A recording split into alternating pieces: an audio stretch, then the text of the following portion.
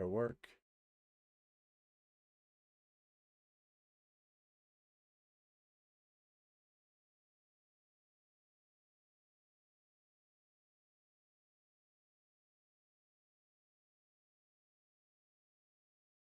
There we go.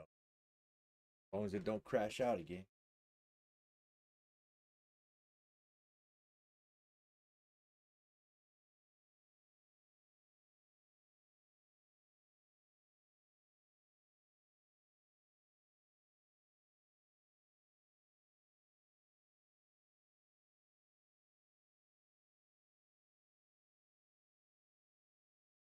As long as it don't crash out again, we're okay.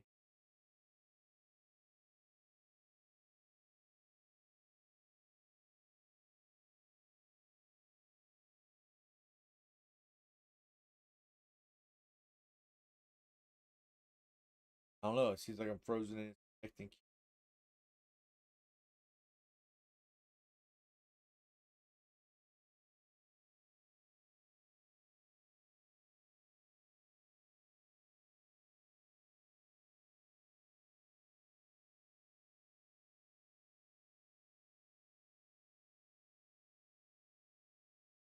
I'm frozen in the. I'm fro. I'm frozen. I'm frozen in the fucking getting connecting queue. What's up, Deep Fry?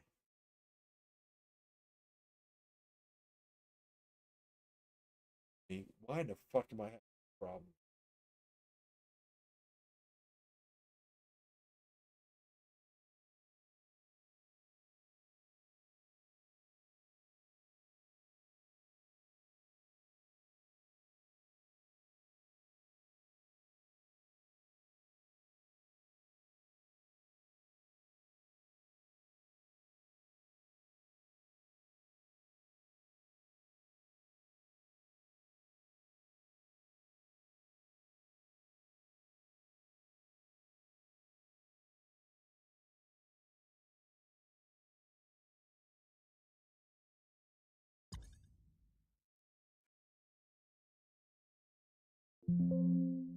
Son of a bitch, man. It's been 10 minutes now. I can't get into a goddamn server because I keep getting fucking early exit traps.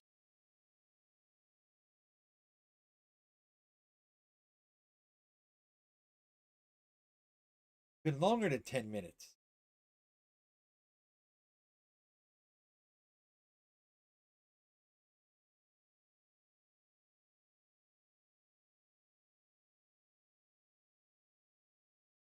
I don't know why I'm getting these fucking things, dude.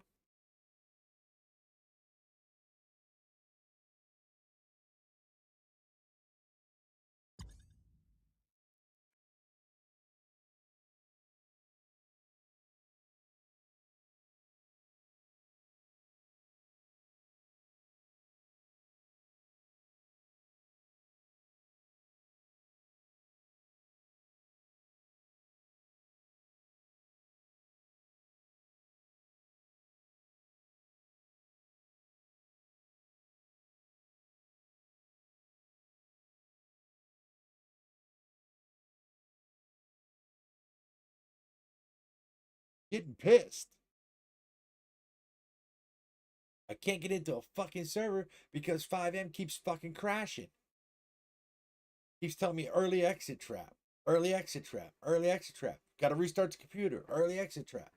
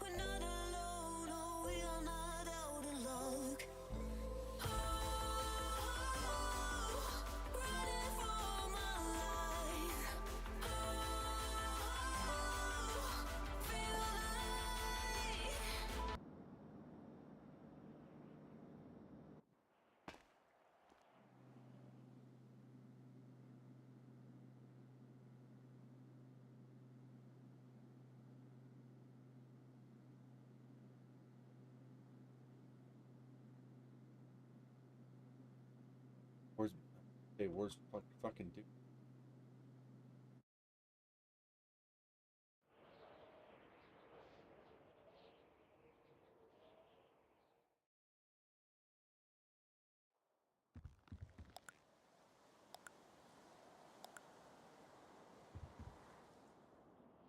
Right.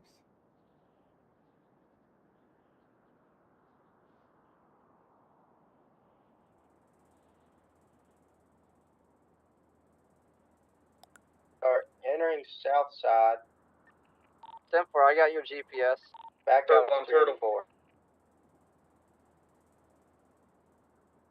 I'm still up On this black thing, we're headed underground. Not underground, we're headed on the grass. Lower Laporta, lower Laporta. I'm not lower Laporta right now. I can get there. I'm trying to. Things laggy from dude. Like, why is everything laggy? Heading a opposite lanes, lower Laporta, northbound. Okay, breaking off Little Soul. To catch up. This guy flipped, he's not turtled.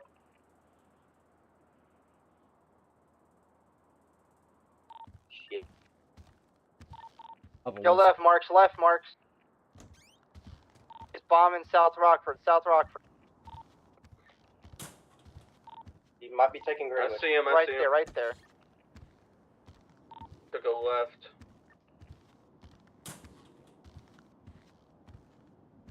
Right, just in case. Holy fuck. I think I 18 lost frames. visual. He took this left and I don't know where. Jesus. He turned left by this fucking scrapyard and I can't see shit. Bo, you search down towards south side. We'll keep searching here. You could have dipped off. Could have pulled in I'm a searching chicken this factory. scrapyard.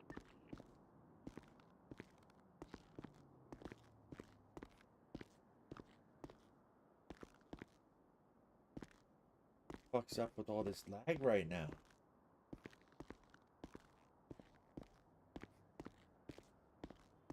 Hell, he's probably long gone right now.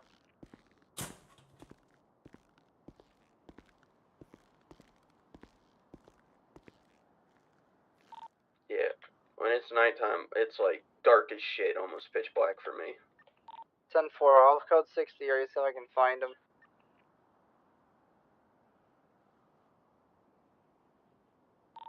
Fix all these clothing stores. 10-4. They might head up north. Yes, Mr. Commissioner. How are you, TJ? I'm doing well, sir. And yourself? I could be better if you know, I issues. got the red car. You know? Well, Get his bitch ass. What's your 20? I Let's got do an the- update for you. All right, what do you got for Bound me? towards Elgin. Damian Knight is dead. Left, lower power. Dead? Upper Yes, sir. power. What happened? I'm actually down at the hospital right now. Gonna go Hazel far, was that down was here. He's sending it towards My informant, well, at this point, has been identified, but Nathan Brown was down here.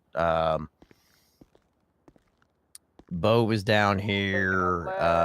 What the fuck's what's the new kid's name? 173. We were just talking about him. Marks. Yeah, he was down here. Quite a few. EMS was down here.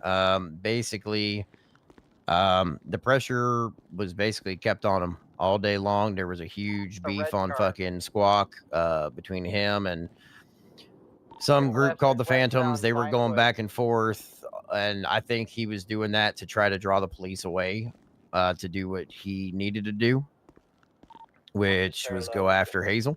Right. Speed's over 110. Try and get a Off bit the on that record? sumbitch. I think I found his buddy. Check that fucking behind. Check behind the My informant may have been acting on some vigilante type shit on my behalf to make sure I was okay. And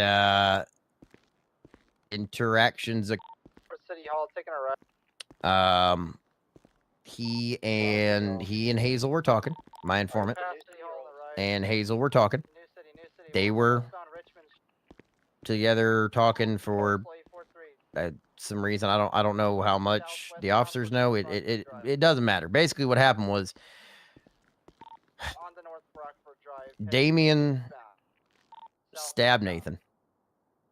Intersect him here. and Taking a right.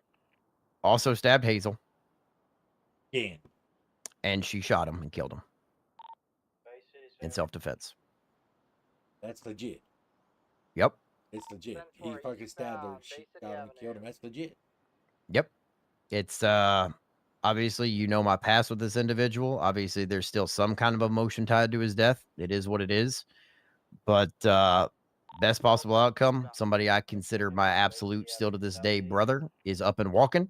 Slowing. Hazel up and walking. Taking a left. I will tell you this, and for Get on the other all side. parties involved, safety, no questions have been asked, and a couple eyes have been turned. Circuit. Damien Heading straight was to known Street. back in the day Come out to so he spun out. Hit you with a pole. we'll say have some Go for North, bit. south. Block him. questionable interrogation techniques. He had concocted his own poison, basically. Right. And it would fuck with people, and it would slowly and painfully kill them. Secondary taking comms. Just turn into His two. blade was Promenade. laced with that. Sorry, you go.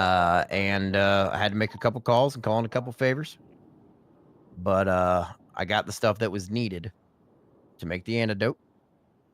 And I've already spoken with Deputy Chief Draper, Be able to box him, her. and she tells me that from all indications and all signs, the antidote is looking to be 100% effective, and they'll be fine. You like ran All me right, and that's then good. kept holding Good. forward. So I know you would have preferred probably to see him in jail, and I get it, but it's done. And this sumbitch still had the audacity to have me listed as his emergency contact, so I had to go in and positively ID the body upon announcement of death. That's I fucked was- up right there. Yeah, tell me about it. 10-4, making a move. That's So fucked up. Deputy Chief Draper had me come down. She said, "It's urgent. I need you. I'm in private word too." And I got here as fast as possible. I'm not going to lie to you. I ran a couple red lights. You want to ticket me later? Go ahead. I don't give a shit. I'll take them. But, yeah, I had to go. I had to go and ID him. Well, number one, TJ, it's against the law for me to ticket you later. All right. I know, but you know me. I've always Yeah. been a straight shooter with you. Number two, I understand. All right. Number three, yes, I did want to see him rot behind fucking bars. All right? But off the record, Coming out onto the E&G, Always. all right. Off the record, I'm glad the right person shot him. Honestly, best fucking case scenario. I'm glad Right. she got to do what she needed to do. I'm glad the right person shot him. Yep. On a side note, I'm actually leaving the hospital right now. I'm on my way to City Hall. I'm going to pick up the Chief Justice. He has not been to PD yet. So he requested that we meet with you over there so he can see where your office is currently. I did give him a tour of the courthouse. I did give him a tour of City Hall. I showed him where the office that you would potentially move into at a later date. We're still figuring all that out. And, you know, obviously it's first day. I don't want to throw everything at him, right? But, but yeah, so he requested that I meet up with him, and he's just literally he's sitting in his office doing paperwork, doing DOJ shit already. Like I think you're gonna like him based off the conversations I've had with you, and as well as I know you as far as penal code litigation, everything we've done, and putting legislation forward. You're gonna like him. You're gonna like a lot of the things he has to say.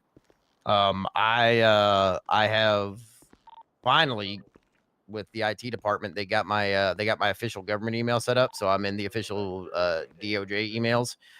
So I've seen conversations he's had with the mayor, and he's basically, based off of his experience and everything, he's kind of got the reins on DOJ. There's not a whole lot of interdepartmental shit that we need to run through the mayor too much anymore. It's gonna be left to you and him, and then me simply as a liaison with DOJ, not in any private practice sense, but left to the three of us to do what we need to do to further things in the best interest of the city.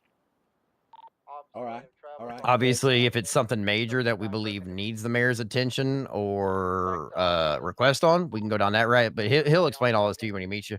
But I'm almost pulling up here at City Hall. I'm going to give him a call, and then we'll be heading your way, sir, and we'll park up at the employee entrance. All right, sounds good. Yeah, because I hate to bother the mayor as much as I do, so I'm glad there's Yeah, a yeah. in that I, that can just go to and Go for a box. hell. Yeah, man, no, I mean, I'll tell you this. He's good shit. hell, I thought you were just joking about an office down there, but all right, I'll take it. No, I told you. You don't warrant an office yet, sir, down there. But as soon as you get a BCSO or an SAST, you absolutely have to be down there.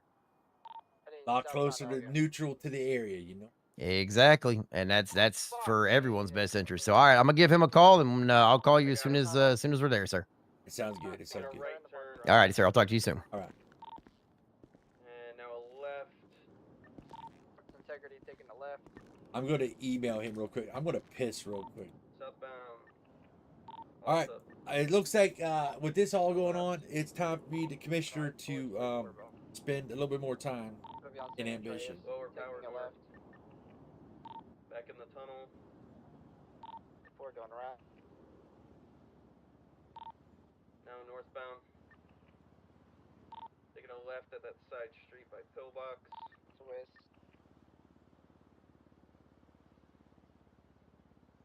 Need to be upper Turning power. around here. Back on Swiss. Yep. I'll take Now south. I'll be right back, Stay on guys. the right one to back to the parking garage.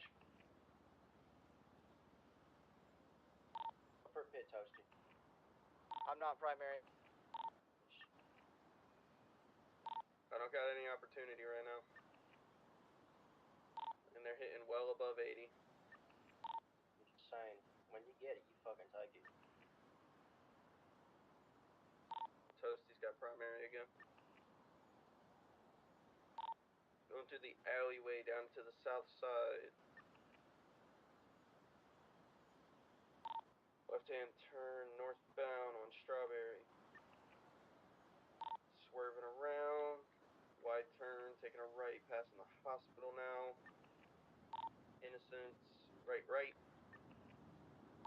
McDonald. South Davis. Now McDonald. Hitting just about everything in his path.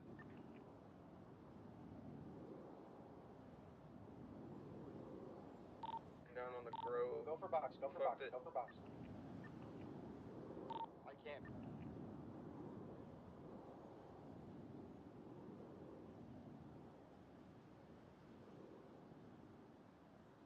I'm going around. Rouge. Passing behind Taking a the right. gas station, he just Spun out. 360.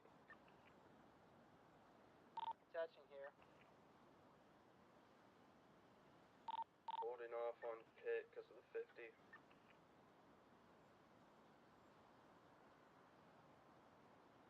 Northbound Alta.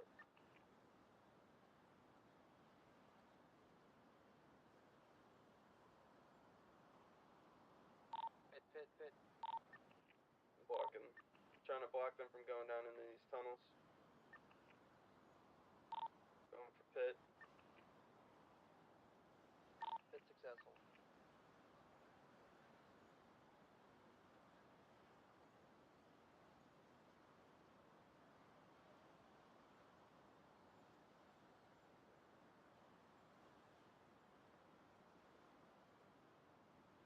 Right, Blame that southbound fucking Alta. Canal. Bus. Get the fuck out of here. I'm going around. Oh, you might be flipped. Stop playing the fucking thing. Get down there. Go.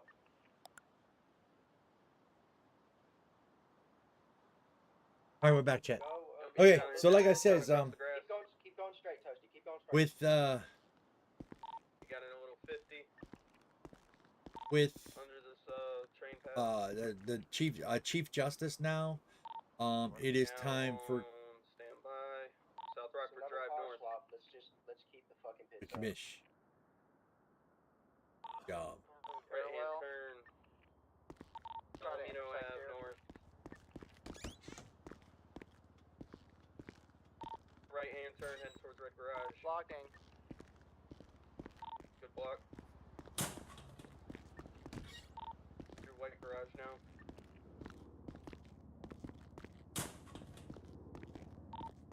Continuing on.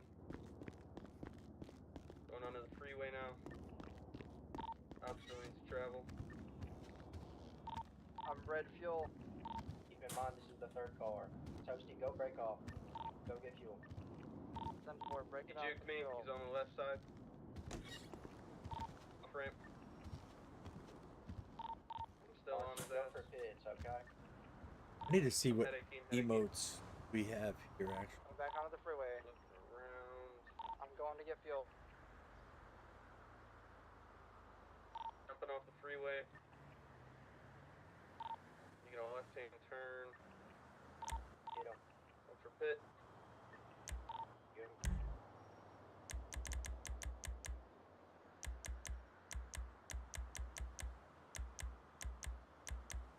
Down to the Maze Bank Garage. Alright, we're gonna wait a minute.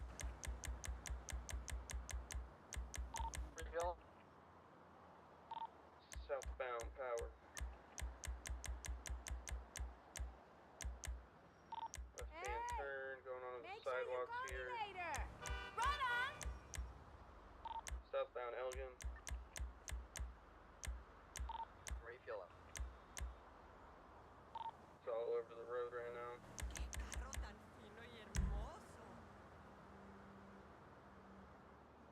Got that. Southbound power. We got that one. So let me On the make the Innocence adjustment. Stream Deck. Halfway refueled. It's going through this little squeeze. Alright. Onto the freeway. Onto the freeway. Northbound. Northbound. It's going back up onto the grass. Up here behind this building. Up. Open up for another one. Coming out on Alta now, north. Going for another squeeze. Hello, TJ. Hey, Mr. Commissioner. We are coming up from Vespucci. I went ahead and took Chief Justice down, just showed him a bowling alley. He said while we were waiting, just show me the hot spots. And of course, when a lot of the officers go off duty, they like to hang out down there. So I figured I'd show them the town. I got to stop and get gas real quick here in Little Seoul, and then I'll be there in just a couple minutes. All right, I'll be in the front lobby. You want to meet upstairs? Because I'm going to park at the employee entrance on the second floor by your officer. All right, sounds good. Sounds good, sir. I'll see you there. All right.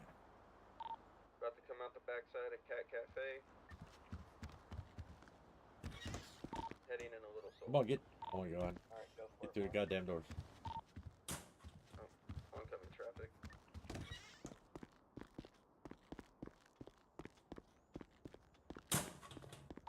Stand by, going for pit.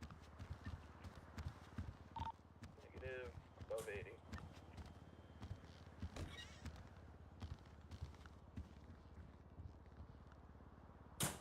Now northbound Bay City Ave. Right hand turn. Marks. Northeast Red Desert, taking a left north Rockford. Alright, I'm gonna go for pit. Good pit, good pit. South Rockford, North Rockford. 10-4, I'm almost there. We're at the Ron station. Continuing North Rockford. You guys are on this chase radio check? Who else was that with their tracker on? I have my tracker on. Both our trackers are on. There was somebody Speed else. scuff them. We're west Eclipse. Okay, you follow them. I'm gonna go. Yep, they took the jump. Speed it, speed it. Alright, I'm on them. Southwest west Eclipse. I didn't even know that was a jump. Taking a right, head up Great Ocean.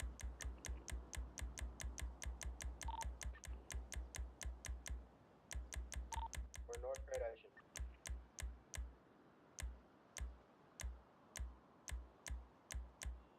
Head up Pacific Bluffs. We're taking a right, going off road. We're headed up to the court center. Never mind, we're taking a U-turn. I'm right here. South Great Ocean, Toasty, you take this. I like that. Tell me when. Now. Good shit, get on there, get on them. Never mind, we got marks up here. I'm behind you. Wait, then who the fuck is this? Oh, it's Chief. Me. Oh, wait, what the fuck? I'm mixing y'all up, sorry. Oh, whoa, watch out. Keep going, bro. Keep going. Got Tim Wing. Down 67%. 50. I didn't mean to bump him like that. Yeah, fuck it. This chase is going on for too long. I get a little bit more aggressive on the pit. Alright, go for Copy one. that. Go for one. Oh, bubbled him. Yeah, don't do them back to back, but Yeah, but Going into the movie studio. Somebody go I around. got They him might in block the other between side. each. No, we don't got that. Not. Right hand turn south. I go for a block.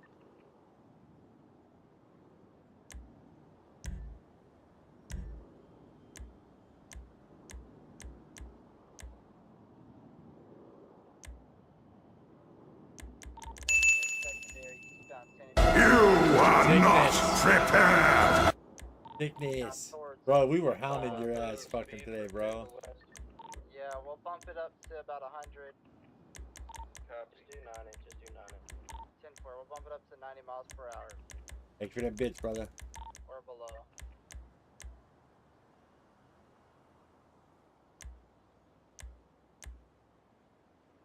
All you do- Alright.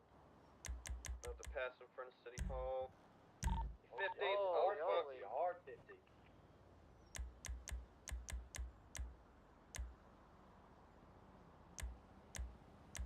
Go for a box. Go for a box. Go for a box.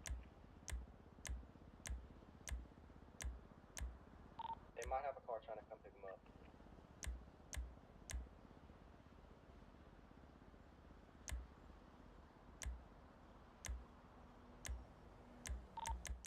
What, going into the They're back? gonna hit a jump. Go for the jump. Go for the jump. Jerk it right. Jerk it right. I tried. He's on the fucking freeway. Opposite lane of I'm on travel. him, I'm on him. What the heading fuck's eastbound. going on here? Olympic east. Correct lanes. They're heading into the underground tunnels. Tunnels. 10-4. You can stay on him. Oh shit, no, I'm flipped. They're in the tunnels. Get in the tunnel. 10-4. Marks, go MRPD. Copy. Marks Mirror Park. Marks Mirror Park. Mirror Park. Coach, you got MRPD. 10-4.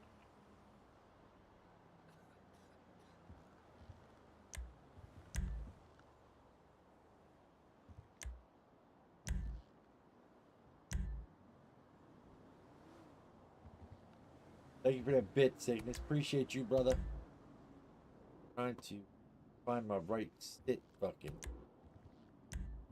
Each city's different with their fucking shit, bro. Fuck, I forgot there's water here. I can't just cut across. Whoa.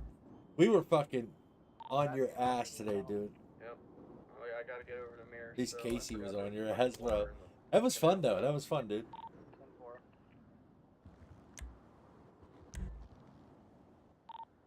Yeah, they might be in the metro tunnels. I'm going to continue with the construction. 10-4. Is somebody in the metro right now? Negative. I'm trying to get over to the tunnels off the fucking Mirror. Can't answer my They could have fucking also phone. bailed on foot and came out by The fuck? Dorset. Or over by White Garage. God damn it. Yo, DJ. Look outside, sir. Hey, how you doing? Yeah, good. How you doing? Oh. I guess you were yeah, never mind. Come on in. I got him.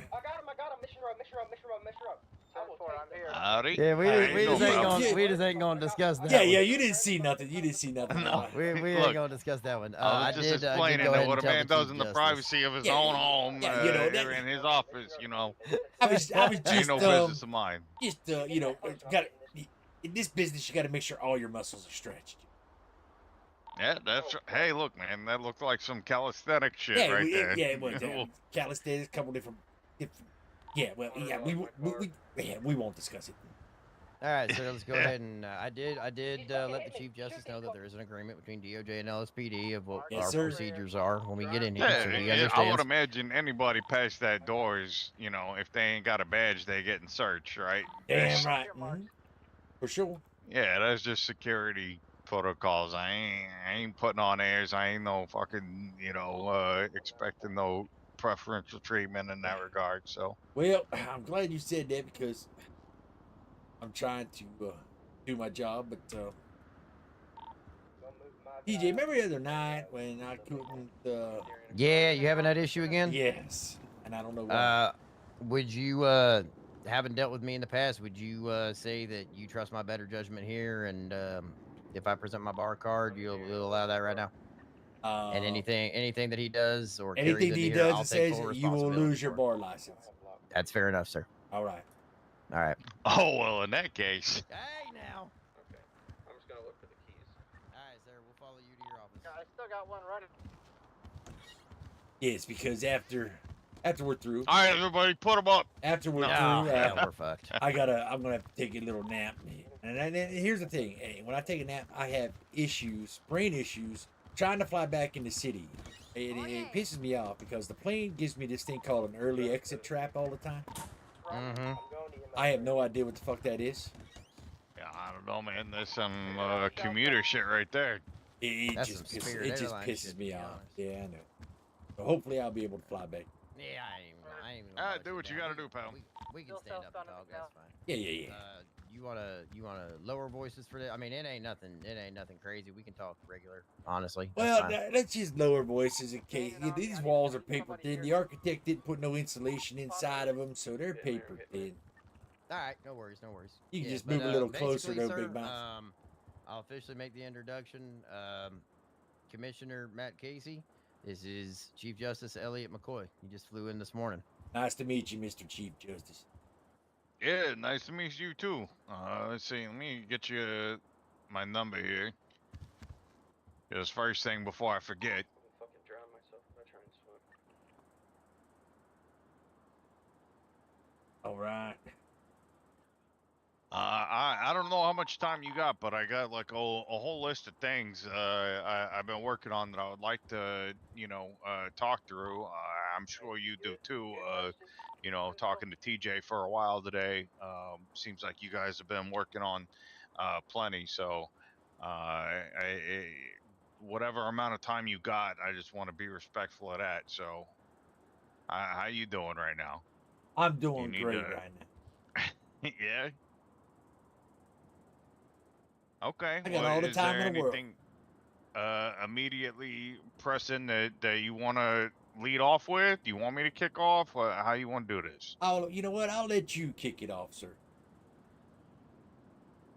Be on the train track. All right. Well, I can't ditch him. I want to just start out, I guess, by making sure that everybody understands. I ain't here looking to burn things down at a foundation and make everyone's life a living hell. As much as possible, I want to operate from where you all started, as TJ's been catching me up on and building off of that. In my mind, no, we have two parallel things being built, and that's what we can use with what we've currently got and what we're hoping to create given a long enough timeline and the continued growing success of the city, right? And so my first order of business is to build with what we have right now at our disposal. I've seen a lot of different cities kind of fall short because they tried to operate beyond their means. And so I was especially considerate of that with the work that I've been putting in over the last couple weeks as I've been preparing to move into the city. Um, and I do have a lot of different documents and stuff I could share with you that I intend to do. But first things first is if we're gonna build for what we got right now, we gotta, there's some things that we need to get moving lickety split, some things that we'll have to grow into.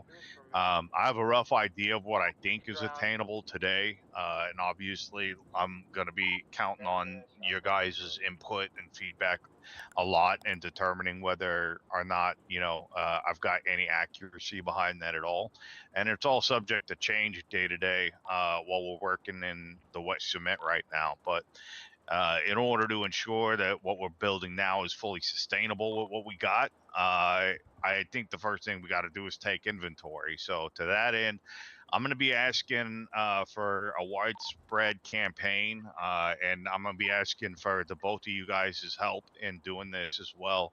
And I'm talking like social media, but especially word of mouth. That seems to be like, you guys know people, the city, and the word of mouth on this is going to be huge, because I need to explain to people who may be interested in what all the various positions within the city are that we're going to be looking for, because we've got the DA's office, which, as I understand, you've been working with an interim DA right now. Is that That is correct. Yes. okay? And what was that fellow's name again? Sorry. Roland Holt. Oh, okay. Do you know, is he wanting to hold that position, or is he like just like a stopgap because he's stepping up because you need it? So I can speak to that a little bit, Mr. Commissioner. Sure. So what happened was, it was getting to the point where, with a lot of the cases that were coming to us in the city, legally we went by the rule of law. Ethically, we went by the rule of law, but morally, now we got a chief justice. It was getting real gray. Like, this dude's legit. Like, it was in the emails. Like, this dude and where does me as a private legit attorney as fuck. Like, as far as the chief, right? So he knows his lawyer shit.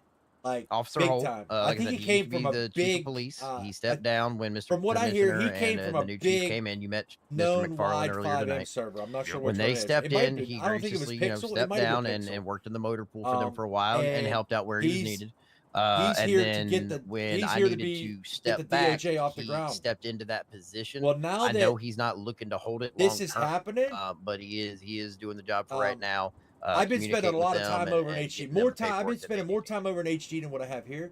Okay. Now I legitimately got to and do you divide have the any time idea of equally, like and a I got to be timeline, here or for the any chief possible justice as leads well. You know what I'm on saying? somebody who is interested in any amount of like involvement with the district attorney's office? I do have one lead. The gentleman I told you reached out through our job site earlier. Right. I spoke with that individual earlier today. I did let him know kind of the process. He said he did some lawyering, but it's been a couple years.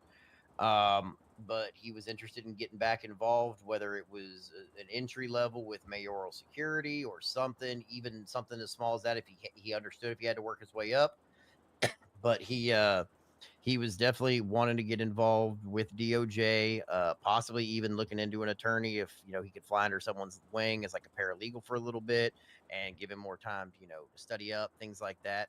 I informed him that obviously he would meet with us first. It just occurred to me as you're saying this.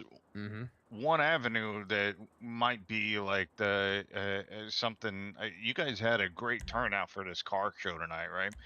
I'm thinking, what if we kicked off like some kind of almost like a job fair, like we do some kind of event, but the primary purpose is really, we've the list that I've got right now is we need a district attorney long term, and that district attorney is going to need prosecutors. For a while, and probably for a long while, the district attorney themselves can operate as the prosecutor. So as long as we have a district attorney, then that office can be functional. We also need...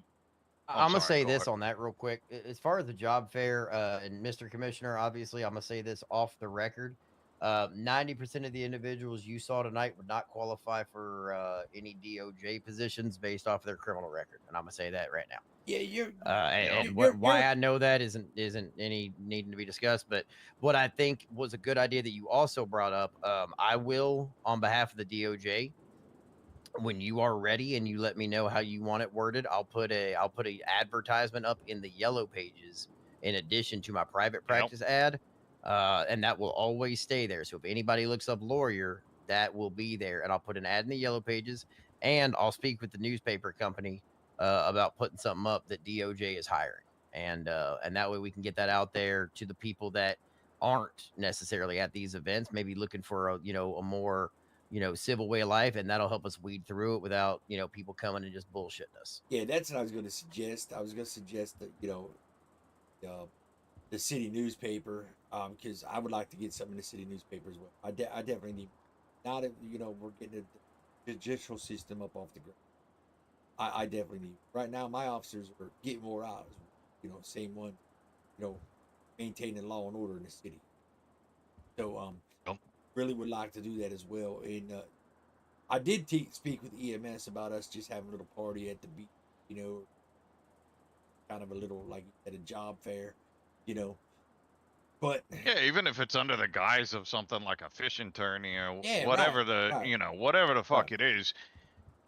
I mean, I I did. think part of the reason I would like to get some people, like a broader audience perhaps, is because in my experiences that, and as you mentioned, actually already, TJ, that people are very hesitant to jump into the legal profession. Like it's a little bit intimidating, and it can be very like like some people want to, even people who have done it before, like, man, maybe I should be a paralegal for a little bit, and part of what I would like to do is explain to people what the DA is, what they do, what people who work for the DA's office do, what's expected of them, what a public defender is, what their expectation is, what judges got to do, what paralegals and judicial assistants got to do.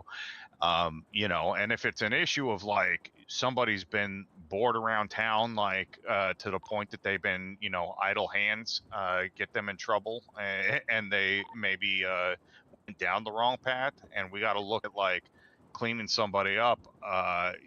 There, I think there's a path for that. If that's the biggest barrier to getting somebody into some of these positions and getting a functional legal system up and running, I don't want that to be like the like brick wall that they got to try and get through in order to fill some of these positions. Yeah, and I What? think that goes to what we talked about with having that initial meeting of, morals and ethics kind of thing, just so that DOJ can meet, right? Me on behalf of DOJ, separate from private law, you, sir, and then also the commissioner possibly sitting down and figuring out, hey, the commissioner's there from the police perspective of, okay, this is what the record was, this is what we're looking at, it's been this long, and then we can kind of meet with them. And I think that's a great opportunity. I definitely would be behind that. Yeah, so like if we can, various things, social media, newspapers, word of mouth, whatever, like I want everybody to be able to kind of explain to people, like, the biggest thing is who's interested, because none of these jobs are part-time gigs. These are like just like your officers, I'm sure, like a lot of those guys have a hard time punching out, and I'm in full support of people punching out and taking time off the clock and living their life and not just being stuck to whatever their profession is. I'm a big advocate for that, but at the same time, like, you ain't gonna be like a lawyer or even a paralegal or like a you ain't going to be a public defender and then also be like a full-time truck driver, like something else, or opening up a mechanic shop or something like that. Just like that's too much. Yeah, right. I agree. Like I said, I was about a week or so ago. I spoke with EMS about having this. The way I was looking at it, TJ's right. They're 80%, 90% of the people in this city are not fit for the type of business we do, right? But the way I looked at it is, if out of, let's say, 50, 60,000, it would show up, right? And Yep. and I get 5 of those 50 to 60,000. That's a plus Hell, for we me. get two. That's a plus for me, right? Yeah, Yeah. that's what I'm saying. But because not everybody in the city is the life of crime. You know, so it doesn't hurt, to have something like that. And also, like for us, EMS and myself were talking about it because like PD always gets a bad rap. We always got a bad rap. Oh, always. I'm with you. Always. Like, I mean, I'm gonna be in that boat too. Like, and yeah, I hear you. So we always get a bad rap. But it's also good public relations for us to say, look, here it is. Here's the flyer. You decide. We're not bad people. We're just out here doing our job, right? And I'll be honest with you, Mr. District, which sorry, name slip. Elliot, you can just Elliot. call me Elliot Oh, like that Law and Order guy. Okay. or Eli. All right. Some people call it Eli for short. All right. Elliot. Elliot. All right. So, um, Elliot, the thing is, right, I had a goal from the day one that I was appointed by the mayor. And my goal was for my officers to do their job to the extent they do their job. But they also know, as well as I do, that bad cops are ruling the city. Right? Oh yeah, one of them.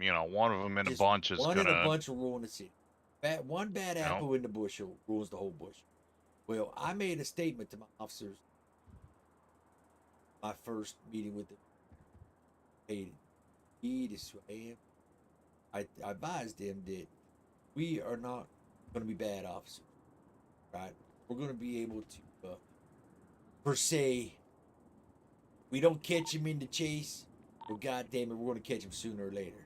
Because you know what? I tell them, we always win in the long run. In the end, we'll always win, right? Because they'll slip The up. house always wins. They Yeah. will slip up one day.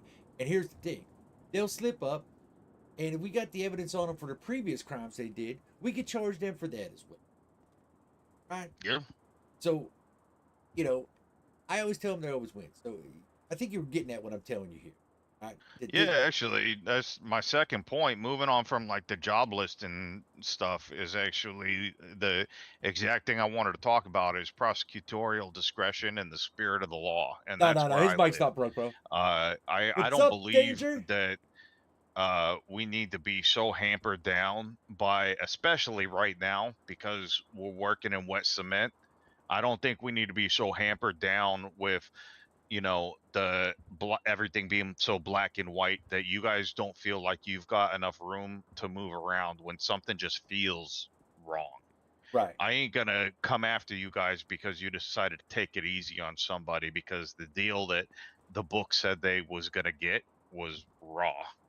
You know, I ain't gonna expect anything like that. And the same goes for anything that ends up in my courtroom, though. Like if something ends up in the courtroom and it don't seem right, we there's got to be room for the spirit of the law to be interpreted, and for things to be adjusted a little bit on the fly right now because we're working from the ground up still. Well, Like we just exactly. are. It's called amending, right? We amend our SOPs, right? Yeah. It's what it's called. We add stuff to our SOPs and we remove stuff from our SOPs, right? That can be done legally, you know. So Which, I talked to TJ about that some too. And here's, you bring up a very good point. Something that I'm also pretty serious about is there's state rules, right? Like from up on high, like rules that just are, they are what they are. I'm bound to them. You're bound to them. Everybody's bound to them. You can't fuck with the fucking state, right? correct. And that's out of our pay grade. You don't do that shit. And then there's the law, and then there's the SOP. Like, and I think that when situations like what we're trying to put together here start getting built up, that is one area where things start to get a little gray. And that's kind of what I'm trying to say too, is that I don't write your SOP. As long as your SOP doesn't violate the law, like that, your officers are yours to, you're the one keeping them in line and Shit, deciding I'll tell you who, this right when, and now. how. I've seen a lot of people behind desks like this, and this man is about as straight fucking shooter as it comes. He and I have butted heads down in those cells many, many times because Absolutely. he follows that law, and he does, and we butted heads on it. But I commend him, if for nothing else, I commend him for this. That man is a straight fucking shooter. God damn it, Sergeant Bo. I'm Jesus sorry. Christ, your phone is yeah. so I don't know fucking why loud. I It don't know why is, that right? got loud. Jesus Yes, Christ. Sergeant That Bo. ringtone just fucking through the goddamn roof.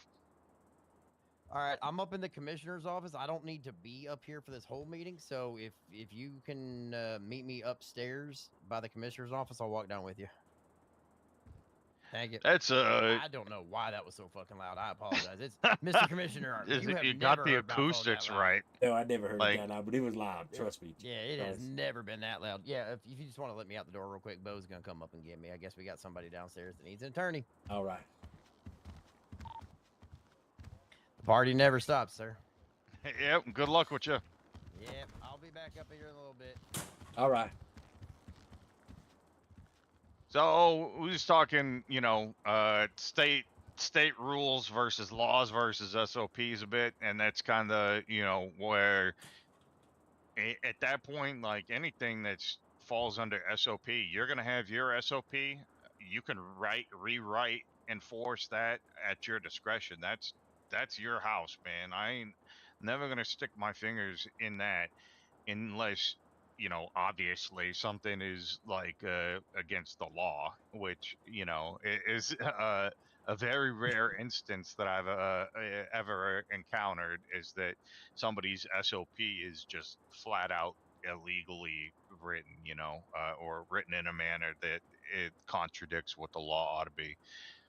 Well, right, and I'm gonna be straight up with you. You know, I don't release my SOPs to the public. All right, 'cause they don't need to Yeah, know my only as SOPs. one. They don't. No, nobody. Like they don't. What ends up happening is people start policing the police, right? Exactly. And yeah, fuck that. Like if they got, and that's exactly where I'm headed. Is like it's the law. Like if they got a problem with you, it better be that they feel Really, that Danger? one of your officers crossed the line with the law. That's what matters. Right. Your guys can break SOP all day, and like that's your house to clean. Like the only time it ever enters into my wheelhouse, my piece of the Venn diagram, is when they break in the law. And you know what, like someday somebody gonna get accused of that too, and like it's gonna happen, and it's gonna that's the system of checks and balances that we live in, right? Correct. uh And I'm going to, obviously, no one's above the law. I'm not above the law, right? And I make that known. Okay. And but I will enforce the law. That is my job, and that's what my officers do. And if any of my officers are breaking the law, I'm throwing the book at them, 10 books at them, all right, because they should have fucking known better being in law enforcement. yeah, the weight does come down the weight of that guillotine comes down a lot harder on somebody who should have known better. Yeah. Oh, really? That's fuck Danger. You get your average citizen gets a certain amount of slap on the wrist, or a little bit of like maybe you didn't know better, but like obviously like people in our job like don't get that benefit as quite so so lightly. Right. Right. Right. But I mean, bottom line is the SOP is my SOP. If you request see my SOPs, obviously I'm gonna have to. You're gonna see. If it I ain't ever asked for a full SOP from any department in which I work with. Like for the most part, like I may have asked for like a particular like, hey, what is your guys' SOP on this particular issue or whatever, and kind of just talked it out. But like that's pretty much the extent of it. Like and even then it was in like a conversational capacity, nothing like Right. you know um, but where that goes into penal code, which is kind of how I understand it, is that we're currently translating the MDT into a more like professional penal code. Correct. Um, I've got I've basically came in with a lot of work from having started up some DOJs around the blocks and stuff, and I got like a penal code wrote up. I think that it probably fits like very closely to the MDT, and the good, like, this is the version that I would like to see made public eventually. The thing that I think it could probably use some help with is if you or somebody, in your office, could compare what I've got and like edit, especially like the time and fines, I'm sure are going to be way different because I don't know the economy of this city so good, right? Right, right. Yeah, that I've been since I took office. Obviously, there's so much in the penal code. I'm not going to spend 20 hours straight going through, but I've been trying to go through each category and updating it in MDT. Yeah, Uh, I've got like the legal definitions and everything, which is what I think is really helpful and why that part needs to be public. Correct. Is and I think that that's like the thing where my peanut butter needs your jelly. Right. Well, Is what I don't got shit to do with the what I MDT, so what I I would can't like really compare it to. what I would like is obviously my office is here. You know, I don't have one down City Hall where I can just walk right over to your office. But what I would like is the fact of maybe you and I get together, and it don't have to be the whole MDT for once. Maybe category or two. Go through it. Make sure that the legal definitions are correct, and you and I discuss times and fines. yeah, And we make that adjustment. Okay. I can say, look, the economy right now, making money for these people out here.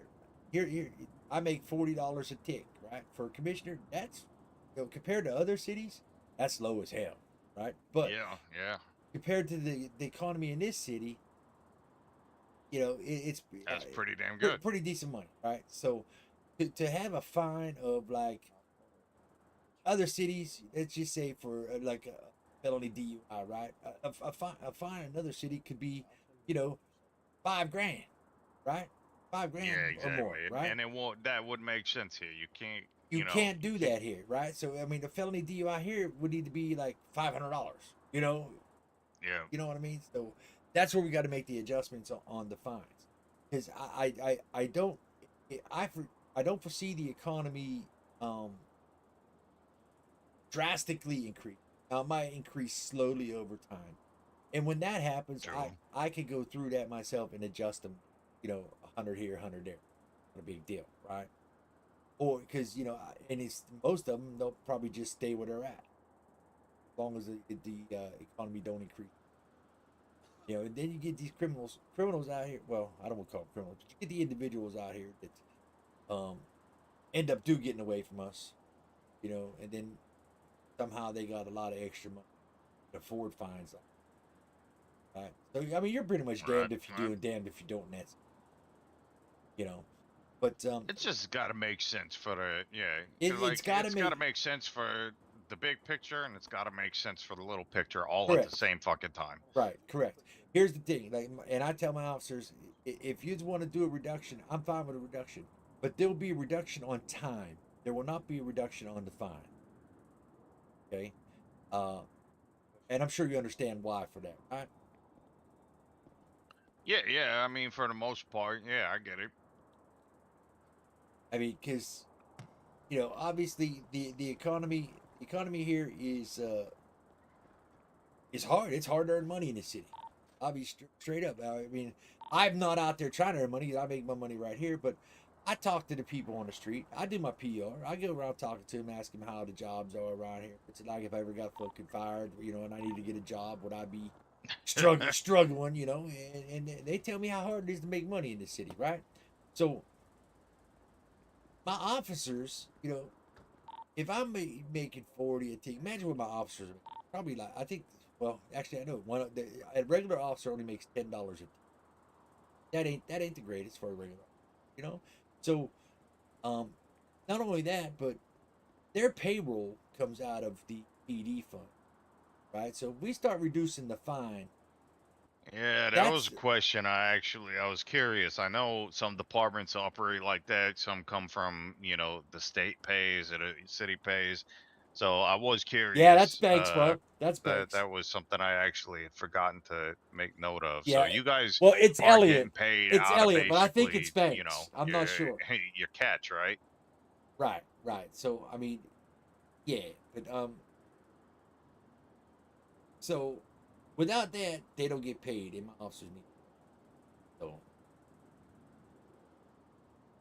but reducing, I feel reducing the time. Now I got a limitation on that. We're not going to reduce time no more than 30%, right? But that's let's just say, suspect pleads guilty, does not request a lawyer, right? So for their cooperation, my officer's going to reduce the time for because they've been cooperative, haven't been per se toxic to us, and shit like that, right? So, Yeah. um, they're to reduce time. Now I told them, they reduce the time max time 30%, right? Now if they request a lawyer, we come down and obviously I'm going to butt heads with the public defender, DJ, right now. That's who I'm butting heads with, and Yeah. and you know, if he comes with an offer, it could be the time can be reduced more than 30%. You know what I'm saying? So it all depends on the situation of the crime that was per se. Yeah, yeah. And that's where, reasonable sense and, Hey, excuse me a second. discretion and Excuse me, Hey, Toast. sir. I'm having a meeting with Chief Justice. Oh, okay. Nice to meet you. hey, pleased to meet you. That's Assistant Chief Toasty there. Hey, Toasty. All right.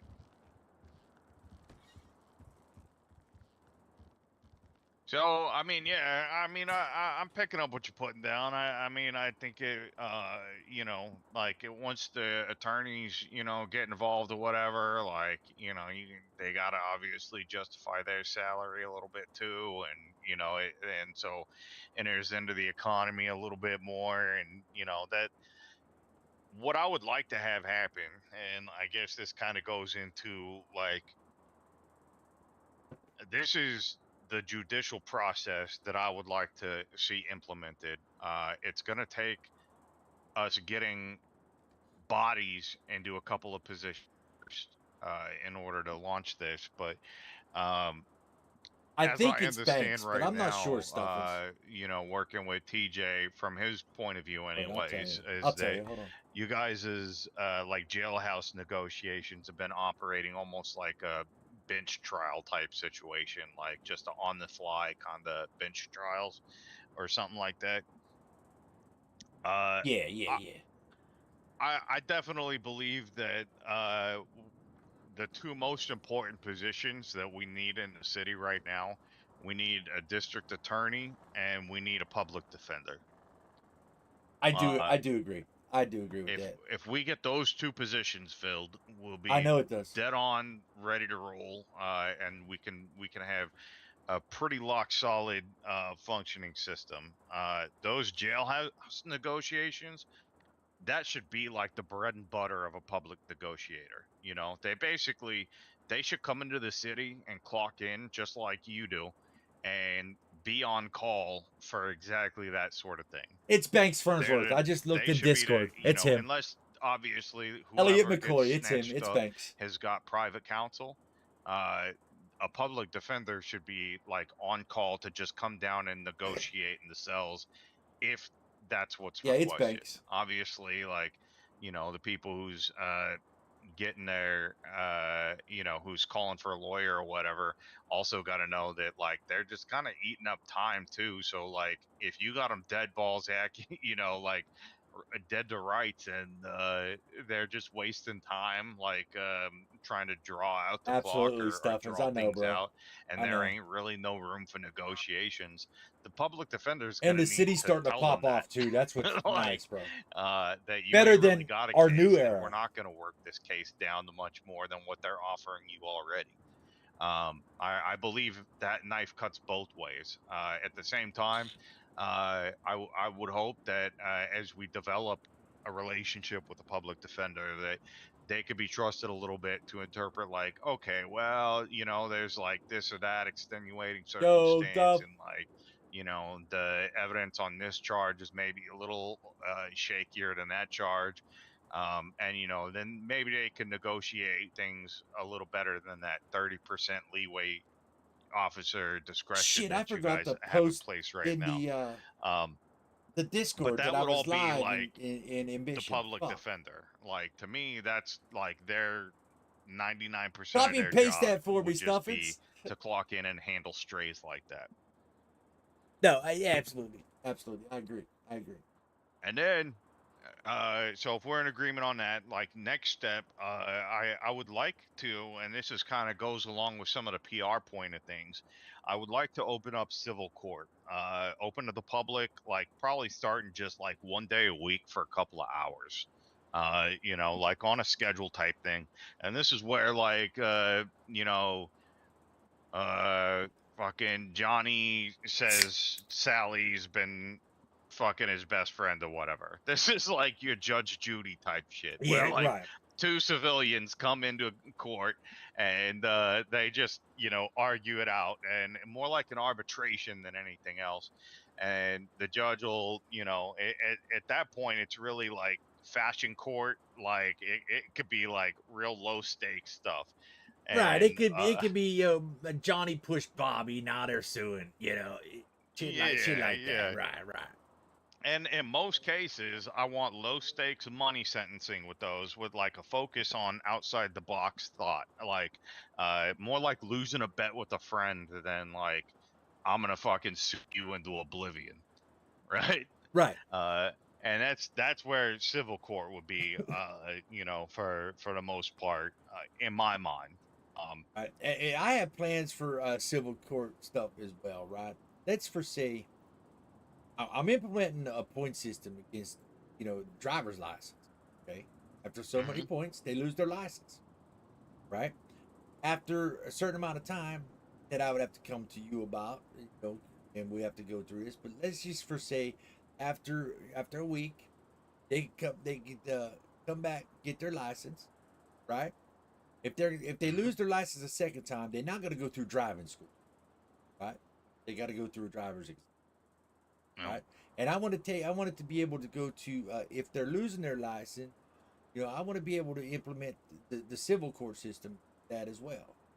You know what I mean? And it goes through the civil courts, whether they actually lose their license. You know what I'm saying?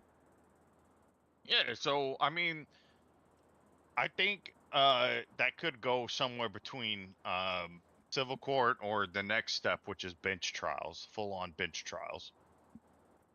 Bench trials, are going to be like, that's like the one step below a jury trial. Like, Right. bench trials is where basically then you really got it. You have to have your district attorney, and like whoever's defending themselves needs a, more than likely ain't gonna want to defend themselves. They should probably hire, DJ or a, private uh, lawyer to represent them.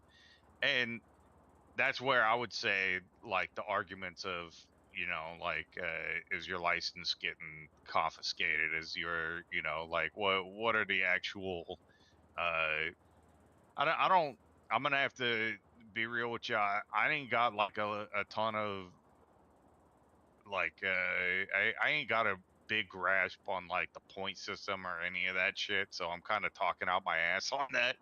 But, uh, yeah, like I would say that, because you're talking about like somebody who's already been popped like two or three times, like Correct. lost Correct. their life Correct. enough to lose their license. Enough to lose their license. So is this like, I'm thinking like the civil court side of this would be like, if they want to make an appeal to have like maybe one of their charges expunged, or to have like a path to like get their license back, right? That's what we're Right. saying. Right. Right. Okay. Yeah, yeah, like, because that's something that they could show up for. I don't need a lot of, details in advance for. Like, Correct.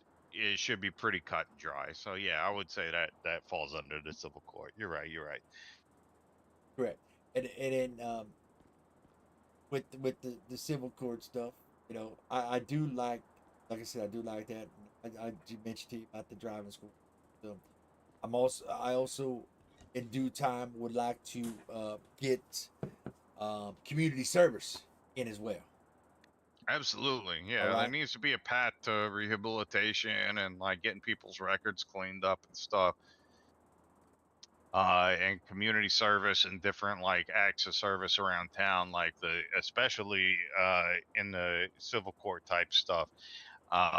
You know, and where it's applicable in bench trials as well. You know, like it ain't all got to hinge on time and money. Is where I think we're Absolutely getting at. not. I mean, they commit a petty crime, but it is a crime. Bottom line, it is a crime. You know, they got some. You know, they're looking at you know some time to serve and a fine. Well, I would like to be able to have my option. Say, okay, you know what? We're going to give you 24 hours of community service. You know, Yeah, and then you work it off. You know, simple done. You know what I'm saying? In due time, I'd like to get that in there. That's something though that definitely would have to come to you and sit down in your office and go over things and make sure I it's just done the right way. I mean, look, you come to me with the case that you say, like, look, here's the charges we got on this guy. Like, we don't want to throw the fucking book at him. Like, this guy's been on the straight and narrow I for, want you the know, city four or to five get like a weeks or community something, and service like, script he in just happened where I can to, make it you know, go screw clean the Legion pooch this time. Square. Like, You know, uh, we could work together to find some kind of creative solution for things like that. all right. One would okay, so let me go over the process for a bench trial because this is where I would really like some feedback. I think I heard they's working on like a bail system that I was not aware of until a couple hours ago. So Yes. I've been writing stuff because honestly that's like one of the biggest things that jams people up, right? Is you can't get out on bail, so what are you going to do if the lawyer and whoever's in the cells ain't coming to agreement, right? Like you're just going to stay there and argue till the fucking end of time, and it's a nightmare. Well, uh I'm sorry. Go ahead. so in a previous city that I presided over, I had a secondary option, which is something that we could like basically roll out. It's ready. You could do it now. I don't know how close to the bail system is to actually happening right now. But basically, it's bail or there's a post sentence hearing, which is where like the accused can be found guilty by the officer, and there ain't enough legal presence in the city where like you guys has got to make a decision, right? Like and so the lawyer is going to try and haggle you down. They want to haggle you farther than your officer is willing to go. Then they do the time and they pay the fine that wherever the lawyer was able to argue you down to, whatever, you know. Uh, and they do that time, they pay that fine, and then post sentencing, post having done their time, they can actually bring that to a full bench trial where the result of which would be that if they were found, like, we could modify the charges, expunge charges, fines can be repaid to the defendant, and instead of them posting up like 20% of the bail up front because they actually did the time and whatnot, like we would compensate them like typically like a percentage. Like I like we that have to idea. put a dollar amount on the time that I they like that did, idea. They'll and still like serve the the city time would and repay leave it up them to the for judge like to decide whether X they were amount actually of guilty or not. dollars for however much time they did, plus a percent or whatever, depending on the situation. I actually like that idea because pretty much they commit the crime, they're gonna do whatever time was argued for and leave it up to the courts to decide whether they were found guilty or. get reimbursed. Yeah, uphold it, or you know, and in most cases, like things end up somewhere in the middle. You know, nobody. It's not like everybody should be expecting that they're gonna fight it and they're gonna take it to a bench trial and they're gonna get all the way off. You know, I like like that's this. It probably gives not PD likely. some Like court RP I too. trust your office does a thorough enough job and knows what they're doing enough that most cases aren't going to go that route. You know, Correct. Correct. so. And from just the experience being here, we're going to have a lot of them that want to request a bench trial. That's great. You know, here's the flip side of that coin is if they want to waste taxpayer, first of all, they have to find an attorney that will take that case or they're going to represent themselves. But the flip side of that coin is that while I'm willing to pay them some percentage, like basically if they served the time and paid the fine, I don't think just paying them back for it is necessarily like equal, right? So I do think there should be a percentage that they get back, like reparations for having served time unjustly, if that is the case to be found. However, if a case makes it all the way to my courtroom and the only reason we're all wasting our fucking time is because somebody was too dense to realize that they got caught point blank red-handed and they really don't have an argument and they're just wasting time, then I will increase the fines and I'll charge them a percent for wasting my fucking time. And they'll learn real quick not to go that route. So Exactly. yeah, I don't really play fuck around with that either. Bench trials, like once we get to the bench trial tier, that is time consuming. You know, like I think that people should expect, and the way that I want to roll that out is similar to how the city operates with like a ticket system. We would create a ticket and then pull everybody into that ticket who's involved, like the attorneys, the arresting officer. You know, I would be in there and we would basically be able to just work out the scheduling right then and there. And like, you know, and this is actually after like it's filed and like the case is, you know, proven to have merit or whatever. And all that. But then we could take it into like a ticket where we could arrange a date for that bench trial. And I would expect it to take like, it will probably be 2 to 7 days, like lead time before we could actually get that many people in the same damn building. Well, right. So, And with that case and being that said, gives time too for like the discovery process between, you know, opposing counsel to like work out. I set a discovery deadline. They could like build their cases and, you know, do whatever investigation and witness you know, selection they need, because if it's going to a bench trial status, then like they should be coming to me with something more than what they came to the jailhouse with, right? That's my feeling. correct. I agree with you on that for sure. All right, Stubbins. So, and Much if love, we bro. don't have, you know, public defenders, like that's where we can work out like a freelancer, kind of like a ticket, like we hire, like the city hires, you know, TJ or Much somebody, love to you, bro. whatever criminal defense attorneys there is in town, then we hire them and we'll, you know, we'll foot the bill for it and then flip that onto, you know, that could end up being what the defendant owes if their case is found not to hold any water at all, you know? Right. Hold on. Let me let it teach you.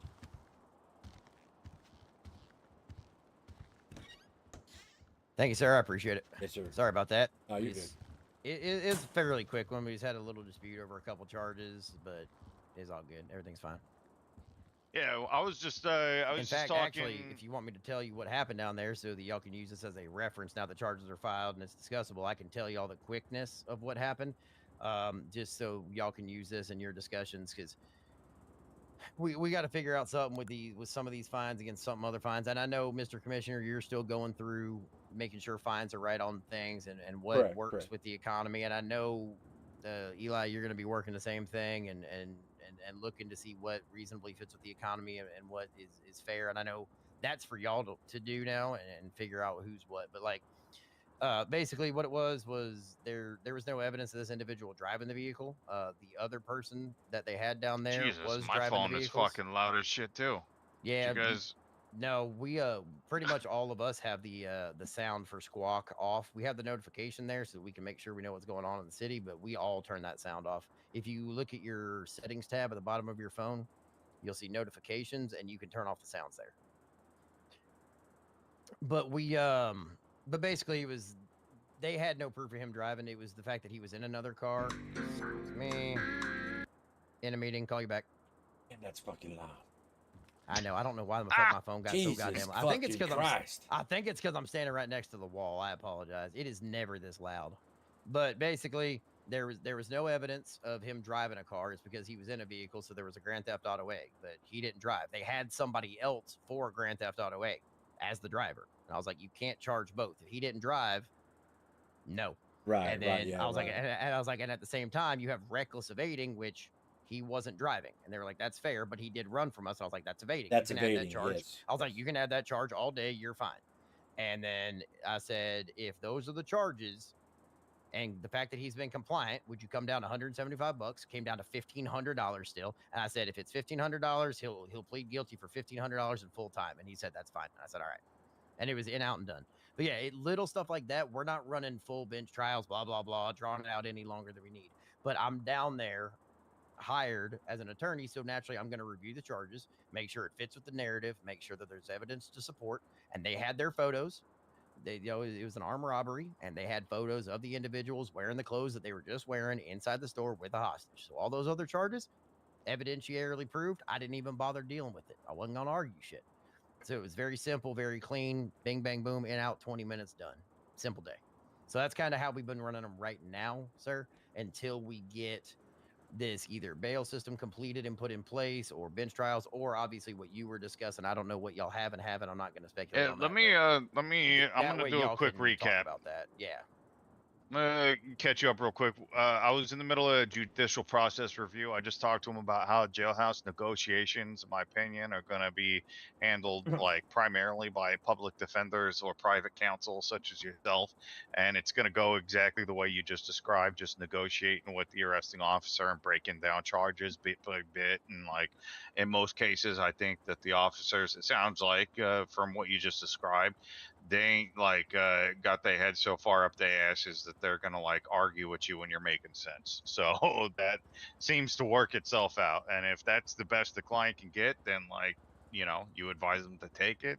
And if they keep putting up a fight, then it can elevate. But the step above jailhouse negotiations would be kind of like the civil court, which I talked to you a little bit about, just an open to the public 1 day a week for like 2 hours, petty stuff like fashion court type things, or like arguments between friends, or like somebody suits, hit my car. Yeah, like, I want $100 from this guy because blah blah blah, but he didn't give me the money. Yada yada yada. You know, shit like that. It's all going to be, you know, Judge Judy style. It's really not even necessarily having lawyers present. They can bring them if they want them, but it's like one dude versus one dude, and it's like low stakes monetary sentencing with a heavier focus on out of the box sentencing. More like the type of shit like you got to shave your head, like you lost a bet with a friend. Street type justice.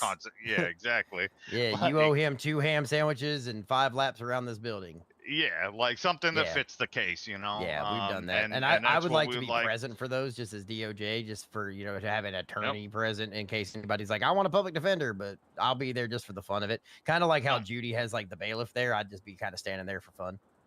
Yeah. So next we're talking about bench trials. This is kind of where we were at right now.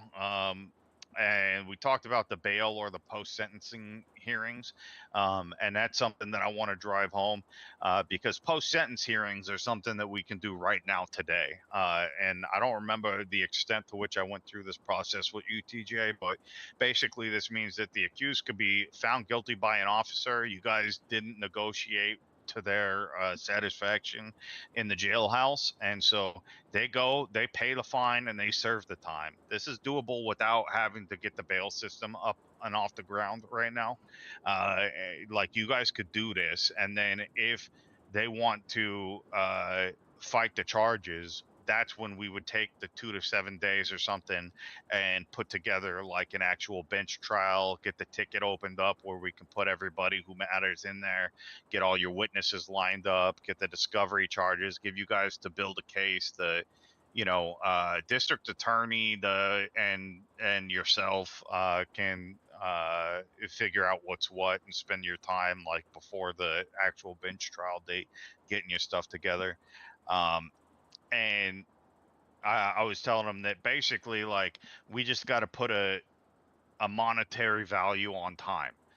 And that means, so if they served their time, if they served, 100 days or whatever, we would compensate them monetarily for the time and the fine, and then we would add a percentage to that. Like, if they were found 100% like this court, they shouldn't have been like thrown in jail, then we would like give them a percentage extra plus what they already paid and the time they did back in their pockets.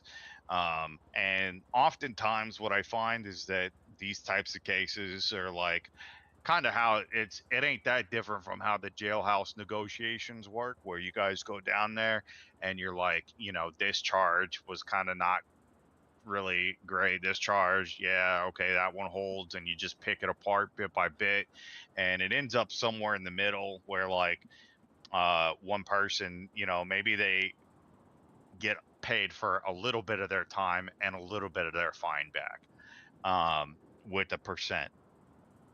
The opposite side of that, flip side of that coin, is people who just want to argue because they hate getting caught. There will be a penalty on the flip side of that. If somebody demands that something goes to court and they just will not take whatever deal their lawyer is trying to present to them, and they will not listen to nobody, and they take it to, it makes it all the way up to bench trial, and there's no new evidence, there's nothing like really being presented, and this argument, it just isn't gonna hold, then I have no problem making the defendant in that situation pay a fine for wasting the court's time, because like we discussed earlier, that means one court case means that we got to get like 5 people minimum all together at the same time. That's like a week's worth of work for a lot of fucking people. And I know there's a lot of criminals in every fucking city who wants to be like lawyer of the year and think that like even when they get caught red-handed, they don't go down for shit, right? Oh yeah, And there's a lot of those.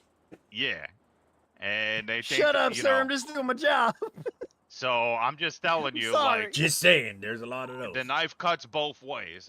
I'm completely willing to like cut charges and pay people back if we want to do we're gonna enact these post-sentence Oh hearings. shit! While I'm talking about that, hold on. Sorry, sorry to cut you off. I need to make sure I say this, Mr. Commissioner. I need to get that $700 back. The mayor said that needs to come out of PD funds because it was taken into PD funds. So I need to get that $700 back so I can get that to the individual who got overcharged on that fine. All right. Yep. Just at some point we'll take care of it, but it's got to come out of PD funds. Yeah, He said it was put into PD funds, so it'll come out of that. It'll be good. I'll get Sorry. it. All right, thank you. Sorry, it popped in my head when he said that. And I was like, oh shit. I'll get it out. We're done here. We'll get And it. that's the thing. And so if somebody wants to take something all the way to bench trial, I was saying that like the 2 biggest positions we need to fill right now. Yes, Ass Chief. Yeah, anyways, I'll move on. Yeah, move on. I'm fine with that. And I'm gonna be completely honest. Look, TJ, you've been a great help and everything, but like he's wearing too many hats. That's obvious just standing here for 10 minutes. Oh yeah, The guy is doing too much. Trust me. If anybody knows, I know. So this is why I say, like, the two positions we need more than anything is a district attorney and a public defender, because that lets TJ wear the hat that he chose, right? Right. And so that's that's what we really need to look for in whatever word of mouth, job fair, whatever. Like, we got to find them two positions. But really, like, okay, the last thing is jury trials, and this is reserved for me right now Mr. because of the Commissioner, I don't complexity. mean to interrupt here, but I think this is an issue of possible private citizen safety. If you take a look at your squawk, sir, if you look at Matthew Parker, is Matto, his most recent squawk, it's like 3 or 4 down. He may be having suicidal tendencies. That was Assistant Chief Tosi just called and asked if I had seen him. You may want to put a bolo out that if any of your officers see him, he needs to be taken into custody for his safety and taken to Los Santos Medical. Sorry, I didn't mean to interrupt, but this one's kind of serious.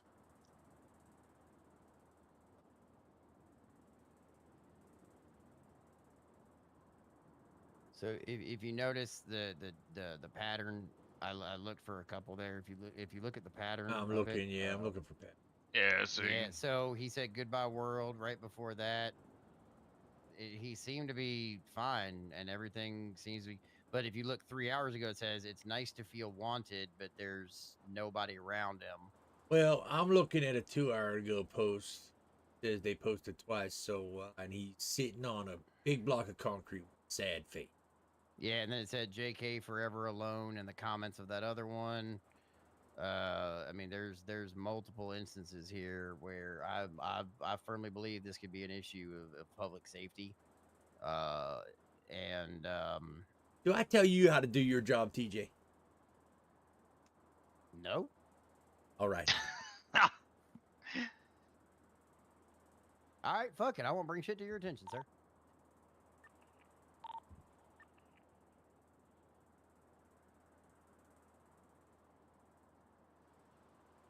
You just let me know when I'm ready to keep going. Well, you do what you got to do, though. 1 second. Eli.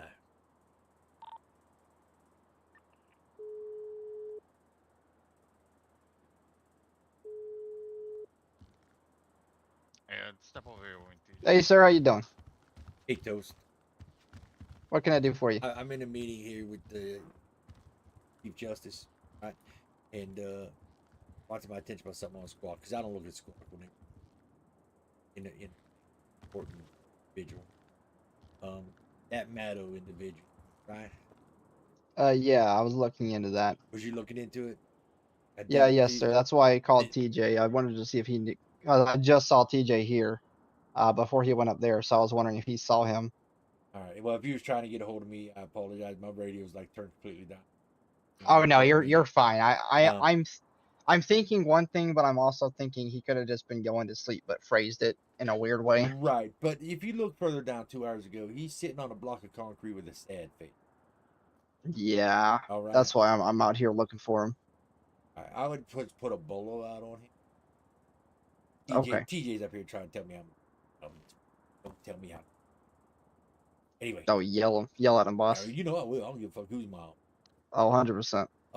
I apologize for scooting you out like that, but it was an important meeting. Oh no, you were perfectly fine. I didn't even know you were around. I was just like, who the fuck's in the office? Well, I mean, when I flew in, I initially was going to call 10-8, but June's were in a chase, and I did, and that's just radio courtesy.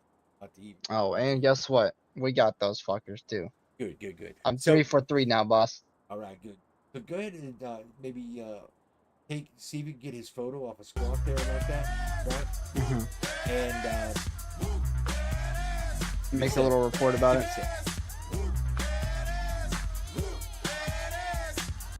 All right, maybe try to get his photo off of a squawk there if you can, right? And add that into a polo report and put it for 10-4. welfare of an individual. Okay. Will do. All right, safety and welfare of an individual. You know, like everybody, You know, Yeah. Just title it We as do like gotta the find a welfare way of an to, individual, like, and just put a help report it free just you up so that you everybody's can aware, do right? your Yep, chosen 10-4, boss. I thing, got you. right? All right.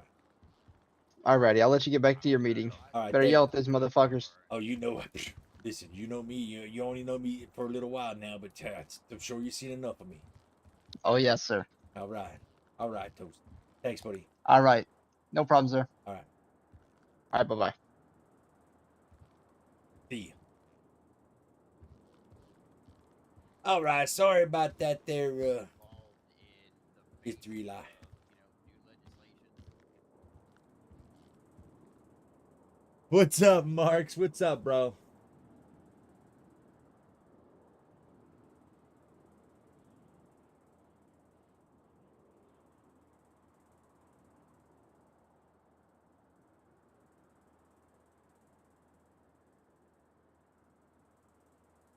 Thank you for that follow, brother. Appreciate it. Appreciate it. Just waiting for them to get done talking. In a meeting with the chief, the new chief justice, so the commissioner's in a meeting with him to try to get shit straight, try to get shit in line. That way, the commissioner could pass the law down to his officers. You know what I'm saying? Yeah, I ain't like I said, I ain't looking to cut you out or anything. You're gonna be very instrumental in building the foundation of all this, but there needs to be a passing of a torch of these jobs. Like even the I legislation part, hate those fucking so ads, bro. I hate it when I'm watching people on fucking Twitch, bro. until it gets Fucking hate them. my step. And I tried And so like turning them you're off and looking at shit. But writing legislation, whatever. helping to write legislation for a mayor or private citizen or group of concerned citizens, then that's your involvement with that particular piece of thing, right? But when it comes to the, typically like a criminal defense attorney, you interact with the DOJ, but you're not a DOJ employee. Like there's a separation there that needs to be recognized at some point, and we will get to that bridge eventually. That you're either a city employee or you're a private practice. You can't be both.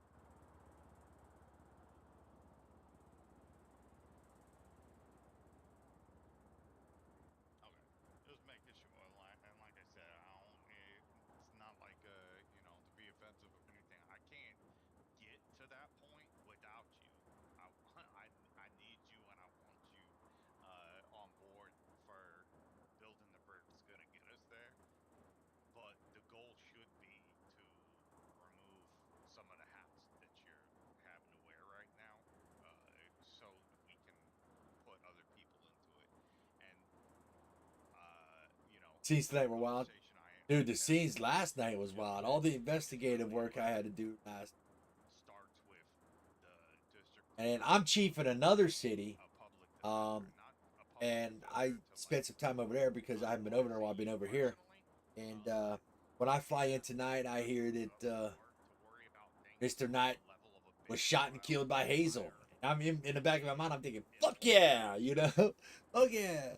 help with some of the. But I mean, it was justifiable shooting, self defense, obviously. We can find somebody whose job is to chase people into the jailhouse. But like last night, I had 4 hours of an investigation work. It Bro, was like, this honestly, notebook you last be night involved of in my that part investigation work, as much as you want. That's still three that is obviously and a half pages of nothing but investigation last night of who I talked to, what the statements were, right?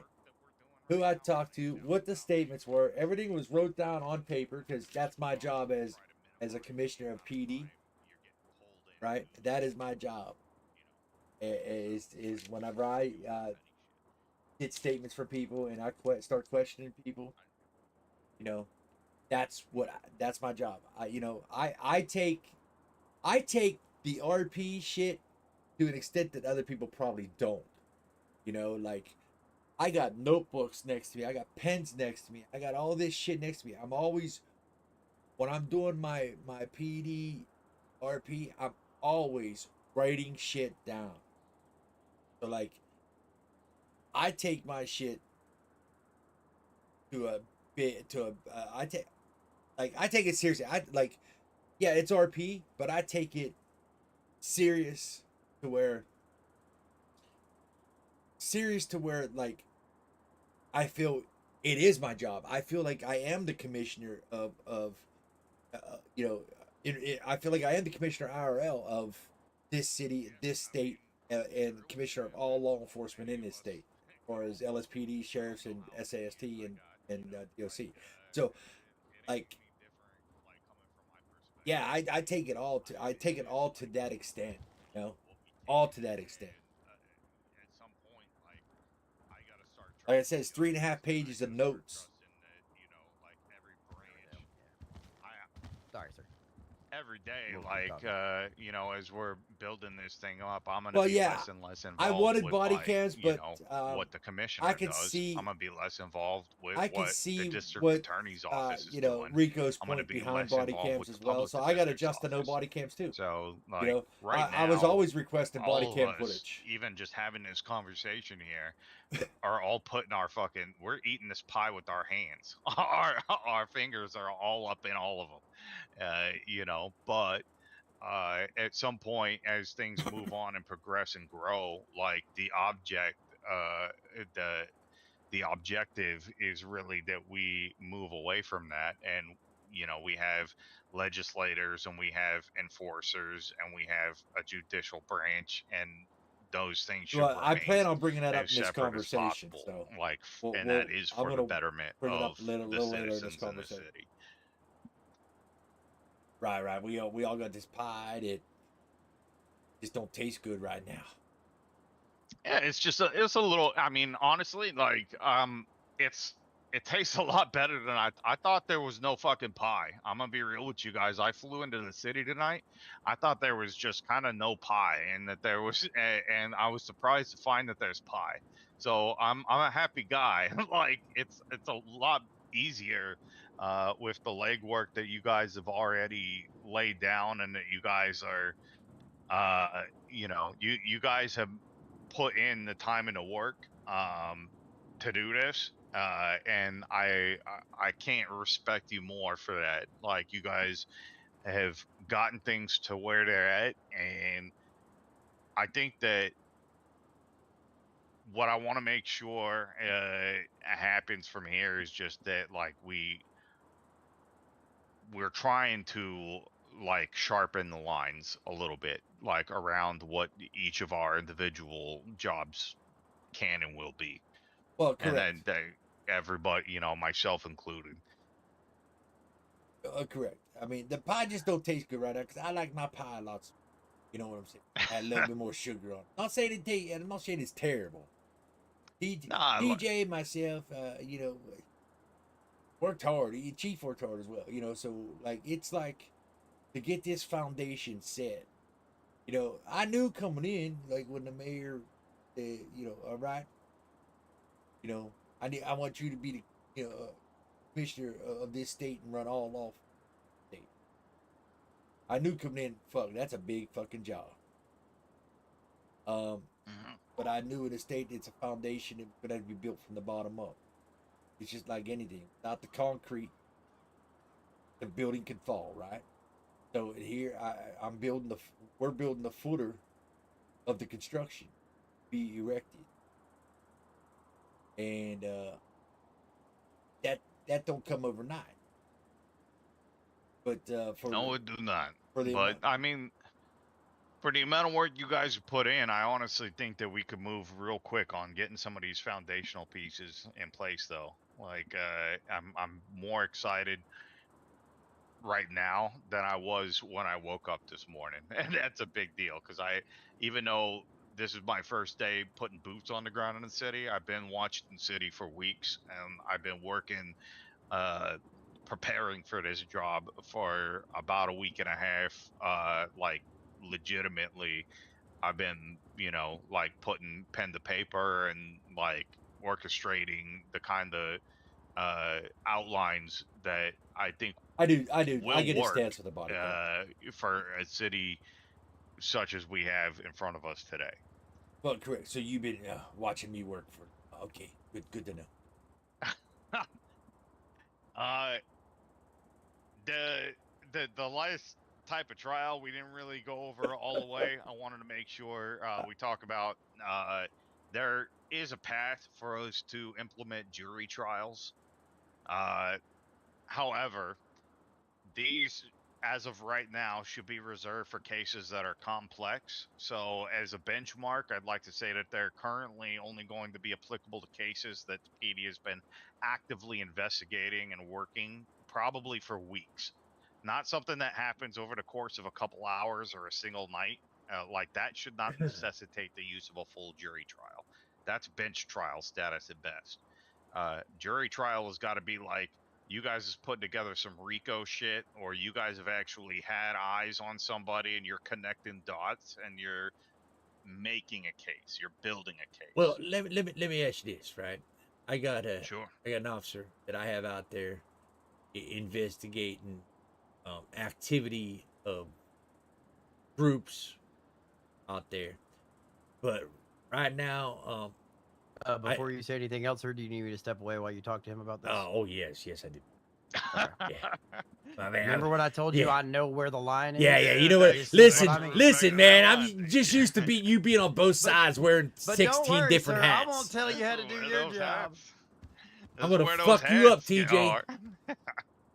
But he's out there investigating certain, in groups and individuals, right? But I don't have a GIU unit implemented.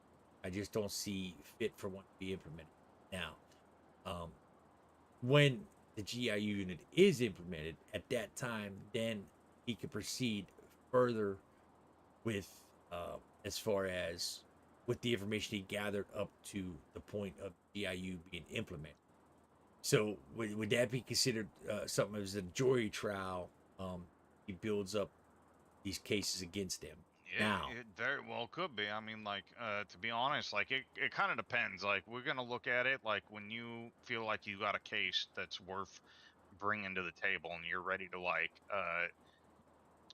pull the trigger on some stuff, then the way that that should work is that you're going to be working with the district attorney directly. He going to be advising you on what it is that you need for things like your warrants and stuff like that, right? correct. Just to make sure that you got all your T's crossed and your I's dotted and shit. And then after you guys have, you done your searches, you got your investigation, you got like a paper trail showing that you guys have Shut up, done the Hobbs. legwork, then the district I'm attorney is just, going to file I'm those just used to you charges being on with the both sides courthouse. right now, bro. And that's where I'm going to look at it and say, oh yeah, you guys have been at this for a while. I'll probably be aware of it because I'm gonna have to sign off on some warrants and stuff anyways. So Correct. it's at that point, it makes sense that that would be a jury trial. Yeah, that's something that you guys we would probably want it to be a jury trial. Again, that's kind of really dependent on the population of the city, because the reason that a jury trial complicates things so much and bench trial is where I think 99% of the most I know argumentative what he's cases getting are at. going to end up right now is because you're going to have one fucking hell of a time finding even Finding 6 people who could sit in a room and be on a jury panel who aren't somehow associated. like swayed or unable to be impartial to any one person in the city. I totally agree with you on that, and that's why I am not. I've been asked by this officer to implement AUDB that I can't do that because the population of the My city. thing, we don't need a whole division. What he does while he's on the clock, if he's out there, like doing good police work and investigating, And that's what I was just gonna get at. Like, I really don't need a division. That once I get a strong enough case against these individuals, even without a division, I could present them and get a warrant yeah, and do what I don't need to do. require no division. It don't need to be a GIU investigative division, right? Yeah, But just because once the population he's grows, a super cop, right? then Once just let him be a super cop. once the population grows and and people really start moving, more people start moving into this city, and then I can see implementing that division because that's going to be their sole job. That's what they're going to be doing when they're on duty. Is their investigative, right? Into these Yeah, organizations. and that like in all fairness, like that takes a pretty dense population, like of It does. crime and gang activity, in order to justify an entire unit like that. So, I don't. Yeah, I think I'm pretty with you on where your head is at with that. But again, like that's really all your in-house stuff. In my perfect world, I don't really. I'm right now like I'm kind of in the same boat with TJ over here. Yeah, I know what you're saying. I'm gonna where like I'm wearing like multiple hats, right? Like you know, like, and I'm good with this right now. I advising people on like how to work within the parameters of the system that we have is gonna be all three of our jobs. Right. That's just how it is because nobody knows what the system I is mean, or how it works. bottom line, at the end of the day, the three of us could be talking, communicating, working together a lot. The bottom line, Yeah. at the end of the day, and at the end of the day, and there's gonna be shit that I won't agree with you on. There's definitely gonna be Hey, shit. come on over, TJ.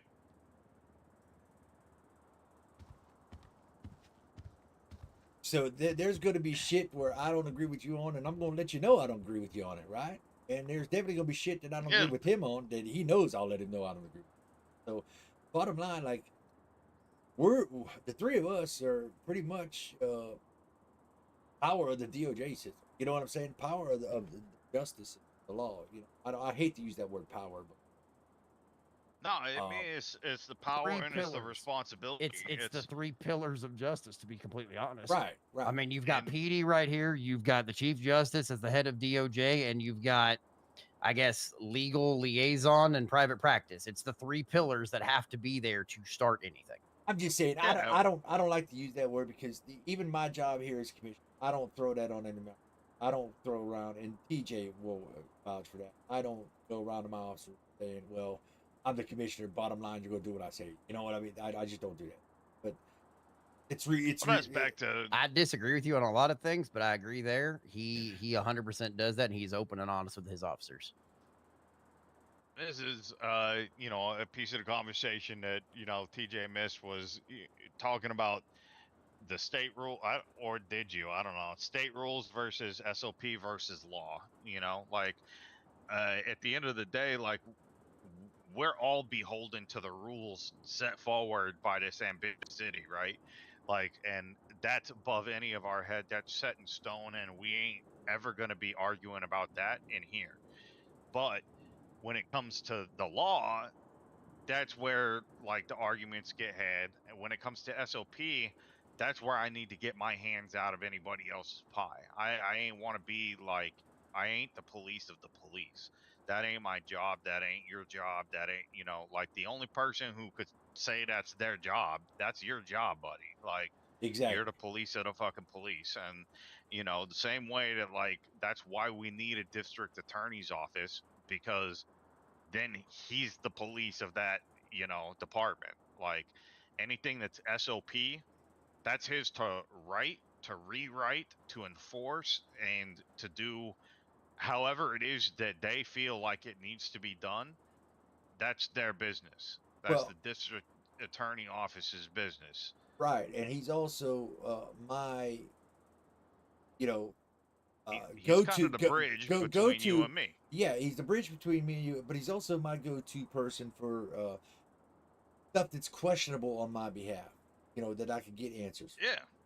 So this way, my guys, my officers, males, females, those to cross their T's and dot their I's when it comes to stuff, right?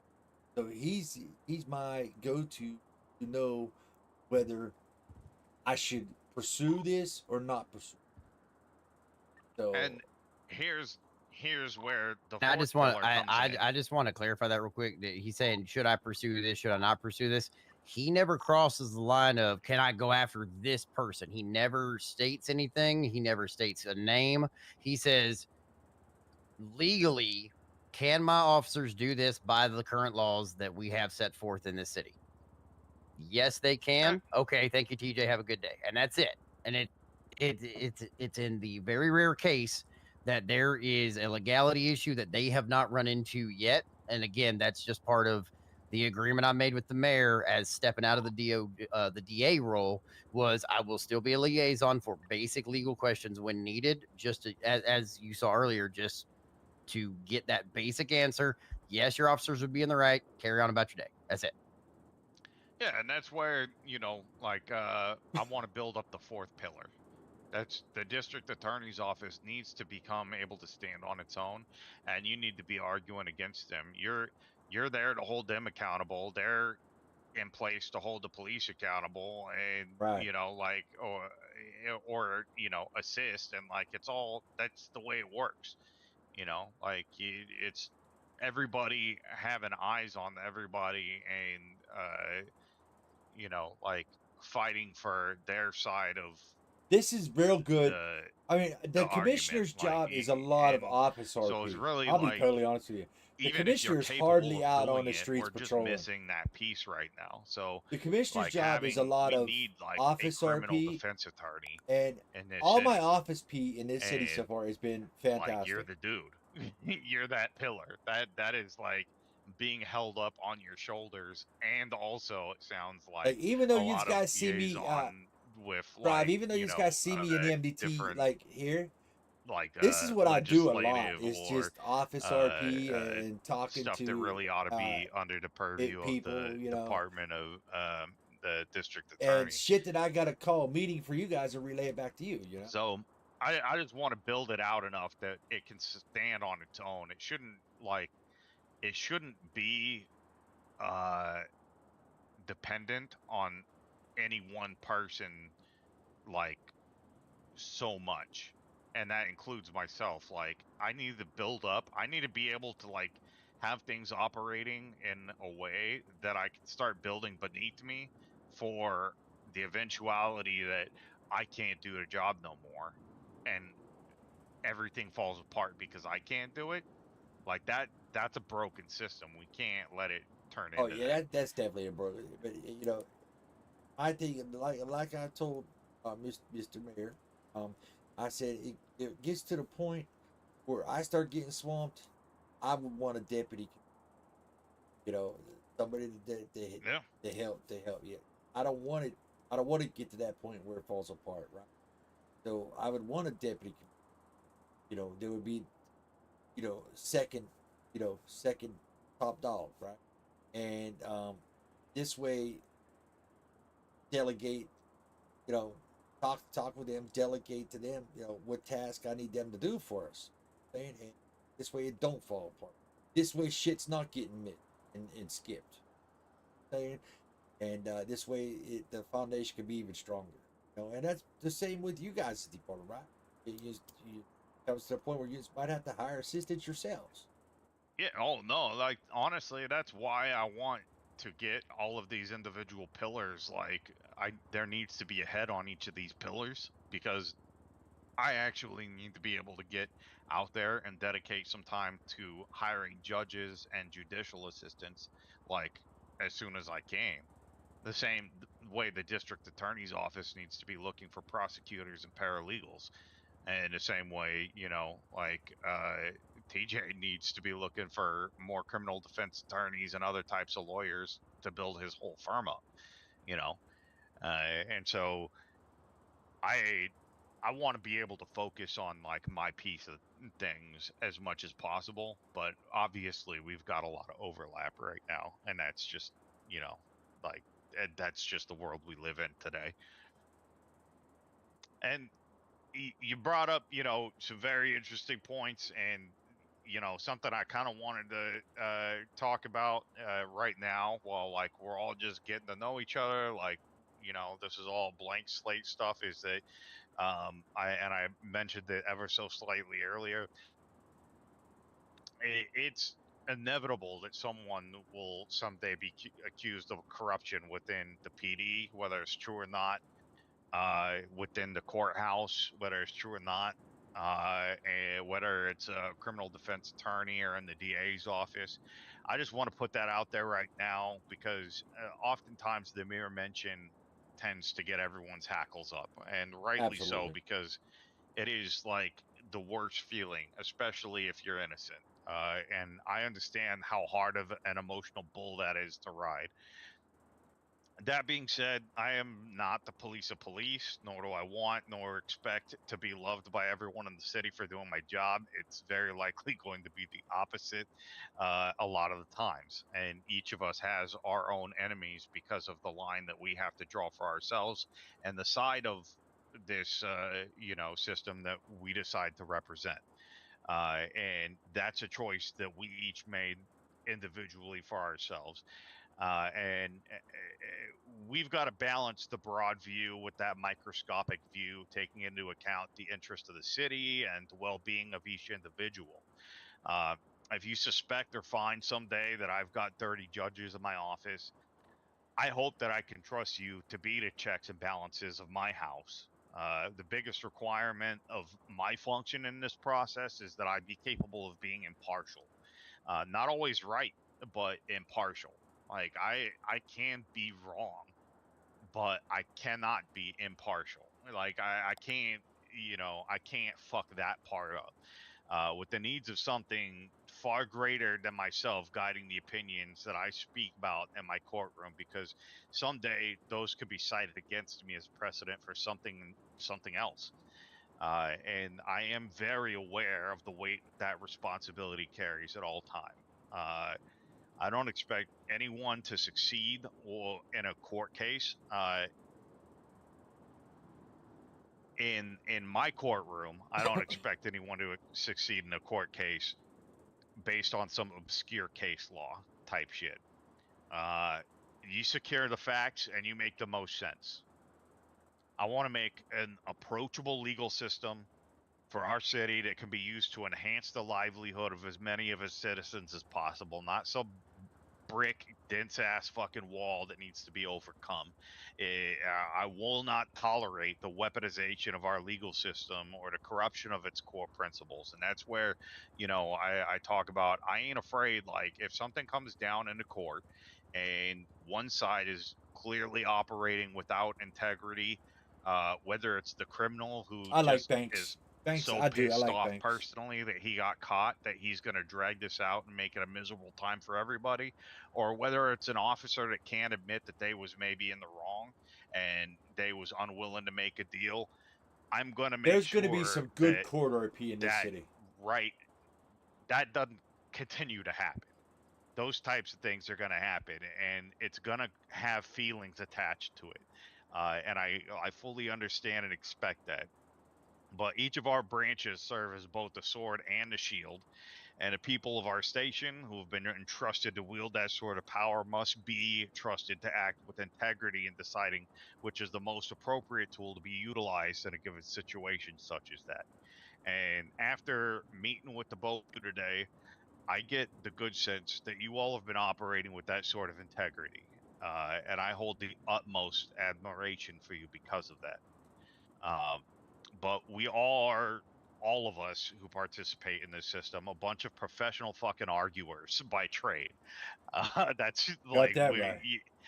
yeah, like we're gonna fucking argue, we're gonna butt heads, but my hope is that even when it seems like our branches, our pillars, we're in some sort of Mexican standoff, that we can carry ourselves with the dignity of our station and maintain that respect even through the most disagreeable of times. Because so far as I'm concerned, you two have my sincerest respect and appreciation, and I don't want to do anything on my part to jeopardize that.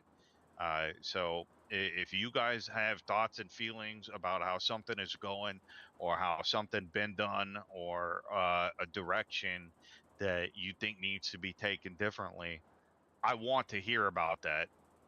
Well, and that Uh, and vice versa with myself. I want to hear about it myself. Listen, like I tell everybody, you know, I'm not perfect.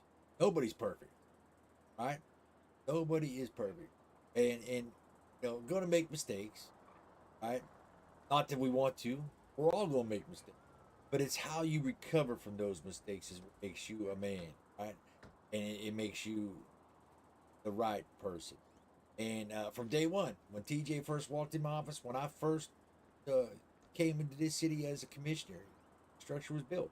I looked at him and told him, I said, Mr. TJ, I says, I'll tell you right now, there's gonna be times where I'm gonna butt heads with you back and forth, left and right.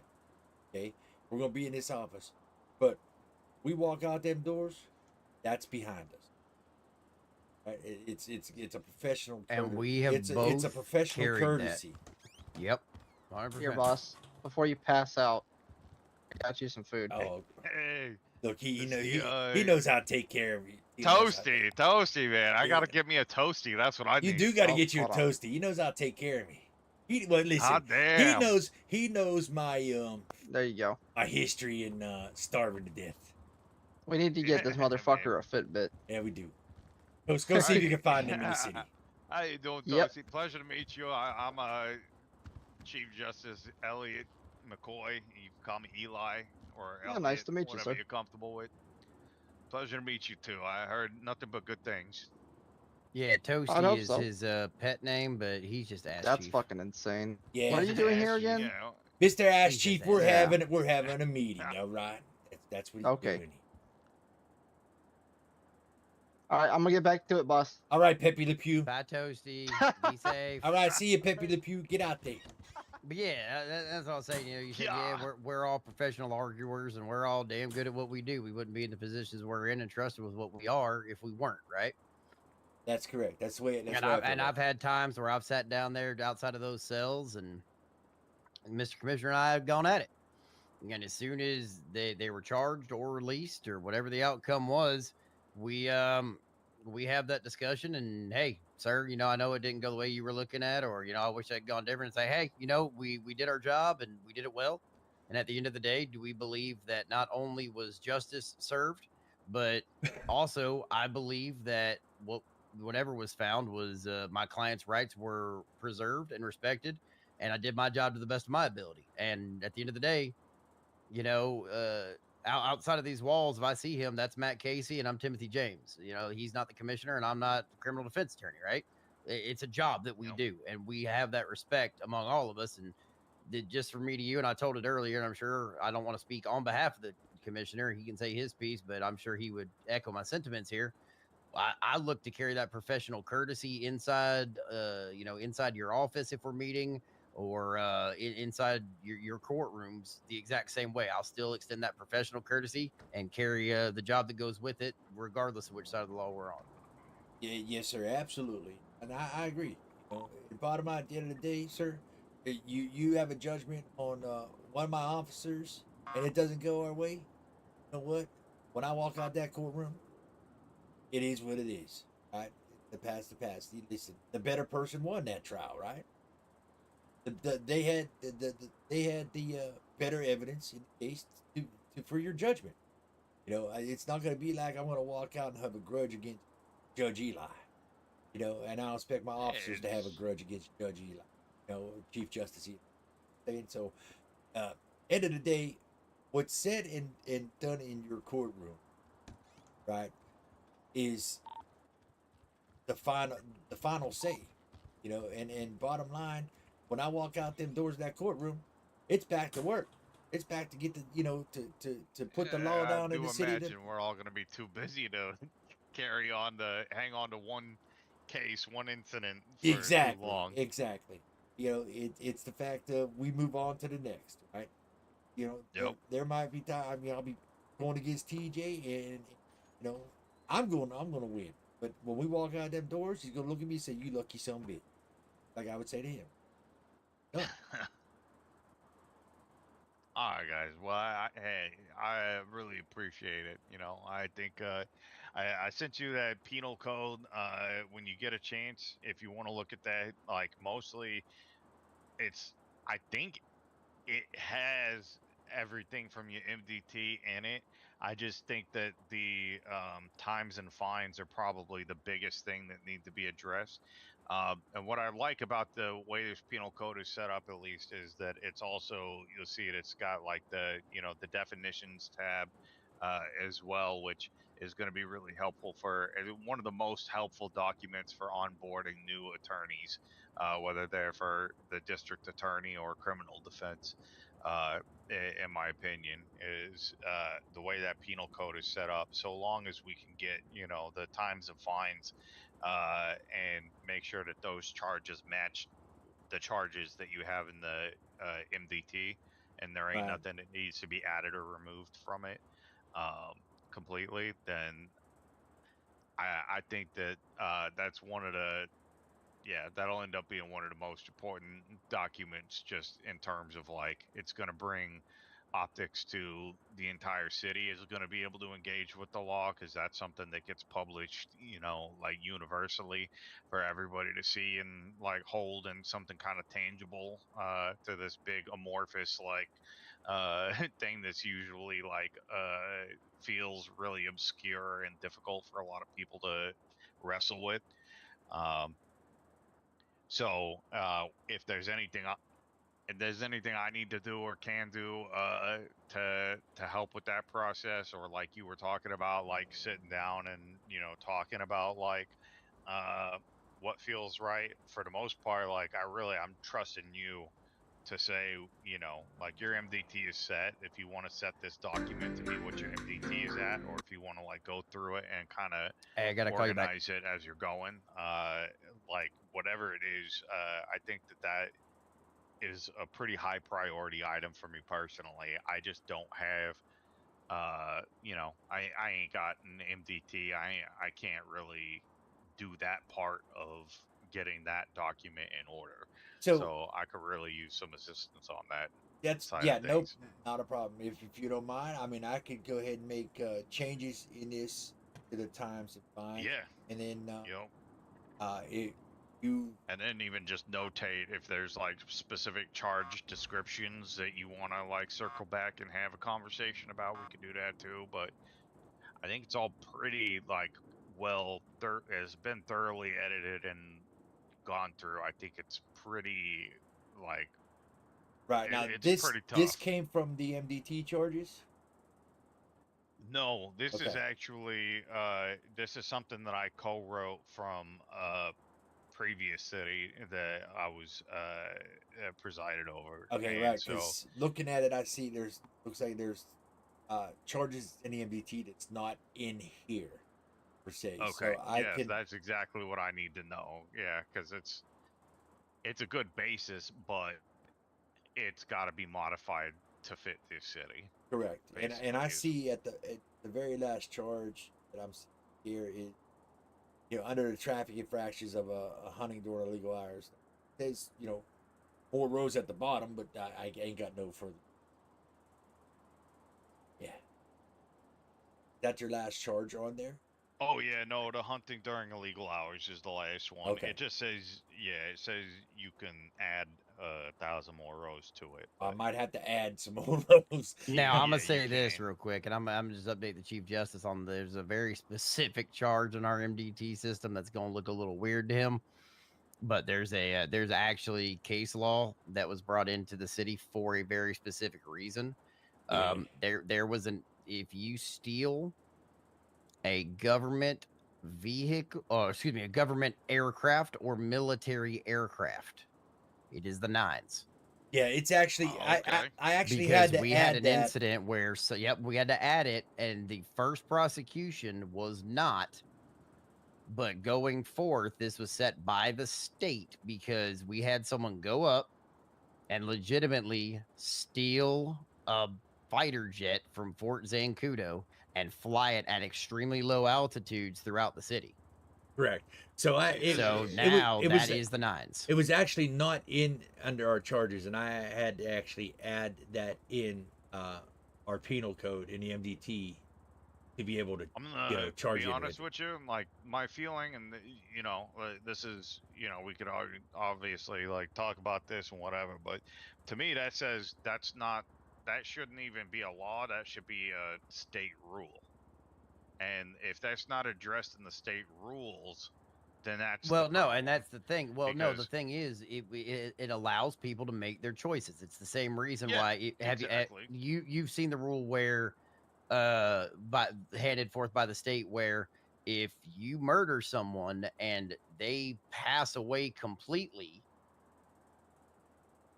Yeah. you can get the 9s for it. And that's the Right. same. It's the same general principle here. Like, we don't want to say you can't do things, right? Like that Nah. is your right as a private But citizen to make your own decision, but you have to know that that can lead you down another path. Because here's the anything thing, that right? The is individual that charging did the it, 9s needs to be well, but here's the addressed in thing, the right? rules, I believe. It That's all wasn't. I'm saying.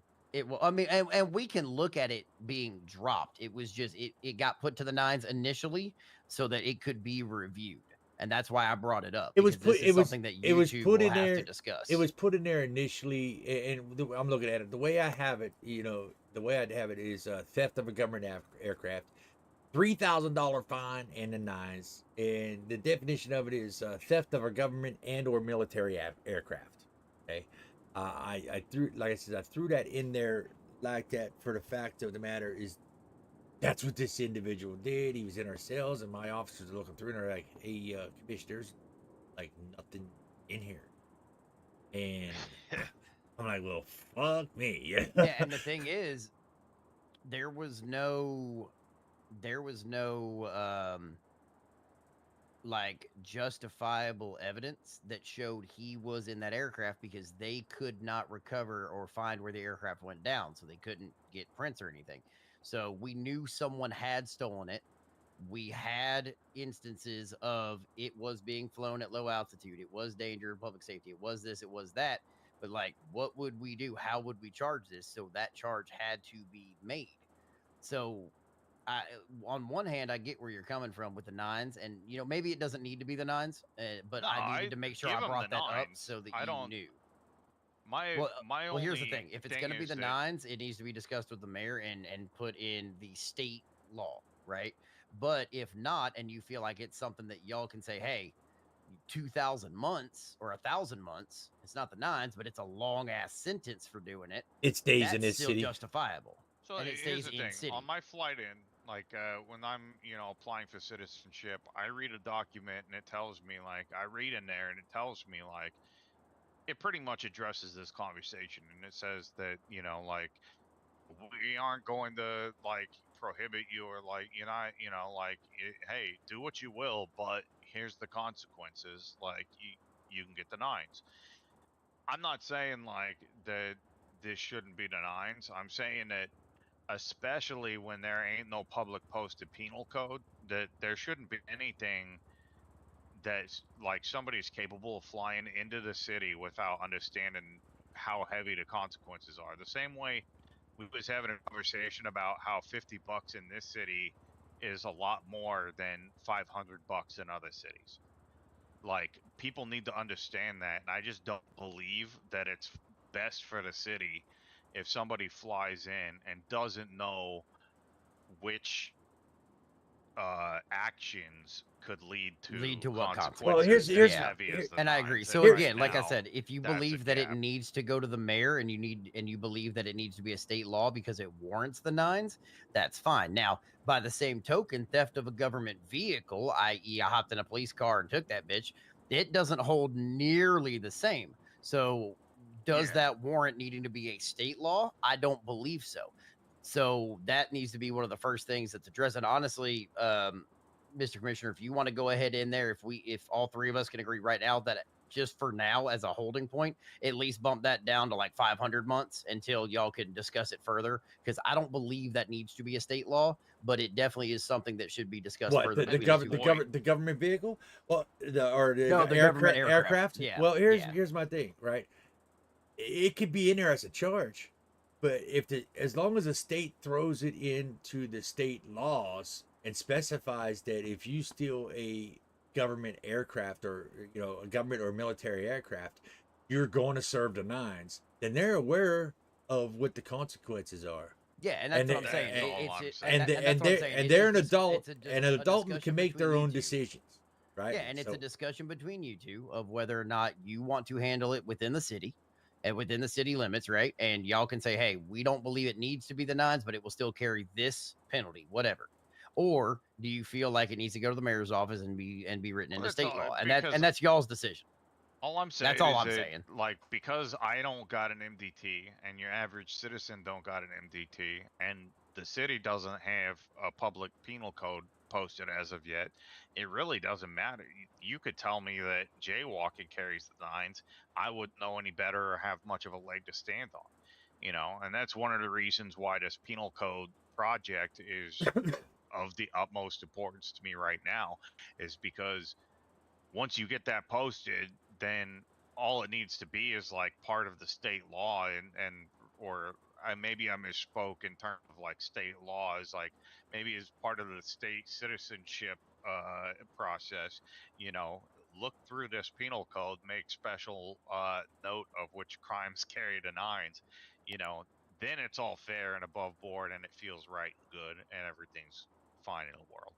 You know, but so long as the average citizen doesn't have access to whatever the punishment is for whatever, like look, I ain't no fucking criminal, but I would be terrified to be one in a city where I didn't like have any access to anything that could tell me what, you know, weight comes with what crimes or whatever I might do. Right. Well, and TJ, I'm going to disagree with you on dropping that fine. All right, because there's still a government or military aircraft. Okay, which in turn also could be an act of terrorism. Right, because that military aircraft has rockets, and so and some type of firepower on it. I disagree with you about. What's terrorism go for these days? Well, that's what I'm trying to find the MDT, and I'm looking for it. What? I don't even know if it's Domestic in here. terrorism is not currently in the MDT. That's another thing that y'all have to do. You have to decide what is defined under law as an act of domestic terrorism. Right. Well, that's where if you look at the penal code that we got that I sent to you, we could work off of that, and maybe there's some charges on here that ain't in the MDT. Well, that's And that just exactly what gives I was you- thinking. You know, Yeah, it works both ways. It does. And like I said, I've been updating this MDT on the fly. You know, we get, you know, somebody commits a crime, they come in, and we go to charge them with the crime, and oh, it's not in here. All right. Well, that's why I'm working on the fly with it. You understand what I mean? So this penal code that you Yep. sent me could also help update the MDT to charges that was missed in the penal code in the MDT, and vice versa. So I'm going to disagree with you on lowering that fine down to $3,000, or lowering that fine from $3,000 down to $500. No, I didn't say the fine. I said make the days for right now until y'all decide which way to go with it. Make the jail time 500 days. That's what I said. Until we decide which way y'all want to go with it. That's all I said. So it still carries a heavy ass fine or a heavy ass sentence until y'all decide which way you want to go. That's all. I didn't say nothing about the fine. I was talking about the actual sentencing Well, to 500 days until y'all decide where you want to go with it. That was all I said. here's my thing. I think it's But fine. at Where the end of the day, I think it it's don't fine. matter to I think me. it's fine where it's at right now, because bottom line, at the end of the day, you're going to be down in that cell. You and I are going to be butting heads because you don't want your client to get the nines, right? So I'm sorry, but if you have evidence, legitimate evidence of someone stealing a military aircraft and using it, there ain't a whole fucking lot I'm gonna right, be able to and do and down and there. and I'm It sorry, ain't gonna matter. and I'm sorry, but if they steal a military aircraft or government aircraft, they deserve the nines, right? Yeah, I mean, I would agree. Like that should be like I can't think of very many things worse a person could do than flying a government aircraft loaded with rockets all around town. Gotta call you back. Still in a meeting. Sorry. So if that ain't the nines, then what is? Exactly. That's my point. Exactly. I mean, you got firepower. You know, they go up to Zancudo and they take a fucking, you know, an Apache helicopter from Zancudo. You know how much firepower is on that thing? All right, gentlemen. Real quick, we can go back and forth to this all night. We all know we can. Yeah. We got a tsunami coming in about 40 minutes. I got to get him to either the apartments or back to his office if he's going to sleep on the couch. And I got a couple clients I got to talk to. Obviously, this ain't all going to be fixed in a night. We all know that. We know it's a long project. It is what it is. Nope. But I think we're all heading in the right way. I think we all have the same mindset moving forward. There's going to be little changes as we go. Who's doing what, who's talking about what, and things are going to be worked and phased as we need to. But tonight we're just going to go around in circles because we're not I actively mean, that's changing all stuff we're right doing. now. We So just yeah. having fun, like, you know, Yeah. debating No, shit at I this got a couple point, things like, I absolutely had to take care of but before yeah. tsunami. So I just want to make sure I get you where you need to go so I can make those phone calls. Mm-hmm. Yeah, No I'd comment. probably head back to the apartment. What do you mean, no comment? I'm pleading the Fifth Amendment. You pleading the Fifth of Jack? I see it on your goddamn shelf. Look at it. It's right there. You caused me to drink that fucking shit. You're welcome, lawyered. You're right. I like drinking it. You're right. Yeah, you're Yeah, welcome. yeah. You're welcome. Yeah, you're right. All right, we're gonna go ahead and get the hell out of here, Mr. Commissioner. Like I said, I appreciate you taking the time to meet with Chief Justice and myself. And I mean, you know, for the time being, until we get everything sorted and whatever, I'm still here, as promised. If you have any legal questions, but again, now that I'll the Chief go- Justice is around, I'd say go to him first. And I was if you just gonna can't, say- then go to me. I was just gonna say, with you being the public defender, no offense, but I'd rather avoid criminal you. defense Well, I attorney. would. Yeah. All right, whatever. I would like to know, you know, even if he ain't staying in a position, I would like to meet with this interim DA at some point. I'll set up the meeting in an email. I'll get some time Yeah, squared out for just you, let sir. me know. Yeah, and in the meantime, like we ought to be fishing for, you know, a new one and potential public defender or whatever. I and then we got honestly don't know what his intentions are. I know he stepped up when needed to be. Now whether it was going to be permanent or just temporary thing, that's something for you guys to do. You know, I would definitely need to know who my DA is going to be at at some point or another. Like right now, I know it's him.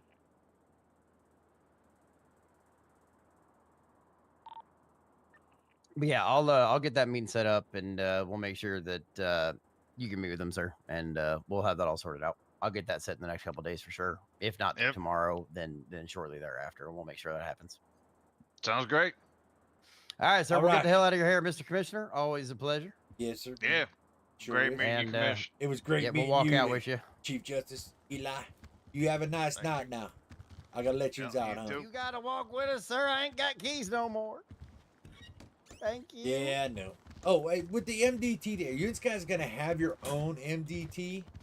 So we have DOJ and criminal defense attorneys, private lawyers. We have MDT. You can see right now. Okay. But I can only access certain things. I can only view reports. It's basically a viewer thing where I can view profiles to review charges. If someone's looking for an expungement request, I can review the report that was written so that I can review what charges are on it. To advise my client, like, hey, like I did downstairs, I was able to look at it and say, this is what this charge means. This is what this charge means. This wouldn't apply. This would apply. Just little stuff like that, so that we can review cases prior to any court hearing, Okay. bench trials, things of that nature. Here's- It's a different version of yours, very much so, Right. but it still works the same process. Here's and they my- all link. Here's my thing with that I wanted to is an important matter actually that I want to bring up. The other day, the chief had an incident where the report wasn't done yet, TJ, and you were looking up the report in the MDT. Correct. I don't agree with you guys looking the report up in the MDT when the case when it's still Unfinalized reports. unfinalized report So when it was still under here- investigation. So I'm gonna ask you this real quick, out of respect. You remember the time I had half of the information and came in a little hotter than I needed to? Absolutely, I do. I reamed your ass All off right. for it. Yep. And I'm trying to prevent that right here. Yes, So, but hold on, sir, give me the time here on this one. The reason I called and asked him, I said, I'm not looking into any charges. I'm not looking at shit. I said, the medics are saying one thing. They're saying, because I was talking to the deputy chief medical officer, and she was saying, my medics told me one thing and the cops told me another. I don't know where he was found, so I need to know how to treat him. And so I called and I said, I'm only asking for the accident investigation. So I know, was he in the water? Was he not in the water? What happened? And that was all I asked about, so that I could give her the best pertinent information only about the accident, not the pursuit, not the crime, nothing else. You know me. I don't overstep that line. I do not access reports. I simply asked that he finish the accident investigation portion real quick for me so that I could give her the best information because I was at the hospital. That was the only thing I asked about, and that was the only time that I've ever asked to access a report prior to it being finalized. And it was Well- for the accident investigation for her medical purpose. That was it. And then I never accessed it again until he physically told me, "Hey, all the charges are in there," because I believe Bo was the lead on it. He said, Look, "It's all we're there." gonna end up. That This was is a the big only fucking reason. can of worms. I'm gonna put the kibosh on this right now, just because there is going to be a line where, like, honestly, it doesn't matter even if you're a district attorney or a public defender or a private practice. There should be a line where you don't have the option to access that information. Like it can't be, because you're not going to be the only criminal defense attorney in the city. So we can't assume that everybody operates with the That's my integrity that point, TJ right. operates with. So there has to we eventually have to have a stopgap that draws And that that separation. I 100% agree with. I was defending my case because it seemed like it was Yeah, going we're down a not road where he arguing thought I this did some shit I didn't. individual incident. We're talking about, like, should the MDT operate that way, and should everybody have access to everything? And the answer is just a pretty black and white no on that. Like, is a point in time where police investigations have to be held extremely close to the vest, and it's between just them and their district attorney. And, like, I don't even have access to that yet, because it's in the investigation state. So we got to be real careful about how we proceed with that kind of information structure. I mean, not saying it, but if you have somebody in your system and they're looking at my reports before they're finalized, you know, and then when it is finalized, you know, they're representing the client of mine. They already have time to, per se, come up with how they're going to approach it. You understand what I'm saying? Here's my thing. I'm gonna be honest with you. When I'm facing an attorney, you know, and I'm talking to an attorney, I'm not giving him all my fuel for my fire, right? I'm only giving him what he wants to hear, right? But to be fair, Mr. Commissioner, at the exact same time, from the criminal defense aspect, if charges are to be filed, and I've worked with your officers on this too, where these are the charges, and I look and I go, okay, cool, let me review the charges, and there's no report yet, and I say, hey, I'm gonna give you a few minutes, go finish your report, and then let me know. I Because at the same understand that. time, I understand it, but yeah, listen, that goes both ways. we're talking about two different things right now, though, right? This report, this was an investigation. It was not final. There's difference than a suspect being in the cells and my officer standing down there finishing the report and getting charges. Well, there's no difference here because this individual was cuffed to a bed and in custody.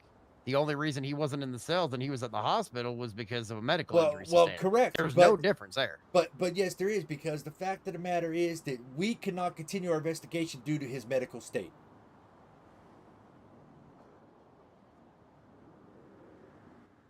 Fair point of distinction. And like I said, you guys could probably go round and round and argue on this particular incident.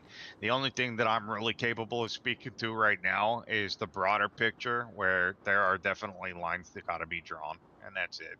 I think everybody agrees on that much. And as far as where the lines are, we're going to have to work that out. I will say that I heavily lean on the side of the law is not a game of poker. So if you got a guy in a cell and you're, negotiating charges, I do come down pretty hard when it comes to police withholding information and not giving a full accounting of things once the lawyer does get involved and it has reached that point, whether charges have been filed specifically or not. If you're negotiating with a lawyer, like, you should put all cards on the table. Yeah, at no, that I think you point. misunderstood me. I'm talking about, like, you know, attorney tricks. You know what I'm saying? Like, not when I'm negotiating in the sales. In the sales, Yeah, well, TJ, once it's reached that point, I give TJ everything he needs to know in the sales. All right, and I'm sure. I mean, I'm sure he agree it's with not me on up that. to. This is my point: is that once it reaches that point, it's not up to you to decide what he needs to know. He needs to be able to access all information available, and that's where I end up butting heads a lot when it comes to the police officers. Sometimes is that they do want to put forth only certain information or whatever that they believe is pertinent, when if we are Perfect. reaching the point of making negotiations and we're going to do this in good faith means that you're going to tell, the defense, everything that happened from beginning to end, Fair enough. and they're going to be able to trust that you're not withholding information for Yeah, any reason. fair enough. Fair enough. I was different point I was trying to make, but I understand what you're saying. I mean, I give him all the information he needs, and I make sure my officers get. I even tell my officers. I was standing right by. He at times that, hey, tell him what he needs to know. Give him all the information, and everything that he's told, it was able to be read in that MDT facts. Hey, is the difference between an honest mistake and a dishonest mistake. Like if an officer, is in the negotiation process and they come out and say, you know what, like, I'm gonna be real with you, I went in for a pit maneuver a little bit early on this one, and like adrenaline was running, the situation was whatever, and like that's something, or I came in a little aggressive, a little hard, whatever it is, that's something that is better laid out in front ahead of time. And this is just advice right now, rather than it comes out later and then it's a dishonest mistake that nobody brought up and had to be uncovered. If an attorney, like a criminal defense attorney or whatever, has to go and find that information out for themselves and it wasn't laid out on the table during that discussion, then I tend to come down a little harder on the police side of that, because I would expect you to for charges for withholding information. So I mean, yeah. I would expect that. I mean, like I says, I probably explained myself wrong there in the heat of the argument with TJ. No, right you're there. fine. But I'm not that type. But like I says, I'm just, as a bystander or like a third party in this conversation, I'm just, making the point from this third point of view and making sure that absolutely. this No, I is what we understand. needed, right? I understand. Right, absolutely. And this is why the three of us are here doing what we're doing right now. But I was just like, I had to make the point of the fact that they were not in the right medical state for me to continue the investigation, to finalize anything. So at that point in time, I don't think it should have ever been looked at. Yeah, I mean, and then we start talking about the difference between being detained and being arrested, and Correct. that's, there's all kinds of circles and lines to be drawn around that, and I ain't fucking qualified to do that at this time. So And being cuffed to the bed is just detainment at that time. yeah, with So, an unconscious person, I would tend to agree. Not knowing all the details, I would tend to agree that that's detaining and not arresting. But in any case, I'm sorry. I know you trying to get somewhere, TJ. We keep No, we're good. We're good. Let's DJ's get motherfucking me in his head over. right now. He's motherfucking me in his head right now. Oh no, we're all good, sir. It's okay. I would never tell you how to do your job. Okay. All right. Have a good night, sir. You have a good night. Nice I meeting need you. this one too. Oh, One more. yeah. I guess. All right. There you go. Enjoy.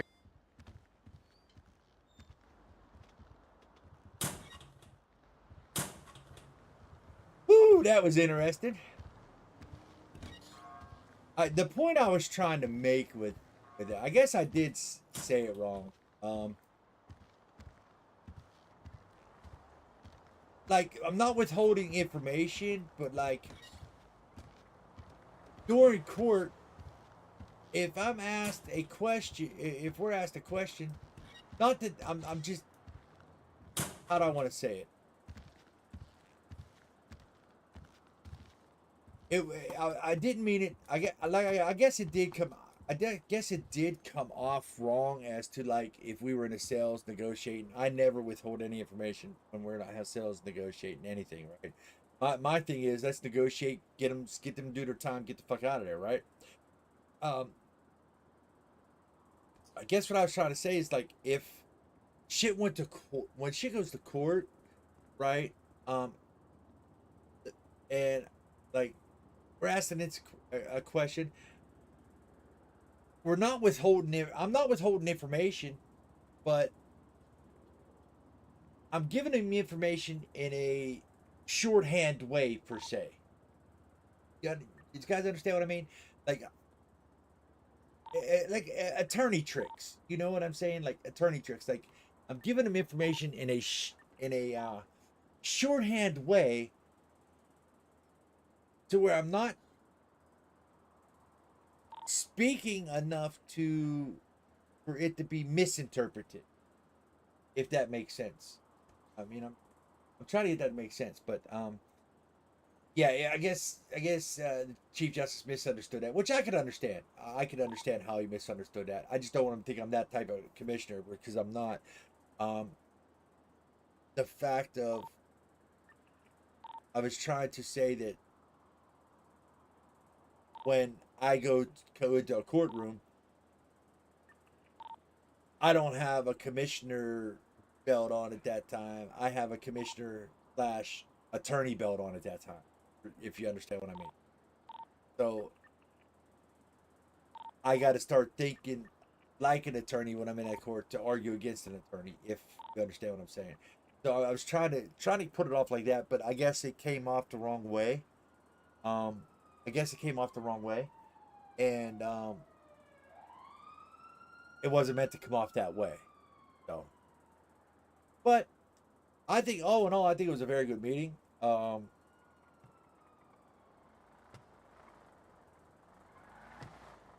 Yeah, I mean, all in all, I think it was a very good meeting, but I came off the wrong way with the statement that I made. So, you know, bottom line is, all in all, it will fall down on me if anybody's being judgmental about that statement because of the fact that the way I stated it. I'll take responsibility of the way I stated it, which it was honestly not meant to be stated in that way. Um, and and you know, so if I'm being judged on the way that I made the statement, bottom line, I'm responsible for the way I'm being judged because I stated it in a way it shouldn't have been stated, per se. All right, sickness. All right, brother. Yeah, yeah, I've been in meeting with the Chief Justice for the past 3 hours. Been a 3 hour meeting.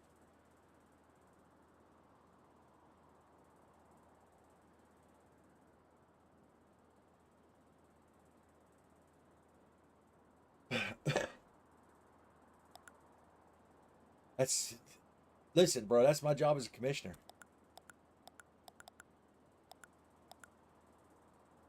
What I got to do. It's my job. Uh, I appreciate that, bro. I try.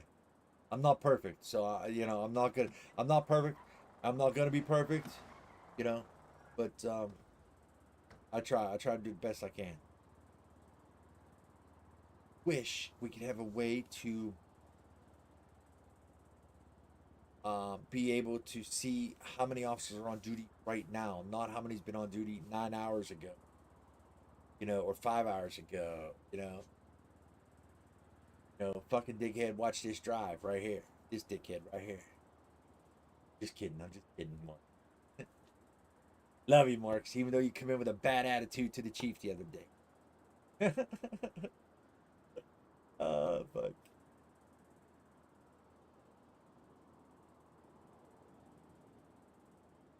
Anyway. Alpha One's going forward his meeting. How's everybody doing? Sir, what's going on, man? Is the Chief Justice still around? Negative. He went back to his office. For standby Apple. 10-9.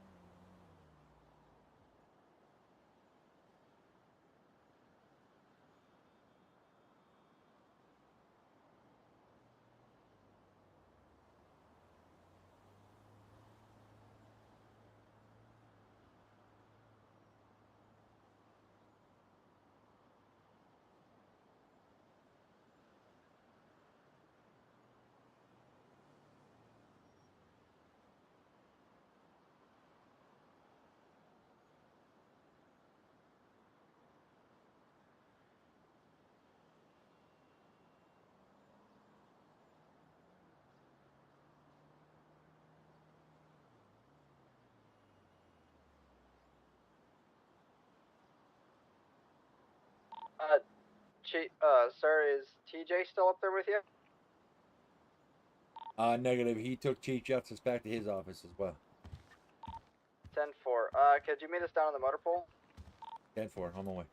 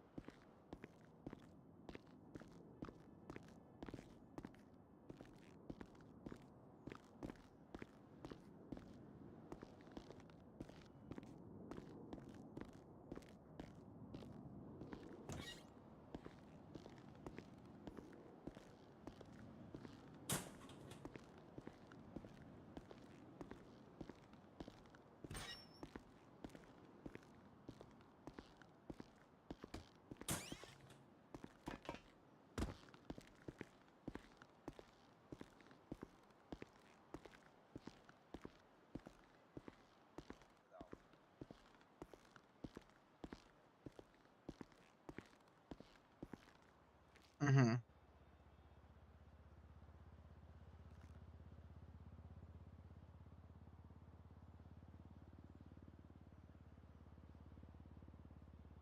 Okay.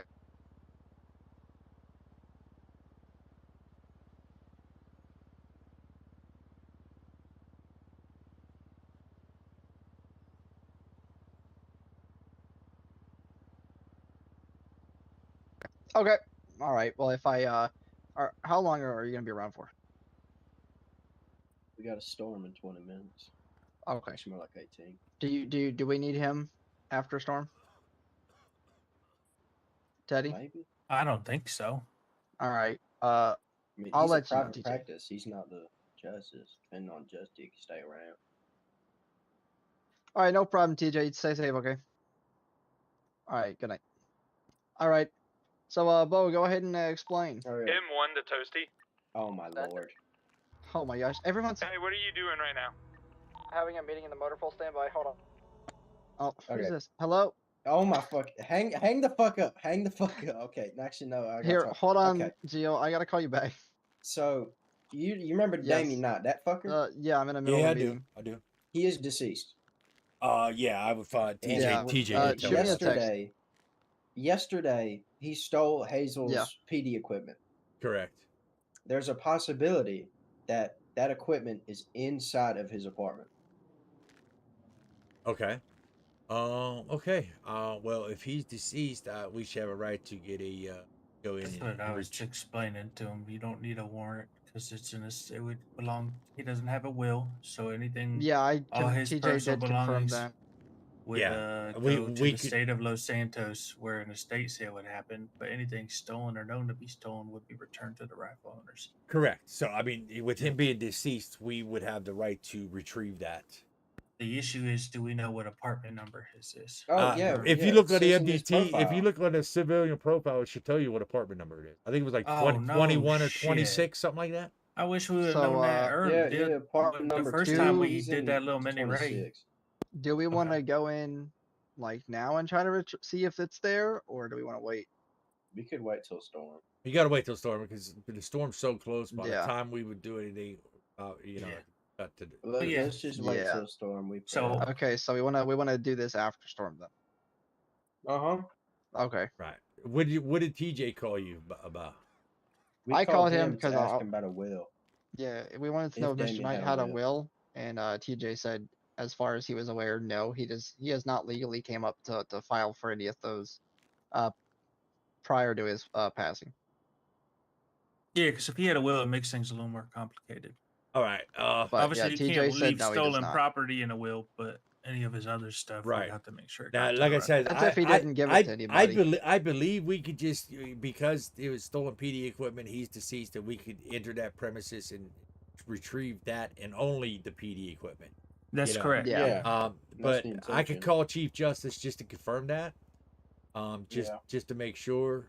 you know, and then Well, Let I'm him pretty know what sure we're all doing. the belongings would be because it's well, yeah, but to you the know, city of Los Santos. yeah, so. but each city has different laws Yeah, it's set true. by, So, by city government. So let me just well, give him a that's where you call have to before double check. before storm.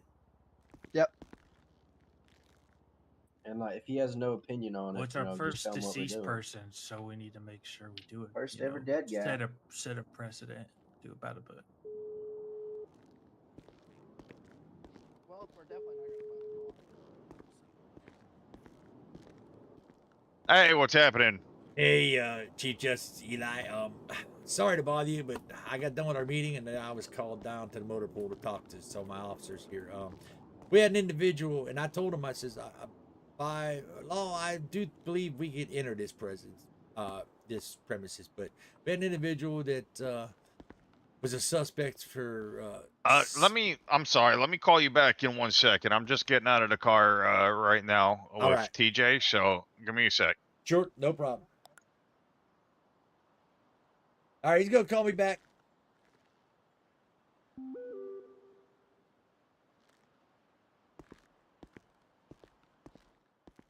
Well, while I have both of you guys here, has there been anything on patrol that you've noticed that that Chief, needs to get worked on? He's gonna call me back. He's got to get out of the car with you. Okay. What are y'all's opinions on the way the department is going on your level and the level below you? And what do you think needs to be focused on for improvement? I'm not. And you can be bluntly honest about it. I don't really know. I don't really like to think on that way, really. You can talk shit about me too. I'll be over here. Yeah, guys. So the commissioner, he really smells like roast beef. It's crazy, You know, a guys. fucking Fitbit. Damn. You know what? I do need a Fitbit, goddammit. Shut up. I collapse more from starvation than anybody I fucking know. Oh Lord. I got nothing. Nothing so far. Okay. Hey, did really you? think about it. He I sent figured I you would ask. that FTO checklist for when. Yeah, he did. Okay. Did So, you get it? John, yeah, I haven't started it yet. Oh. Johnson said he did receive a tour of the station, so I'm gonna double back on that. It should already be. Yeah. Did he you got it see? yesterday. You guys didn't If you see. just You guys didn't see the checklist I made up for FTOs, did you? no, I know I got Teddy one. sent- I Teddy got sent one me from. some. you didn't have you see the seen the one that ones we're that Teddy using, made? did you? I don't think, but send me. Teddy Well, sent me. this one. It comes from Buttersworth and Savage. They helped me out with it. All right. so. Well, send me your actual email address in emails. I want to give you access to this.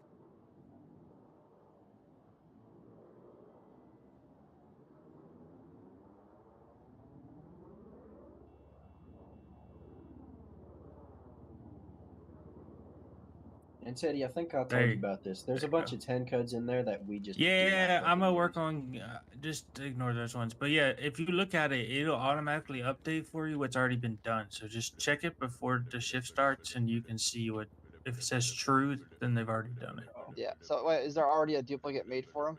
Yeah, Yes, there's yes, already. there Oh, Yes, is. sir, already Chief one. Just Justice. at the How are you top. doing, sir? At the Gotcha. top. Put, Hey, I'm doing great. How's it going, Chief? I'm doing all right. Doing all right. Okay. We had a suspect that we were investigating for attempted murder of a government employee, Hazel. Well, I was investigating this last night. I flew in tonight to find out that this individual is deceased.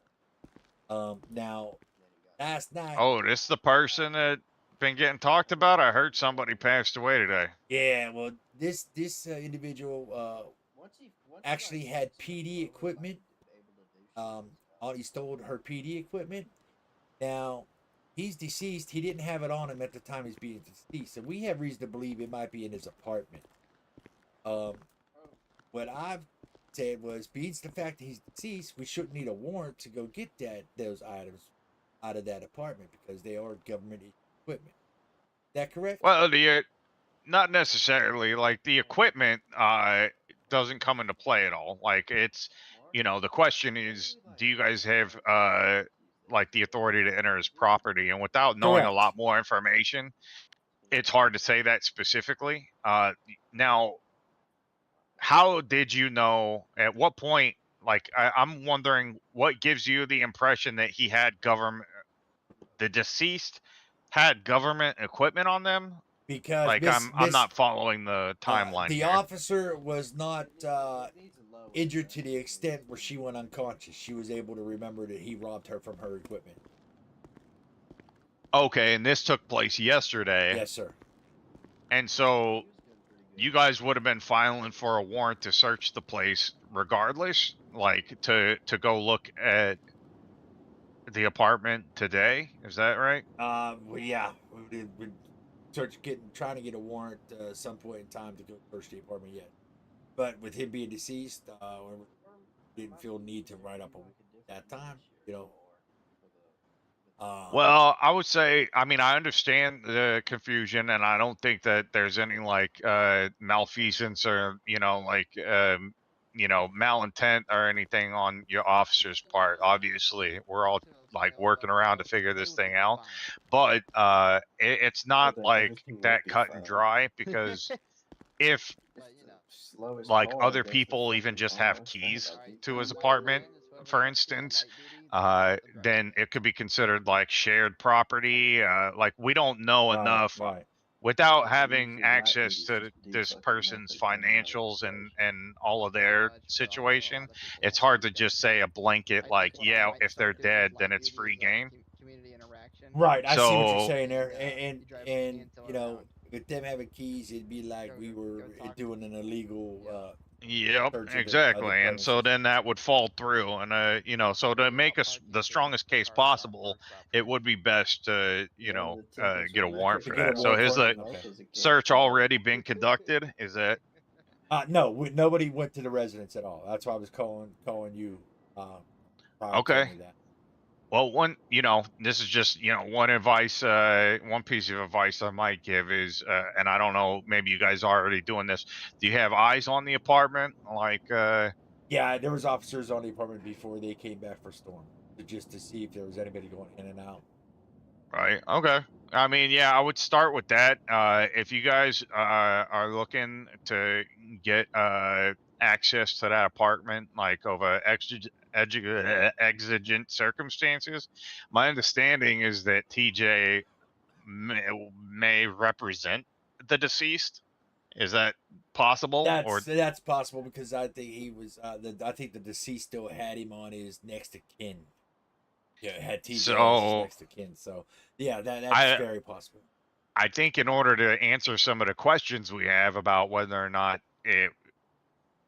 there is anybody else who has any rights to that apartment and whether or not uh, it can be assumed that you can search that freely, that we should probably talk with the deceased's counsel and ask him for that kind of information, see if he's got any sort of you know uh official answer as to whether or not anybody else shares that property or if he can attest to the fact that that is And their property, if they live there alone. if he could test that he lived there alone, then we would still need to file a warrant for that, or we would have the okay to go ahead and get the property that's PD property only. Right here. That's where you want. Triple bar, they're around. So in most cases, like searching a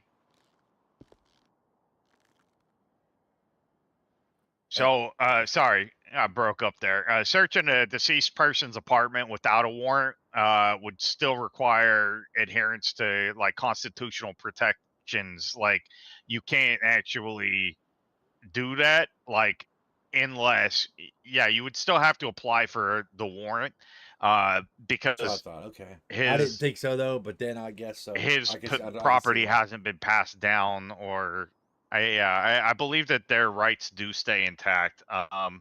I'll be back after storm if you want to conclude this then, and I'll look up my case law to make sure that I got better answers for you. I'd appreciate that. Yeah, I'll be back after storm as well. I'll But be. my gut says that you do still need a warrant of some sort. It's just probably easier to attain. Okay. All right. Yeah. So pretty much bottom line, I'll wait for you to call me back, but it's looking like I won't need it. Yeah, but I'll be around after the storm for a bit, so we can finish this up then. All right, sounds good. All right, bye. Thank you. Bye. All right. So it's a warrant. Well, he's going to call me back after the storm. He's going to look at his in his crimes code or his law books just to make sure. But he said it's a real touchy situation due to the fact of the matter is we don't know, and I kind of agree with him now that he said this. We don't know if that is a shared apartment. So if that is a shared apartment, we could, if we go in there without a warrant, it'd be an illegal search because of the fact the apartment be shared. Also, I said to him, okay, well, if it's found out that the apartment is not shared, do I still need a warrant? And he says he's going to check in his law books, but he does believe so because of the fact that even the deceased has legal rights. That you know, Some bitch dead. What the fuck? I understand, but the property wise, even though he would have legal equipment in his property, there's still his own property. So he's gonna call me back afterwards to find out for sure. But if so, and we want to get start on a warrant. yeah. I mean, really, just to be on the safe side, you know. But I do believe it's going to end up being a warrant to even go be able to obtain to enter that residence. I'd say start on it now.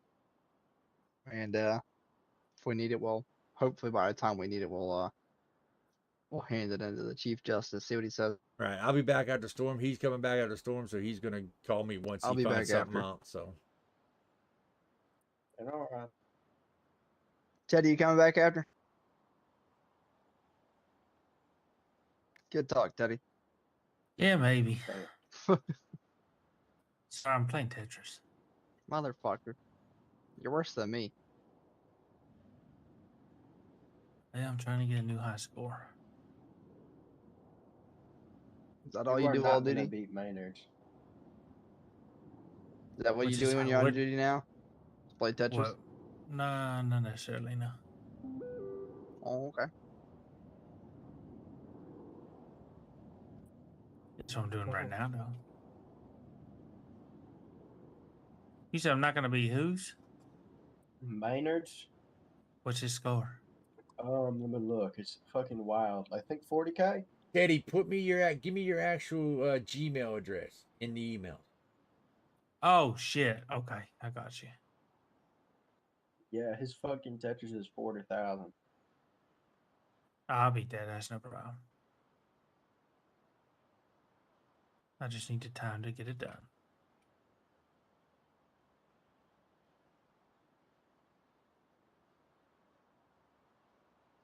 God damn, man, what's taking you so long?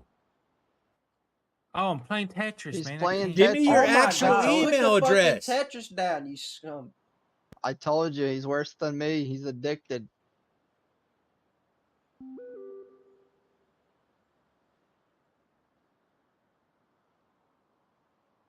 There you go, sir.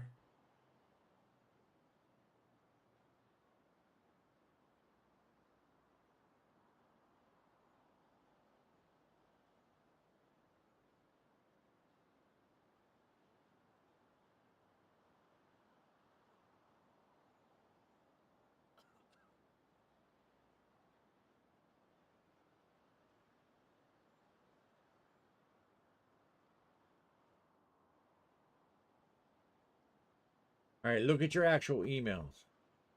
You have access to this FTO sheet that I made.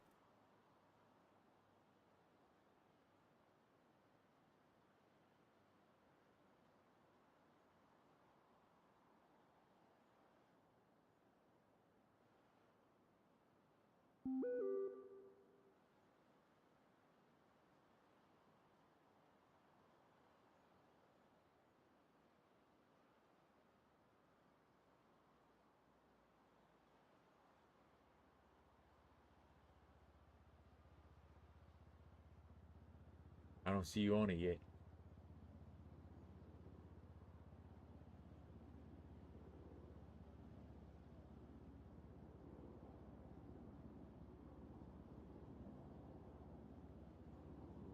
I don't see you logged into it yet.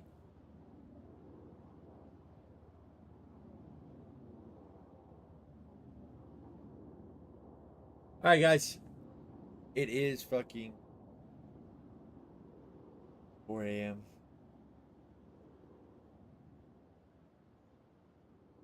It is fucking 4. I'm gonna back up the storm just to see what's going on with this. King Tut, how you doing, bro? How you doing, man? How you been? Sorry about that. I've been All right. busy. I'll see y'all when it's all over. I sent you a All right. different one to send it to. How'd you send me to the other one then? What was the other one you gave me? Send it to that one. That one I'll be able to get it. Was that other email address yours though? Yeah, they're both mine, but I forgot the password to the other one, so just send it to that one. Fuck's sake, man. I know.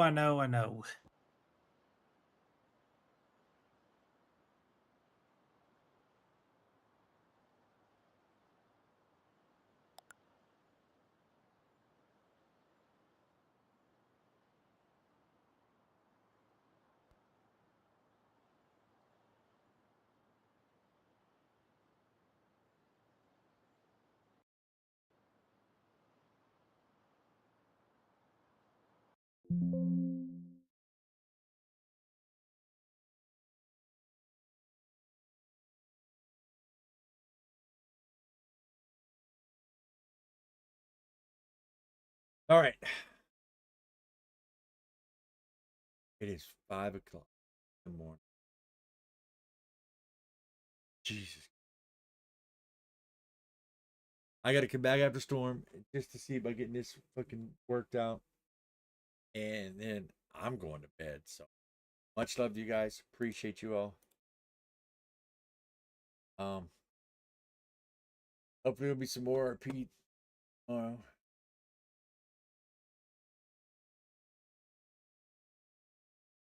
Oh, King Tut, man, just some good RP, man. Some good RP, bro.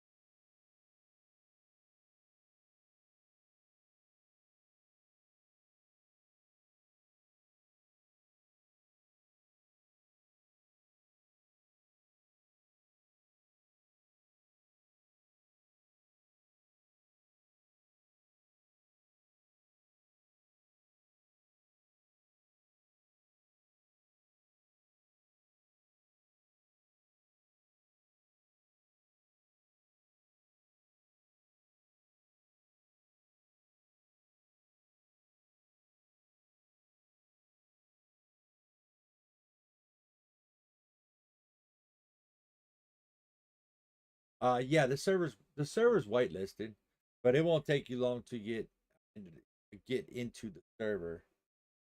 I'm actually police commissioner in Ambition, and I'm LSPD police chief in Hourglass. Both servers, officer. Hourglass, I know I could get you whitelisted pretty much within an hour, if not sooner. Well, unless he's sleeping right now. This one, this ambition server, you got to fill out the whitelist application, and then I could, then you'll get whitelisted.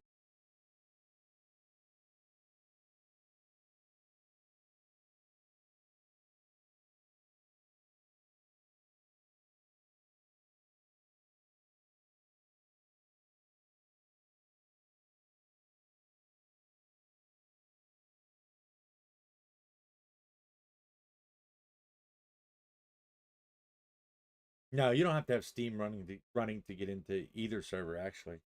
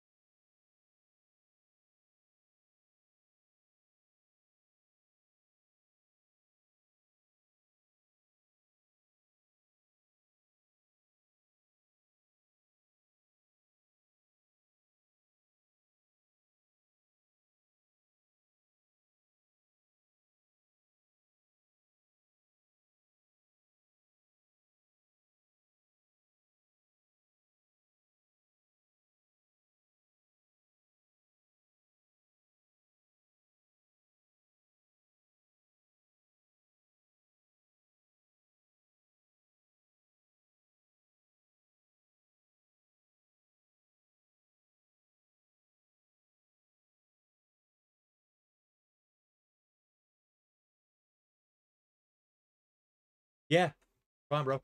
If you need the discords, they're both commands in here. One's exclamation point server, the other one's exclamation point RP server.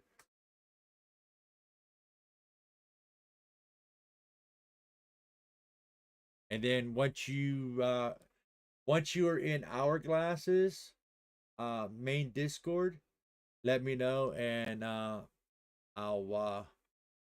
put in to get you whitelisted. Okay.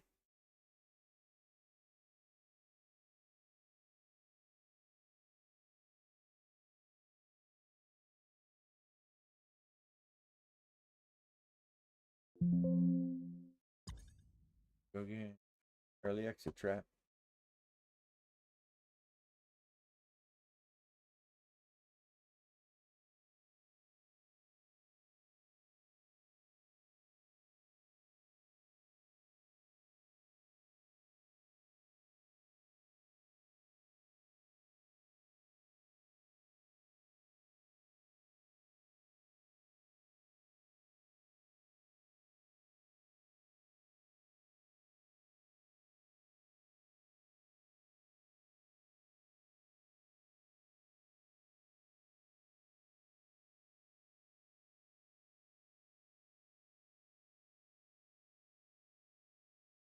It is?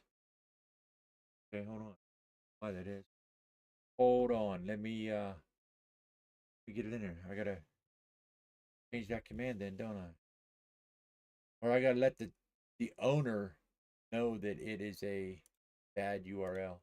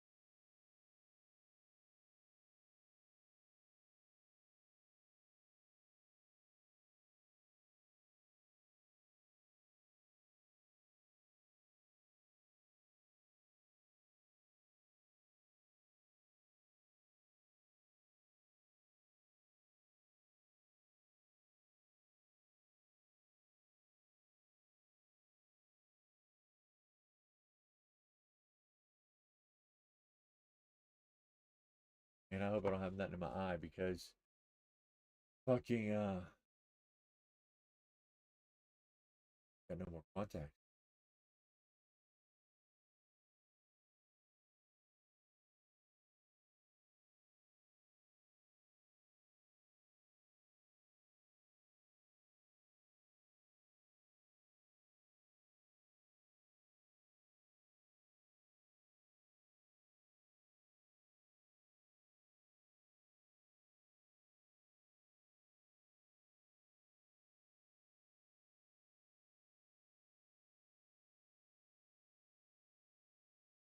All right, bro. Here is Hourglass's link.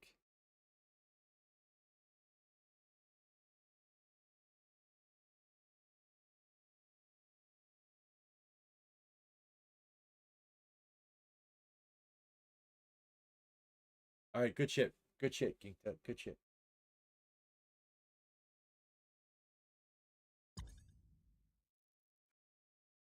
Hold on, guys. I gotta take care of my eye. I'll be right back.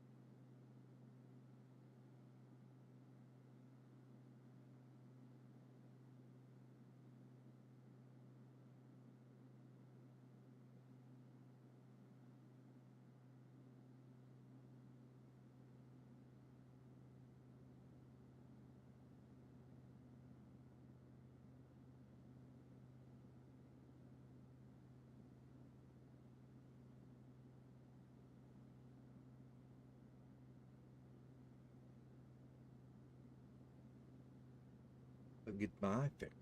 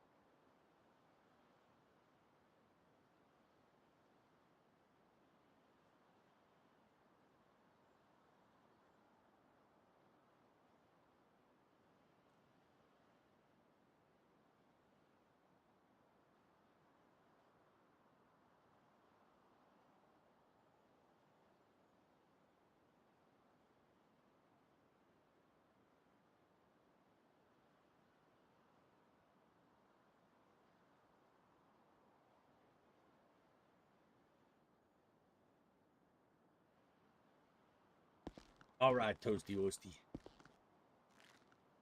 Yes, sir. What's going on with you, buddy? Not much, really. Just been patrolling. Give me 1 second. My demons are yelling at me.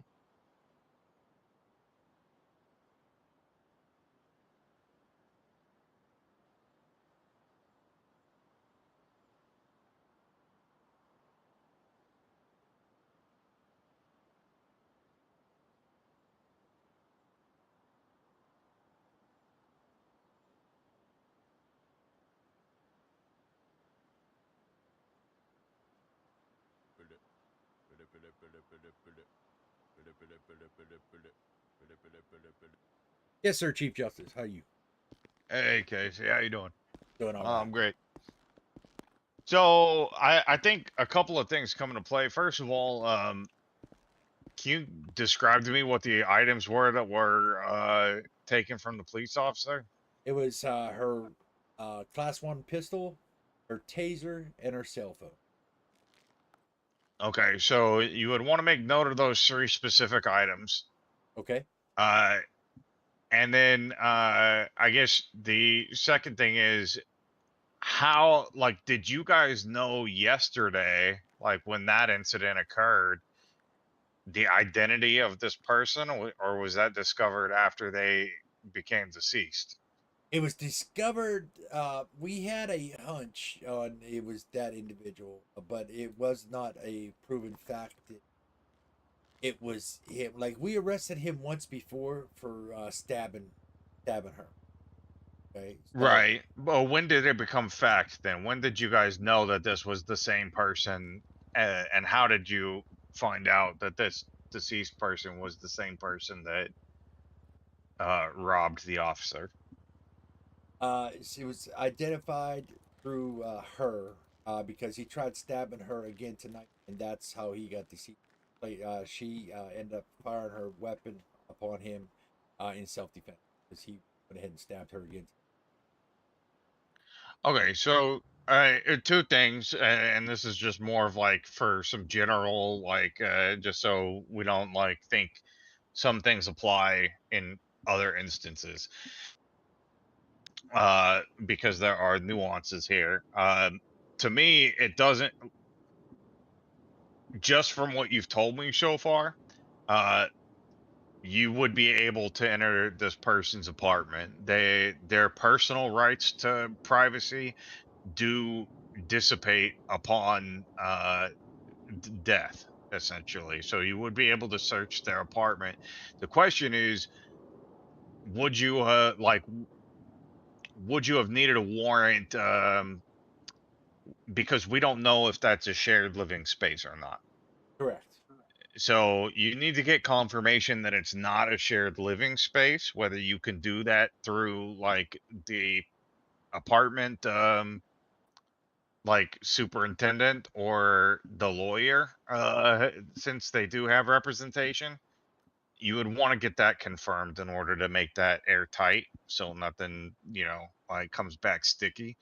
The other like questionable thing is, and this really doesn't matter because the person is deceased, but it doesn't sound to me as though, like, I haven't heard anything that meets the burden of evidence to have applied for a search warrant if you did need one.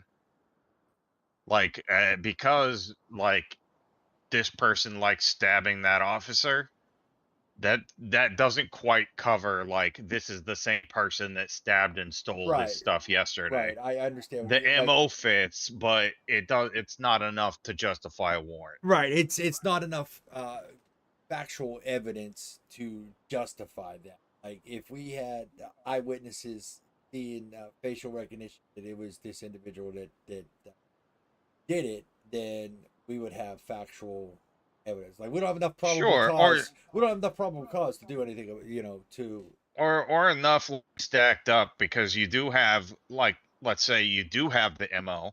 So if you was able to say like, okay, well, we do have the MO, and also this person was wearing the same outfit as the person who stabbed them yesterday, and then when they died we discovered their identity. hold on, Todd. Hold on, Todd. I'm on the And phone.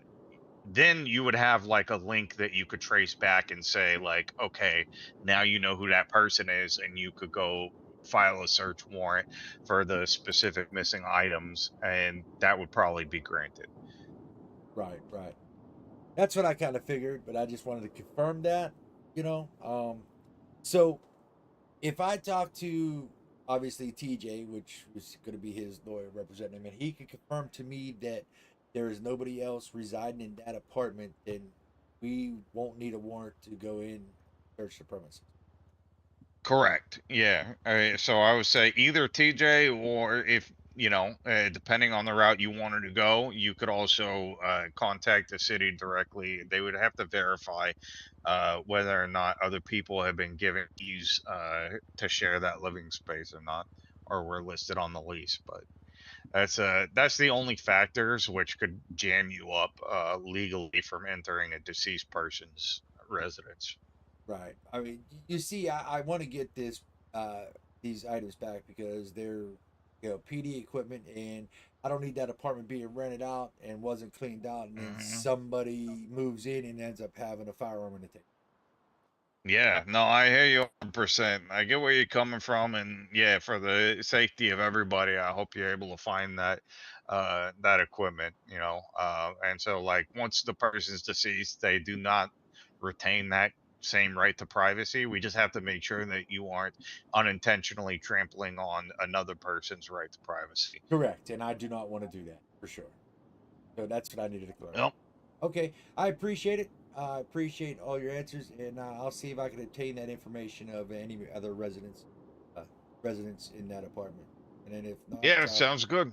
If not, then we'll just be able to go ahead and enter and search for, in particular, themselves. That all will be removed from that property. I mean, anything you find along the way is fair game at that point. If it's something that's illegal to possess, period. Right. But like, yeah, you can't just go looking at every piece of paper and reading through all the shit and everything. Right. However, because it's a fucking dead person, they ain't got no privacy rights no more.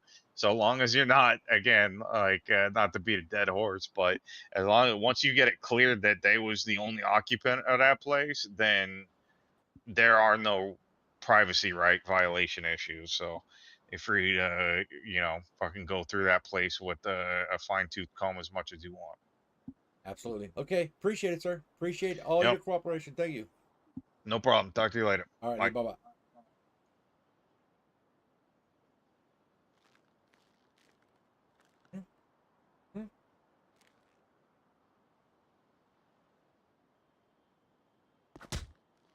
I'm gonna fuck you up right now. You know that? I'm gonna fuck you. Oh, did I? Oh, did I hit you? Oh, my bad. How did I do that? Oh my boss, are you okay? Yeah, I don't know. Did I hit you too hard? But did you hit me or not? No, must have hit you. Did you hit yourself? Fucking, I went into my MDT. Next thing I know, a punch is being thrown. Might have been. Shit, I don't throwing know, it. boss. I don't know why I My thought brain's that. on the ground. But let me see.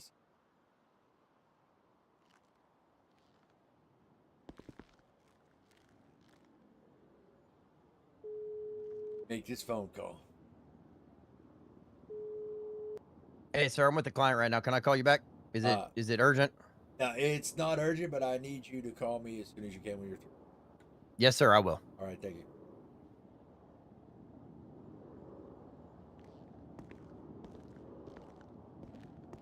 Where the hell's Bo and DJ?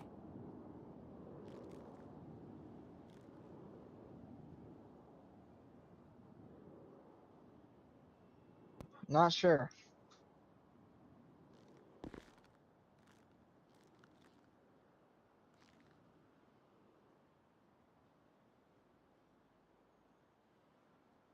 All right, so what I got to do now is make sure there's nobody else residing in that apartment.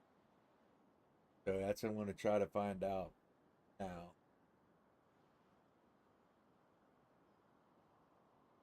All right, yeah, Tut,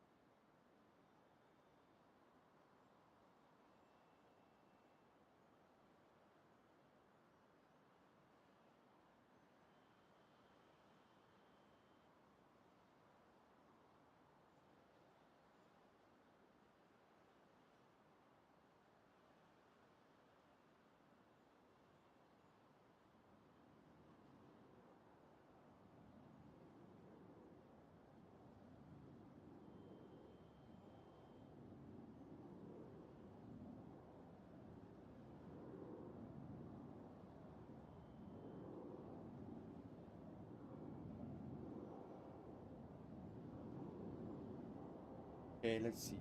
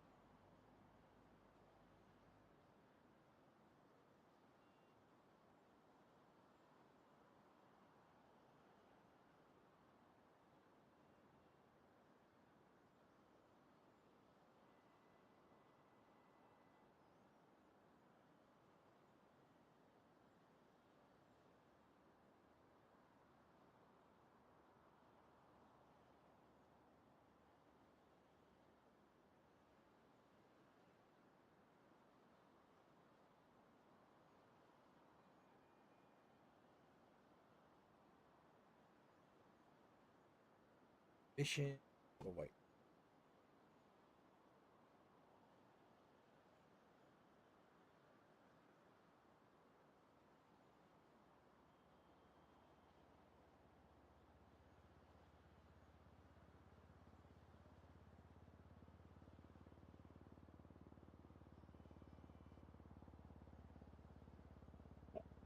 Excuse me.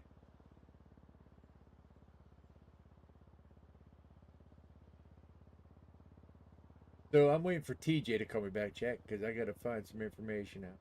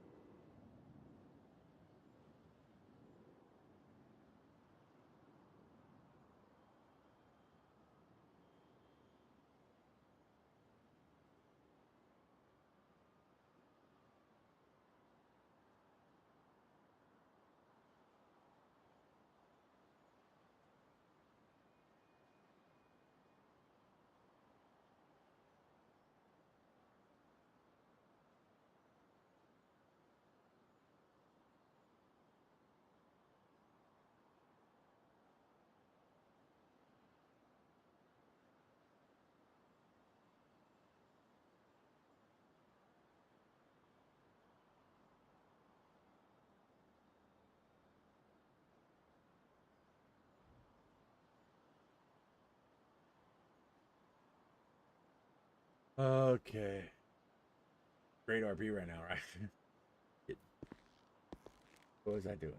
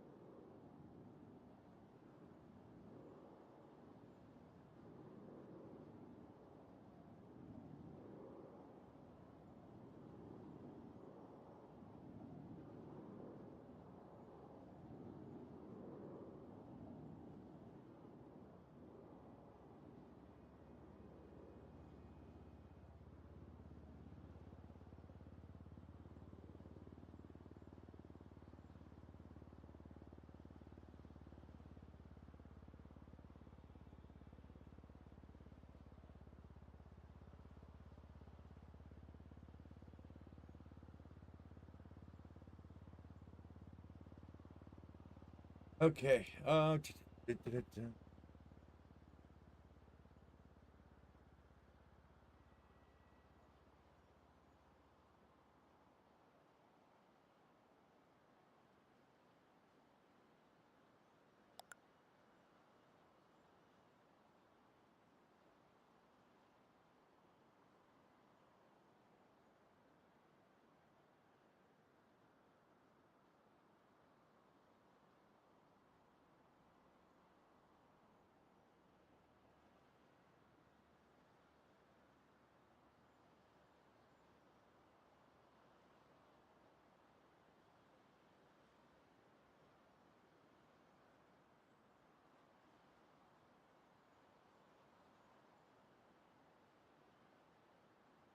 Sorry, guys. I'm in like a typing thing with. I'm in email. It's part of that's the life of being a commissioner, and I love it. I love it.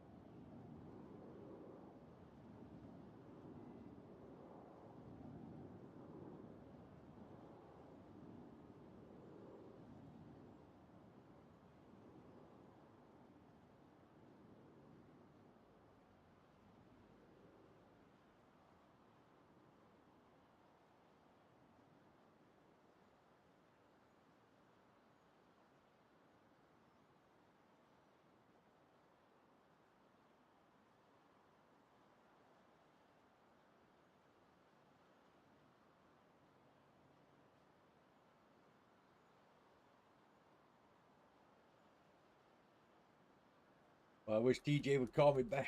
Wish TJ would call me back instead of standing around. Come on, man. All right, you know what? I'm going on until he calls me. Going where? Going on patrol until TJ calls me. Me too.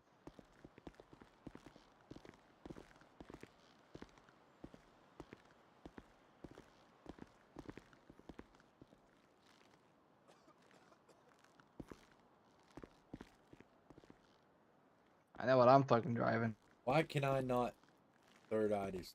Try to pull your phone out, Oh, really? then put it away. What the Yep. fuck? All right, that worked.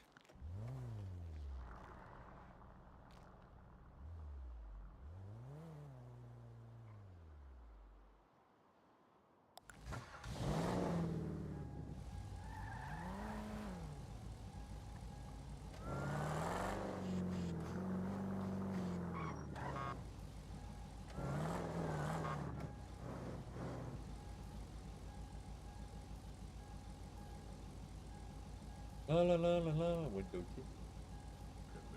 Here we go.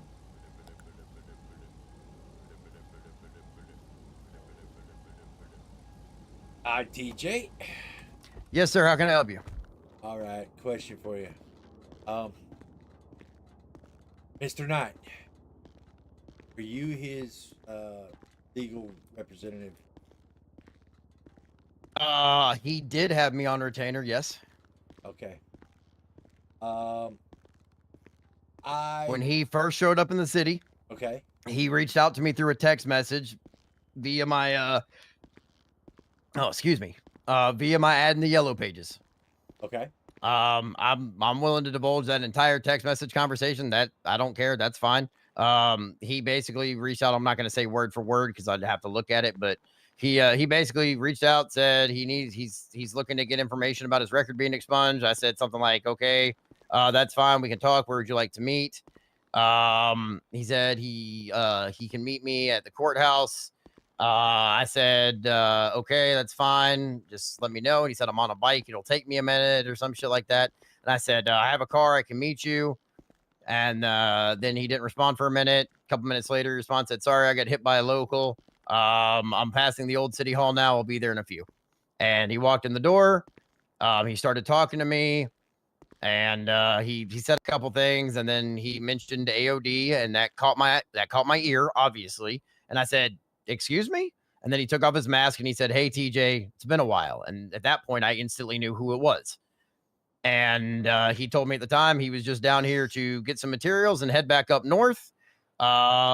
He slipped me, I think it was like $50, and he was like, just if I need you to represent me, I'll call you. And he never called. He never had me represent him in any case or anything, and that was pretty much it. Okay. The whole reason I'm asking is if you were still considered his legal counsel. At this time, I probably have to go to City Hall for this. But the other night, the night before last, when I was doing all my investigation, a weapon was stolen off of Hazel along with her taser, Alpha, Class 1. Now, I have reason to believe that it was his doing. This weapon is going to be in his apartment. Okay. With that being in his apartment, I need to get those items back into the hands of PD because one, they're PD government equipment. Two, I do not want them in that apartment in case the landlord does not clean out everything and a new resident moves in and now there's a weapon on the street safety. Yeah, totally understandable. So I need to see if that is a shared apartment, because if it's a shared apartment, legally I have no right to enter those premises. If it's a shared apartment. But if it's not a shared apartment, once he's deceased, he gives us his rights. He gives up his rights to that and able to enter premises get what is rightfully ours. You still have to have a warrant to enter because it is still legally in his name, depending on the lease. I spoke with Chief Justice here about 10 minutes ago. He advised me that I do not. Hey, yep, you're good then. That's exactly what I was going to say. I was going to say go through the Chief Justice office since the DA's not around. I was going to say go through the Chief Justice office and he'll make sure. I spoke with Chief Justice and he told me he gives up his rights comes to property. Yeah, totally fine then. But if it's shared, obviously, and I already knew this, if it's shared, then I would need a warrant to enter it. Yeah, to my knowledge, he never told me that he lived with anyone else. But that's not to say that the city doesn't have that on record. So I just verify that, and then yeah, is what it is. All right. So I just wanted to see if you were representing him at the time, if you were still representing him to where if you would have that information. But if not, I'll go ahead and put an email to City Hall and see if they can give me an answer on if it's a shared apartment. All right. Yeah, not a problem, sir. All right, TJ. Thank you. Yep.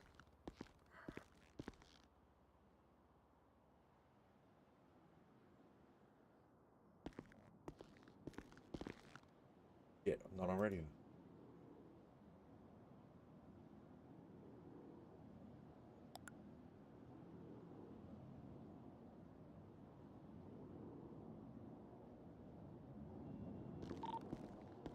Alpha 1 102.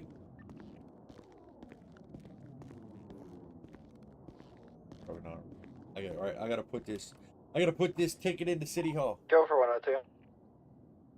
All right. I just advising you that I just spoke with DJ. He does not represent him anymore. He was on retainer at one time. So I'm just advising you that I will have answers as soon as I get them. I gotta put a ticket into City Hall and see if there's anybody else that is renting the apartment that belong to Mr. Knight. Once I get confirmation on that, I'll let you know in high command emails if it's okay for go ahead and enter and get these property back that's rightfully, or if they're even there. 10-4.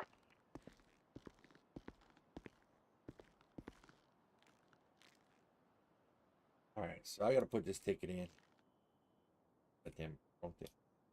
Gonna put this ticket in City Hall.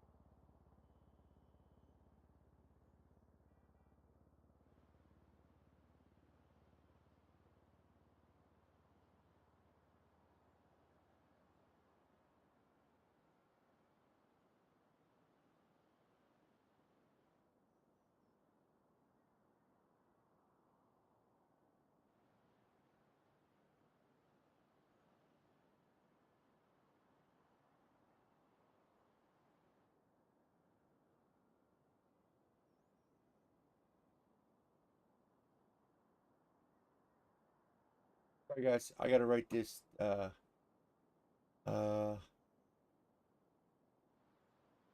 ticket to get see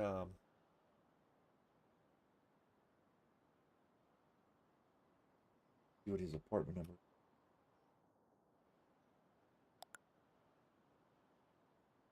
Apartment.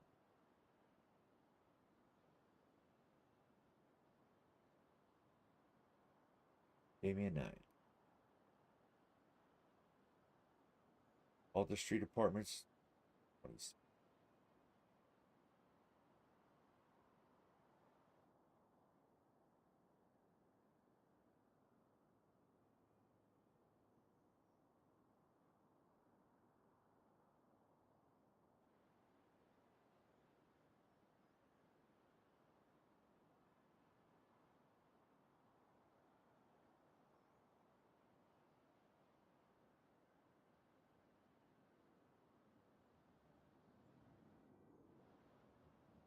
All the street apartments number 26. Remember.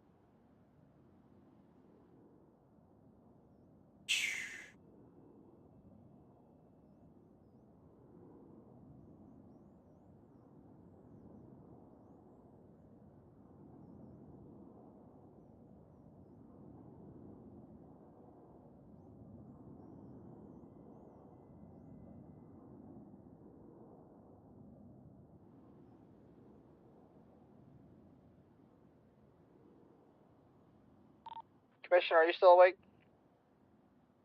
Send it.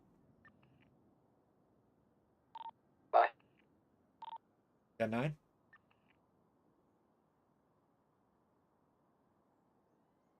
10-9, 102. 1 second, sir.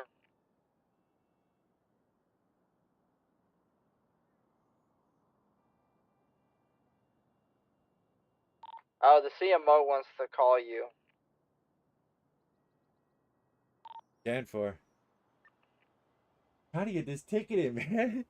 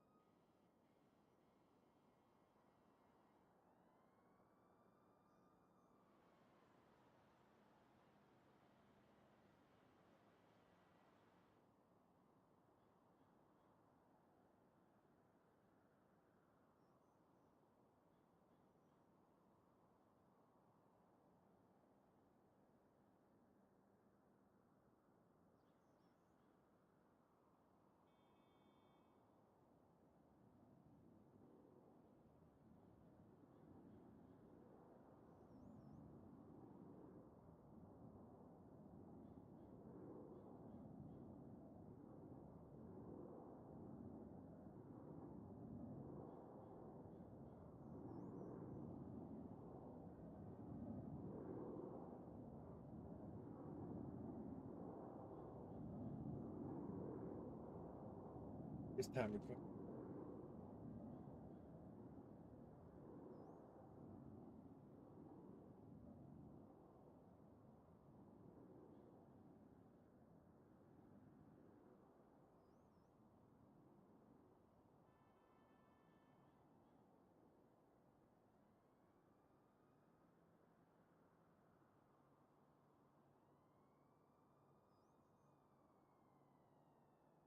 AM.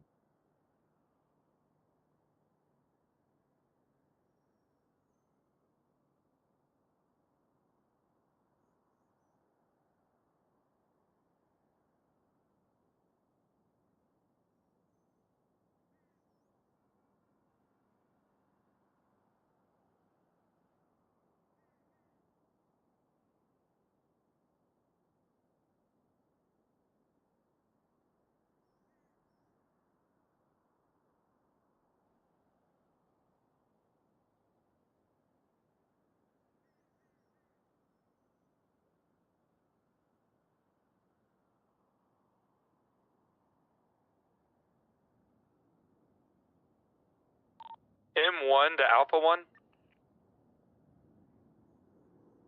Send it. Hey, Kamish, I unfortunately don't have your phone number, but I was going to give you a call and see you wanted to go fishing and chat for a little bit. Well, yeah, I'll meet you, there. I'm in the process of, writing up, paperwork to City Hall. As soon as I'm done with this, I'll meet you. Sounds good. I'll let you know whenever you're ready. All right, yeah, because unfortunately I ain't got your phone number either. So yeah, I know. I feel like that's a little scuffed. I don't feel like that should be a thing that we don't. yeah, right. All right, so you'll be up at the fishing location, I guess. Where the hell am I going? You know where you sell the fish? Right there on Great Ocean? Oh yeah. Mm-hmm. Yeah, I'm down at the beach by there. All right, I'll meet you up there whenever I'm through. 10-4. All right. Later. M1 back to Channel 3. 10-4. Hear that, Toast? Go fishing, man. I'm about to go oiling. Well, you go do some oil. Hey, you ain't allowed to Yes, moonlight sir. and work 2 jobs at a time. Boss, I was working oil when you called me in. God damn you. Workaholic, sir. All right. Thank you, Mr. Matt Casey. At this time, request information. Works to me.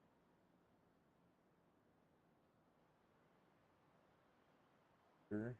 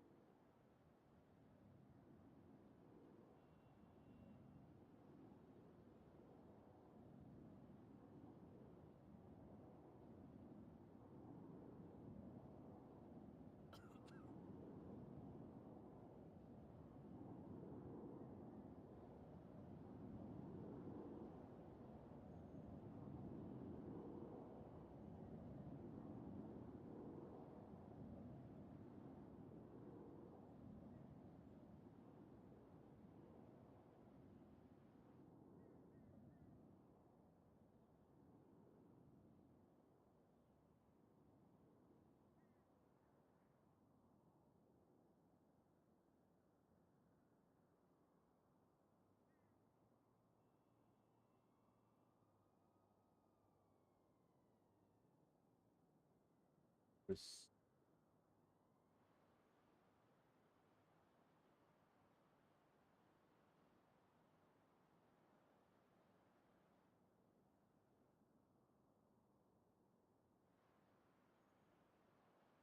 What's up, Shadow Dog? How are you? How are you? Or Shadow Draggy? How are you? How are you?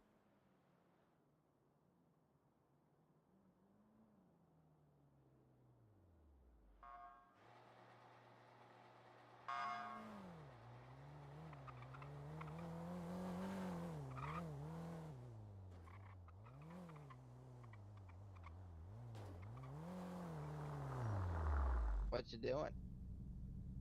Everybody bothered me when I'm in the middle of something.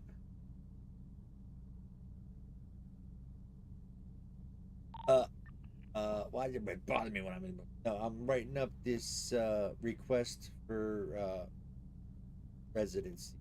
Make sure nobody lives in that apartment.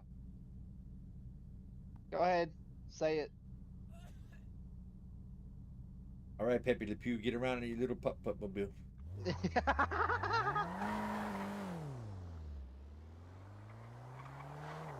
You know what I always say before I drive off?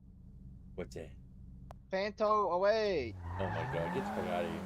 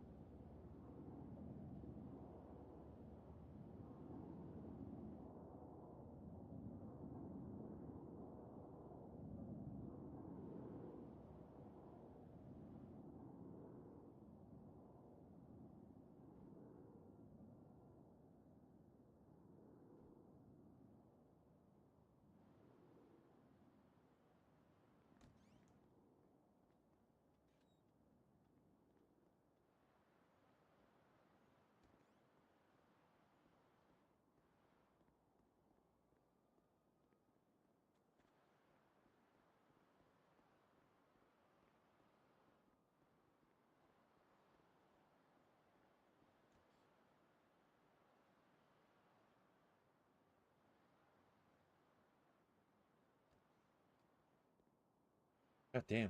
Glad there's spell check, right? So glad there's spell check.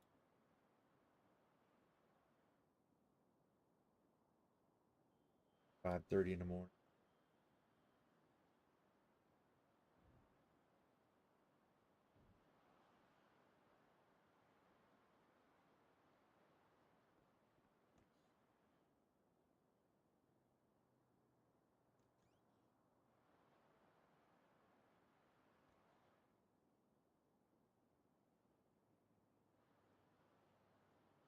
course, Mr. Damien Knight's residence, Mr. Knight, who was deceased, was involved in stabbing one of my officers and also brutally beaten her, robbed of her weapon, taser, and cell phone. I am requesting information in regards to this residence shared with it, fully occupied by Mr. Knight.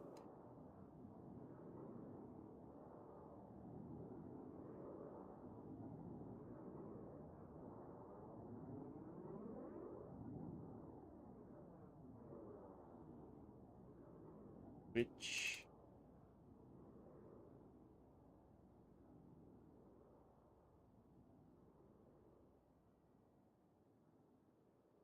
empty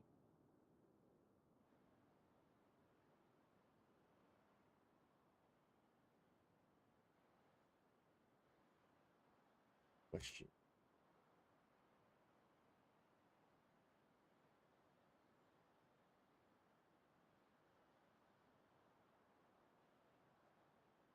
Question. Hey, boss, have you been having a problem with the personal storage? I have not checked recently, Toast, to be honest with you. It's not letting me open it. Yeah, I have not checked recently. As soon as I'm done typing this up, I'll go check. 10-4. Items in question. Due to the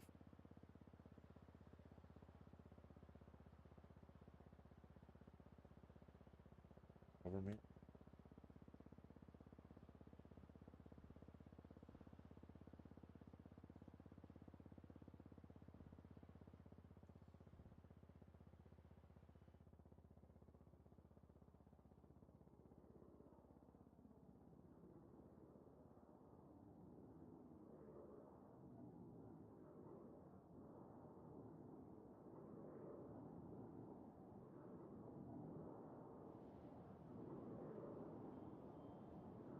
Okay.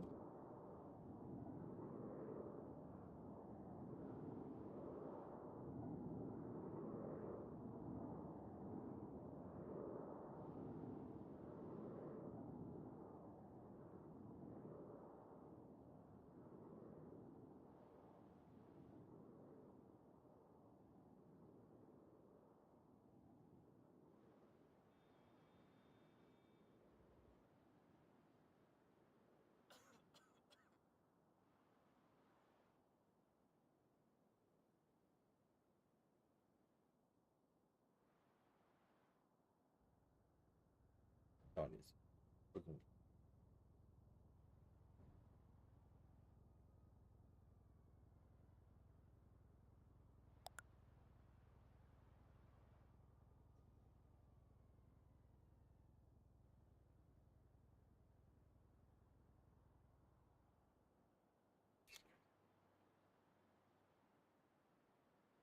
Multistream apartments.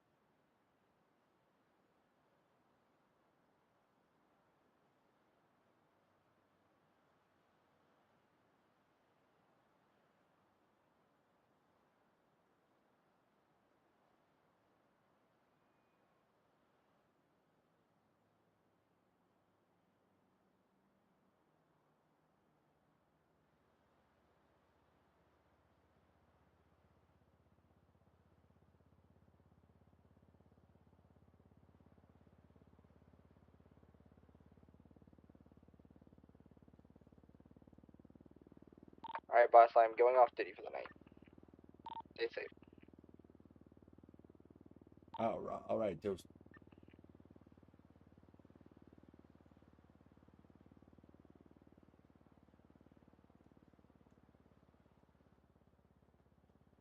San Andreas Law.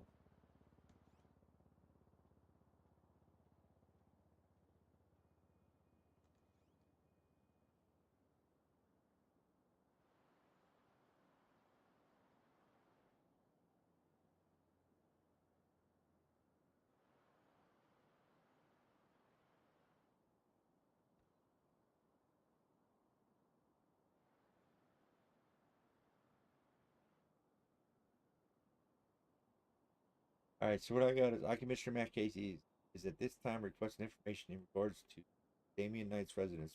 Knight, who is deceased, was involved in the stabbing of one of my officers, also brutally on 4, in which time she was robbed of her weapon, taser, and cell phone. I'm requesting information towards residence shared with it or solely occupied by Mr. in which I am attempting to retrieve these items in question due to the fact these items are government equipment. I have spoken to Chief Justice Eli on this matter. I would appreciate your cooperation on this. Thank you.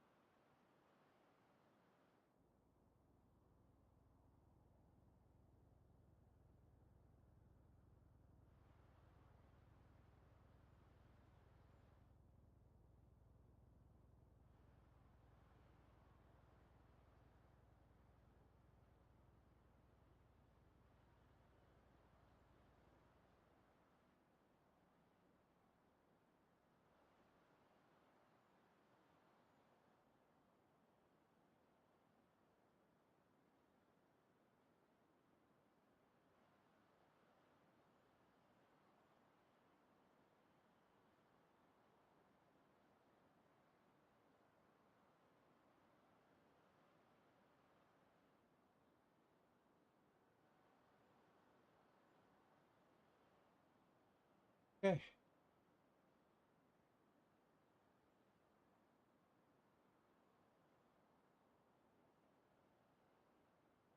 All right, so the ticket's in.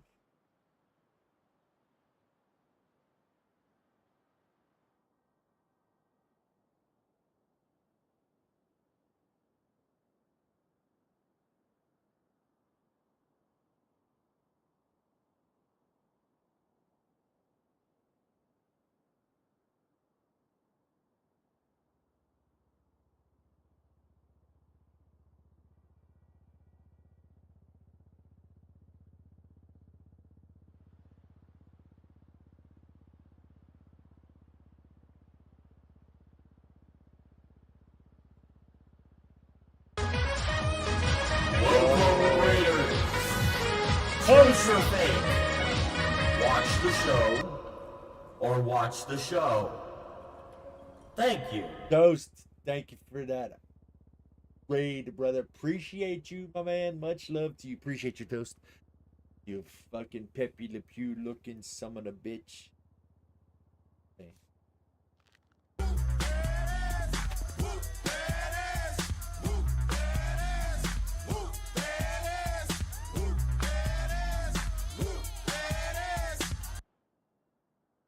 Saki! What's up, Saki? You fucking hostage for hire, you. What's up, girl?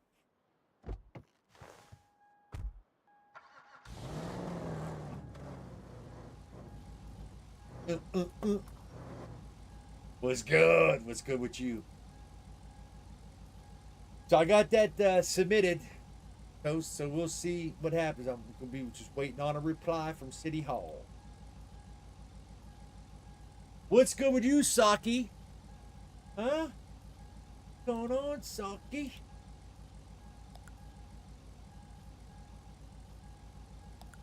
You been watching Ash Chief over there? Fucking Ash Chief.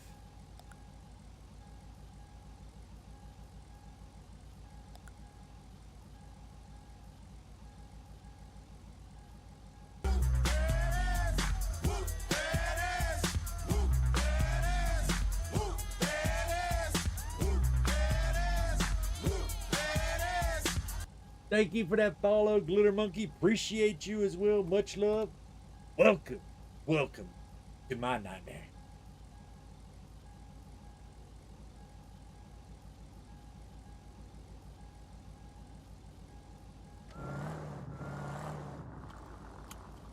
I'm the only one on duty right now. All right, good shit. All the criminals be doing their shit. Oh, hell no. Why do I still got I hate this fucking light. I cannot stand these fucking lights. I hate them.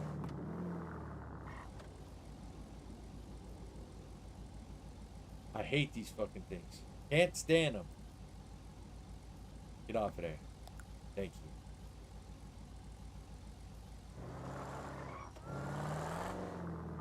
Thank you for that follow, Glitter. Thank you for that follow, Saki. Much love you.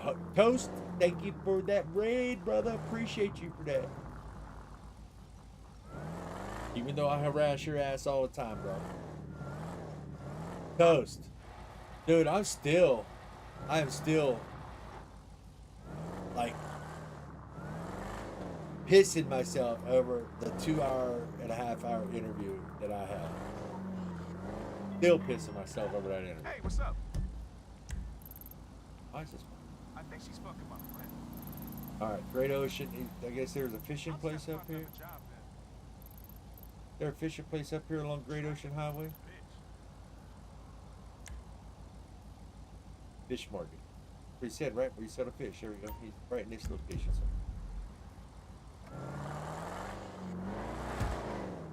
Much love, Saki. Much love. Appreciate you.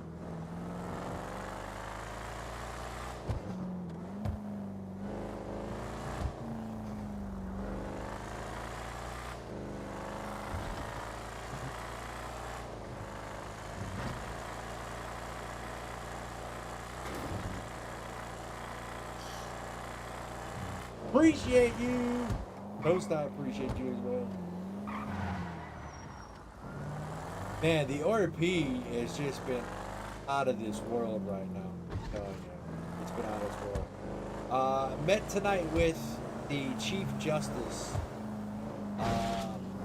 He's starting up the DOJ. Very, very, very, very good meeting with him. Like, yeah, it was a really good meeting with him. You know, like he said, the commissioner himself and the PJ, I forget what his title was. We're going to be in meetings a lot with each other. So, and it was a very, very productive, very, very productive meeting. And the meeting was like 2.5 hours long.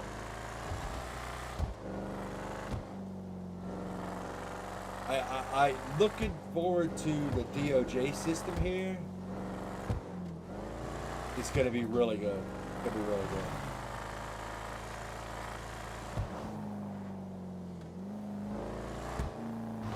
It's gonna be really good. So you goddamn criminals like Saki for hire. All right, good shit, Tut. You goddamn criminals like Saki for hire. Once this, you know, DOJ system's put in, you're in for an awakening. Saki, that's what I'm gonna start calling you. Saki for hire instead of hostage for hire.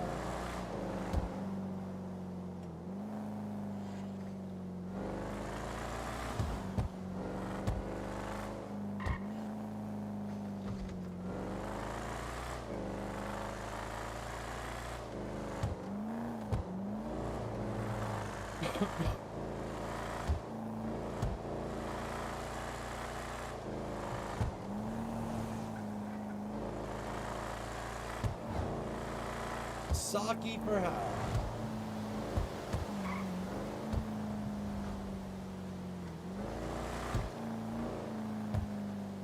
Glitter.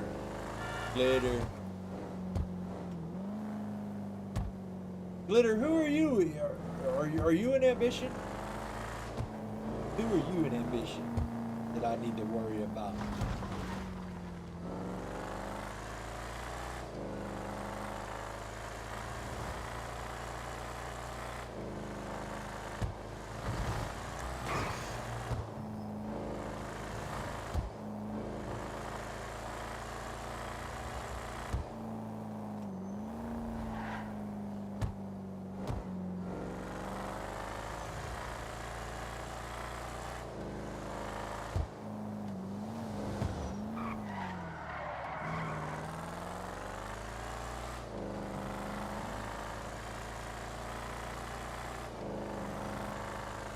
Whoa, goddamn. Since when was there a bush?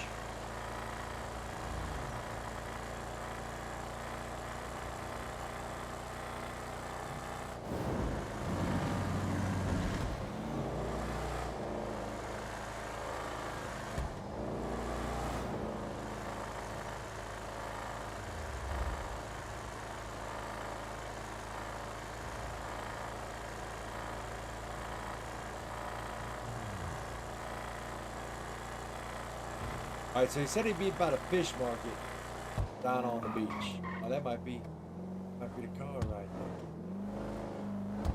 there. Look over, see if anybody's down here. Look over, see if anybody's down here on the beach. Go down on the beach.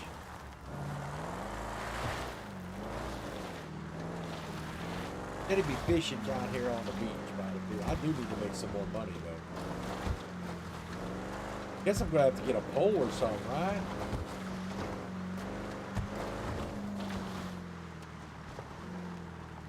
How do I get down on the beach?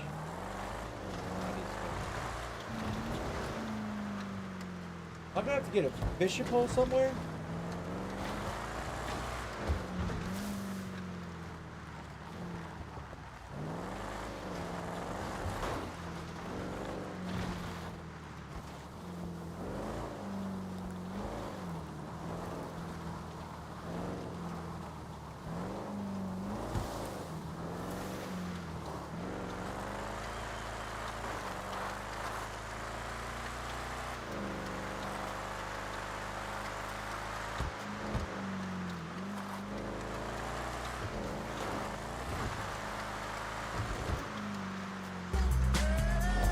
Neon octopus.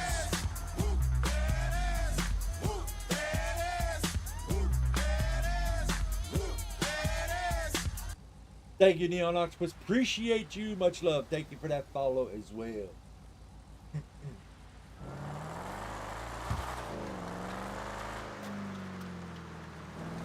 Appreciate it. Thank you, Neon Octopus. Oh, this might be him over here. This might be his ride right here. Oh, he cut on right here.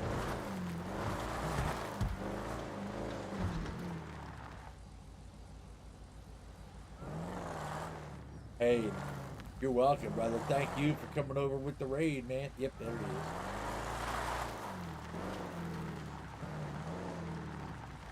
There's the boss man himself. What's up, John? How are you, buddy? Oh, doing all right. Just out here clearing the head, getting a moment of serenity, and just honestly wanted somebody to chat with. Yeah, I hear you there. I hear you there. How's the fishing going, man? Oh, it's going pretty good. Fish are biting really well, actually. What the hell I gotta do to go fishing? Do you not have a fishing pole? Fuck no, I ain't got no fishing pole. You see what you see where I'm at? I mean, dude, every time I fucking wake up in this city, I'm on duty, man. No, I get it. Same here, bud. But all right, what I'm gonna do is I'm gonna get in my car, and I want you to follow me where it is, okay? All right. I do gotta make more money in this city, though.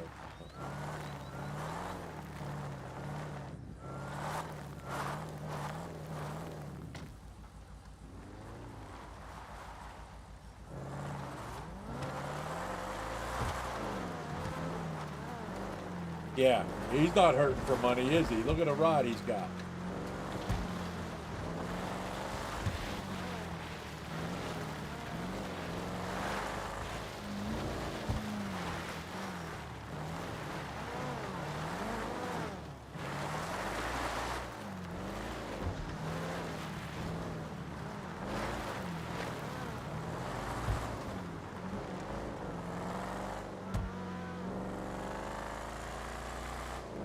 He ain't hurting for money.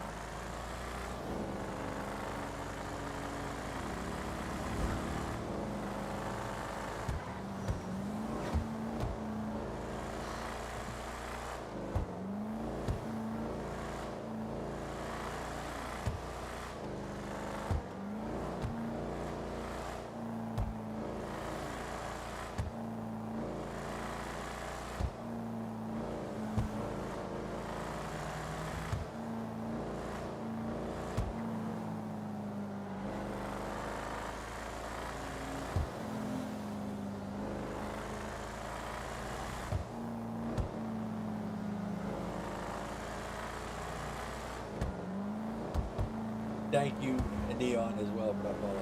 Sorry, guys.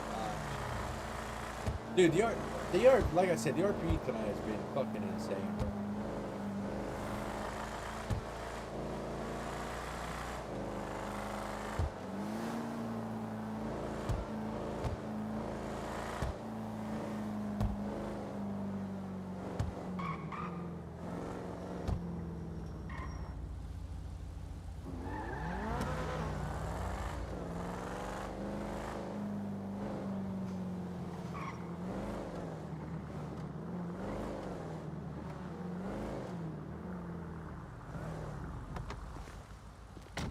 All right, so Commissioner, this is Fisher Joe.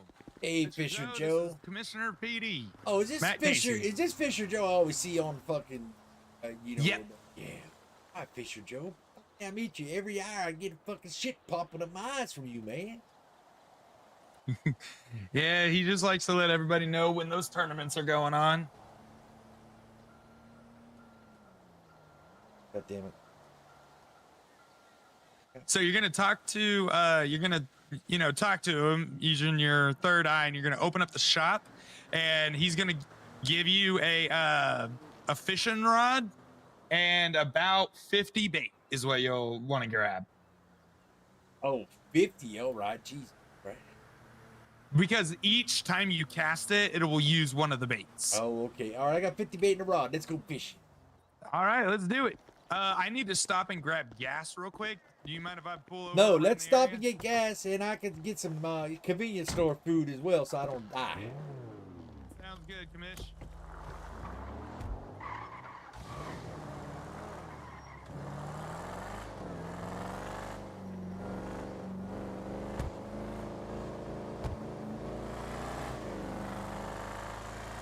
Do I go to that? By the time I get all the way down there, listen, all right. I am off duty right now for petty shit. All right, store robberies I'll go to. Shootings I'll go to, but I am off duty right now for petty shit. That's it, bottom line, bottom line.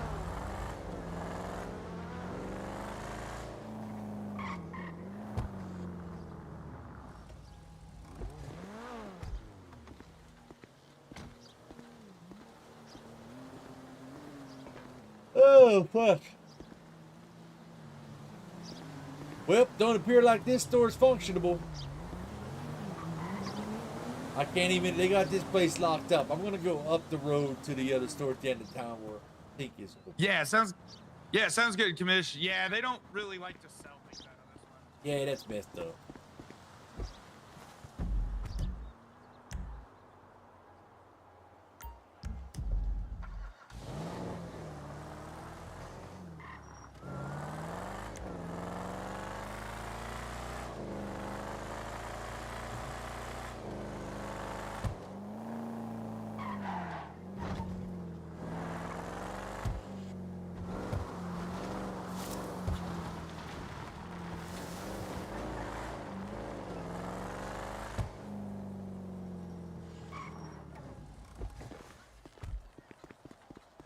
Holy shit.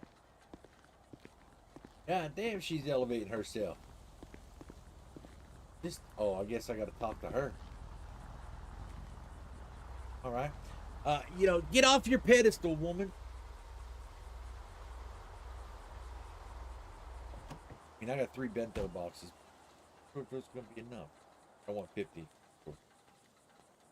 And God damn it, I gotta get my fucking. I gotta get that off. I gotta get that off of that hot.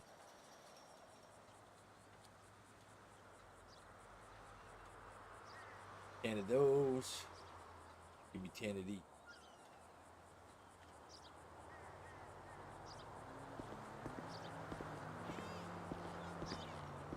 Hey, how you doing?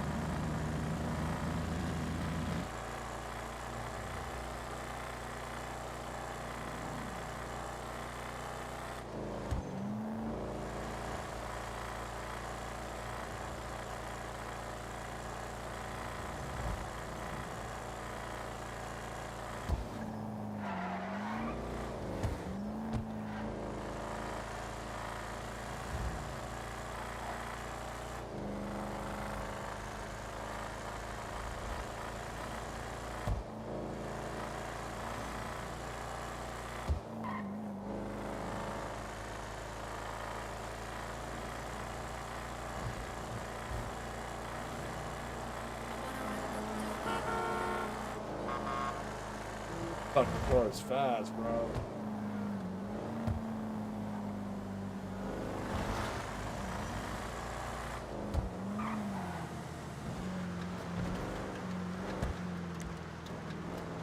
That car is fucking fast.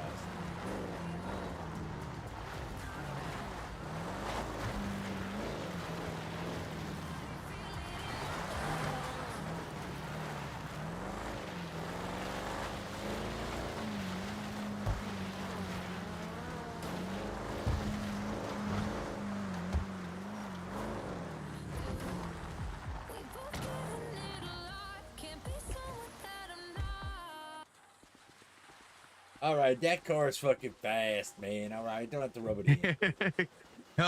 Well, I promise you, you'll never have to chase me in it. That's a good thing. Yeah, I just like getting on the open highway and, you know, just getting a little bit of speed and just cruising. Hey, I hear that. Trust me, I hear that. All right, well, this is what you're gonna do, Commissioner. We're gonna get up here. Your boots are gonna get a little wet, so hopefully that's okay. That's all right. I'll have the city buy me a new pair if they get rotted. Yeah, that's fair.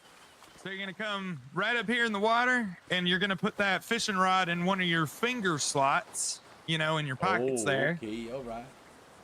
And then you're gonna flex that finger. It's gonna make sure that you're actually in a fishing spot. And then you're gonna flex your G muscle.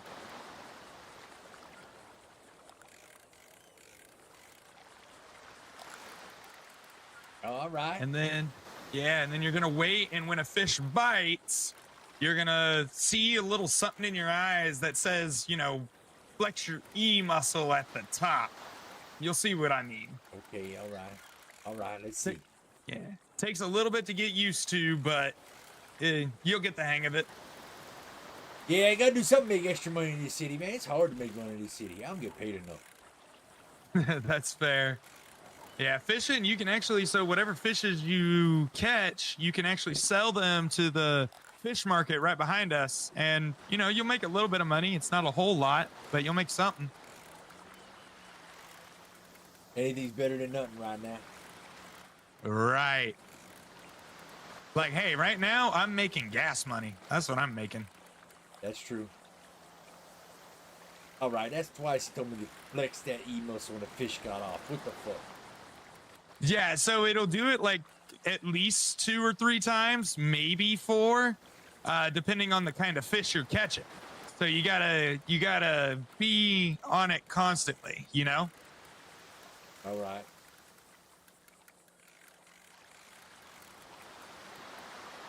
The more you do it, the possible more valuable the fish. What's up, Rain? All right. Oh, there's a big fucking wave. I'm gonna get wet. They normally die out right before they get to the shore. Normally. Oh shit. Okay. Oh yeah, got me something there. There we go. There we go. Got something there. Hey, there you go, There we go. Commissioner's first fish. You're gonna have to show it, and we're gonna have to post a picture on Squawk. Oh yeah, we will. Right after this one I catch. All right, get it.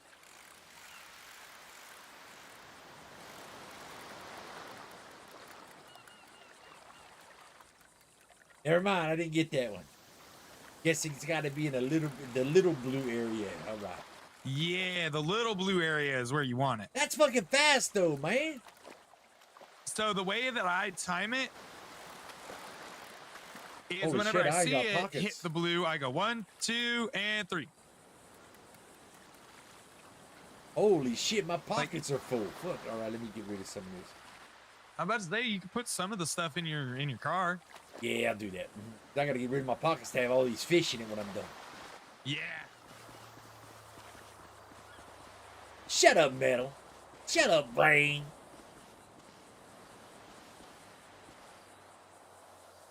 Let's put these prints in. These are all just, these are test samples anyway.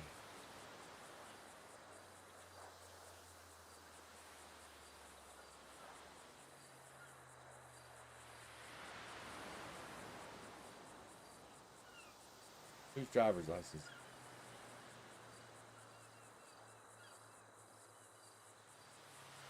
My driver's up. All right, never mind. My driver's up. My driver's license, never mind. This over here. We'll put this up here, this way. I got some food there, so I don't want bait. I don't want to eat the bait. All right, there we go. All right.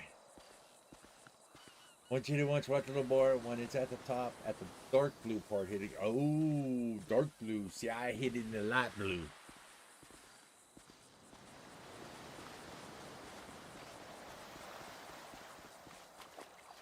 All right, let's see. Welcome back. Let's see. All right. All right, you got this, Commissioner. I got it. So how's things going down here at the medical center, my man? Oh, they're going all right. We just hired a new guy yesterday, Did actually. you? Good, that's good. That's Yeah. good. Seems He like goes he by knows the what he- name Jake Styles. Jake Styles. Seems like he knows what he's doing.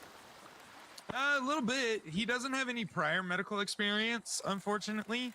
But he, he wants to be a helping hand. He wants to save lives and is willing to learn from the medical professionals to be able to help.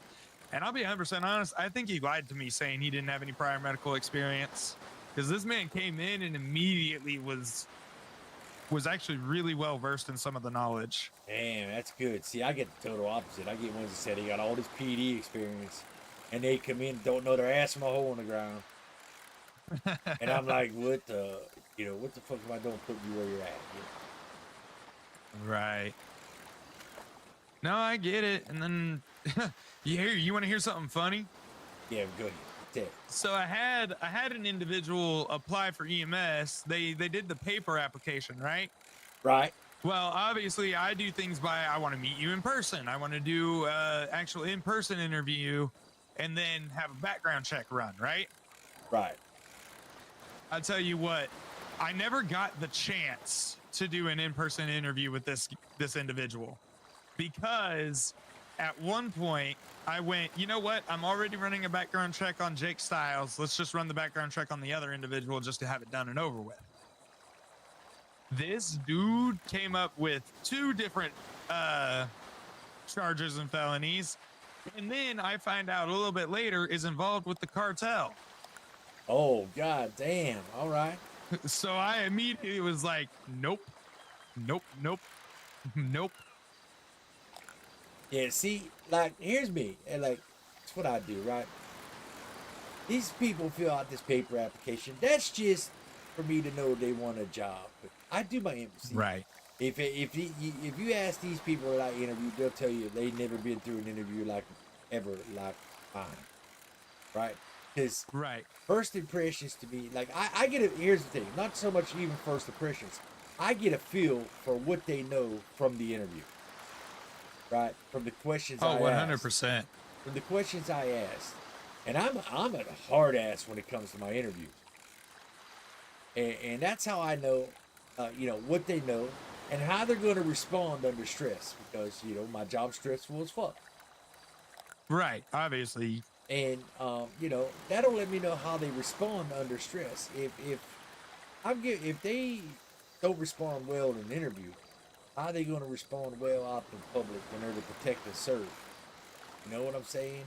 So no, I completely get that, which is why in the last interview that I did with Jake, at first it was me and Rain. Rain and I made the actual official titles. Which, by the way, you've seen that, right? Oh no, I didn't. Your rankings, your title. Yeah, in the newspaper. So in the newspaper, it was 10 a.m. Central yesterday that it was officially made through City Hall. Me as CMO, Rain as DCMO, and Mr. Jim March as our head field training officer. Oh yeah. I remember that when I was doing my investigation last time. He was telling me, yeah. Congratulations, you guys. Appreciate it. That's just. But yeah, so I pull in this Jake Style guys with me and Rain, right? Bye. Rain's all dressed up in her business fit. I'm, wearing what I'm wearing now. Very serious at the start. We're asking the questions, why you want to be here, this, that, and the other. Like going very serious. And honestly, loved his answers. Rain loved his answers. And at the very end, we flipped it up with like, all right, so on the real note, we're fun as fuck. Right. So here's your notes. Make sure you're aware for tomorrow for Sexy Saturday if you decide to clock in. Well, yeah, this is what I'm saying. I'm really like professional. Well, I don't want to say. Well, yeah, I guess I am professional in my interviews, but I'm also real strict in my interviews. If you can make it past being an interview, you should be all right. I know, which is kind of why I want you to be a part of some of our interviews. Oh, I can gladly do that. I mean, that would be amazing. Have you part of some of our interviews, coming from the PD sides of things. Because I think it would also be a good representation of, the PD EMS relationship that we have. Well, that's true. Showing You're how right. important it is. You're right. And then I can question them on a tension pneumothorax or a tracheotomy or chest decompression, Right. Really, really like getting nitty gritty with it. Because, and I'm going to be honest, if they don't know, that's fine. Like we can teach, and that just gives us a good basis as to where we need to start them for their training, Oh, absolutely. I can tell them, what's a traumatic arrest, what's a flailed chest, shit like that. You know what I'm saying? Oh, 100%.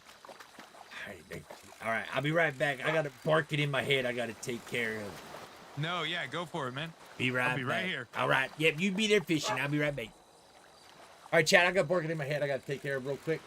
Be about 5 minutes, maybe.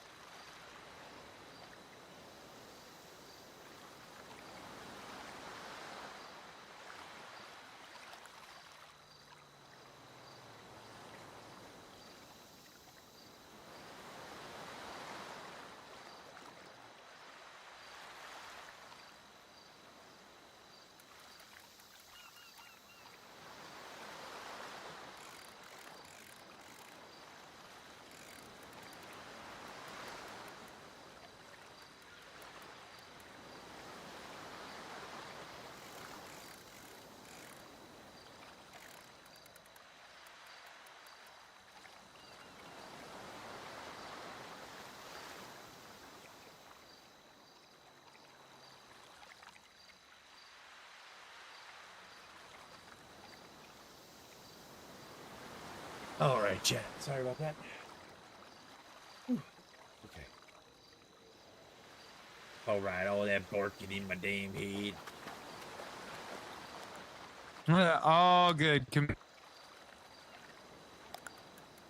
I have to deal with some meows in my head every once in a while. Oh yeah, I can understand that. But to continue what we were talking about a little bit, things are looking up on the EMS sides of things. Like I said, we just hired Jake. We got another individual that just did an in-person interview yesterday and just put their paper application in today. So I'm waiting for Rain to wake up later because I'm going to sit and talk with her about like the conversation with them because I don't want to make the full decision on my own without my Thank you for the follow, DMCO's. bro. Appreciate you. Much love, much love. All right, good shit. Because I trust her opinions and Didn't know everything. Commissioner Stream, but I'm here now. Good shit. Are you in Ambition? You in the city? But I thought it was crazy that you didn't have my phone number and I don't have yours. Yeah, I know, right? We got to get, we do got to get that information in case I ever need to call you about something, you know? Exactly. Because there have been multiple times today that I'm like, oh, I need to call the commissioner and talk to him about this. Oh, I need to call the commissioner and tell him about this. And I just don't have your number and then I forget to see if you're on radio. Oh, right. Yeah. Yeah, I always feel bad coming over to your radio station because I'm like, I don't know if they're busy or not. You're good. Yeah, you ever need us? Sure. We haven't met? Probably not. Right. The commissioner does a lot of administrative But Commish, shit what in you the got going office. on new in your world? I know you said you were typing up some documents for City Hall. Yeah, to type up some documents for City Hall. I flew in tonight and I was in a 3-hour meeting in my office. Damn. Yeah, with the new Chief Justice.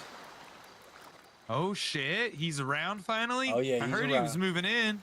Yeah, he's around. He moved into the city today. Had a very, a nice meeting with the Chief Justice. Introduction meeting, discuss some things. So when will I have to meet him and make myself known? Well, I mean, I don't know. That's kind of up to him, I guess, right? I mean, I guess so.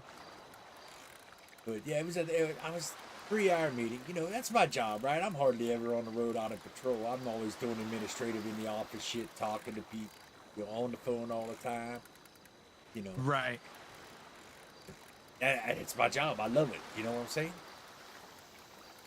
No, I completely get it. I am hoping when we get some more staff at Central Los Santos Medical that eventually I can take a little bit more of a backseat to actually do that administrative work. But, right now I'm having to balance doing the administrative work and taking all these calls. No, yeah, right. Totally understandable. I mean, but that's just it's part of the job, right? Like all the paperwork, all the documents, all the SOPs, procedures, Yep. I got a lot though with all the fucking penal code, all the charges to deal with. It's like now I gotta make it right. I gotta make adjustments to the penal code. Right.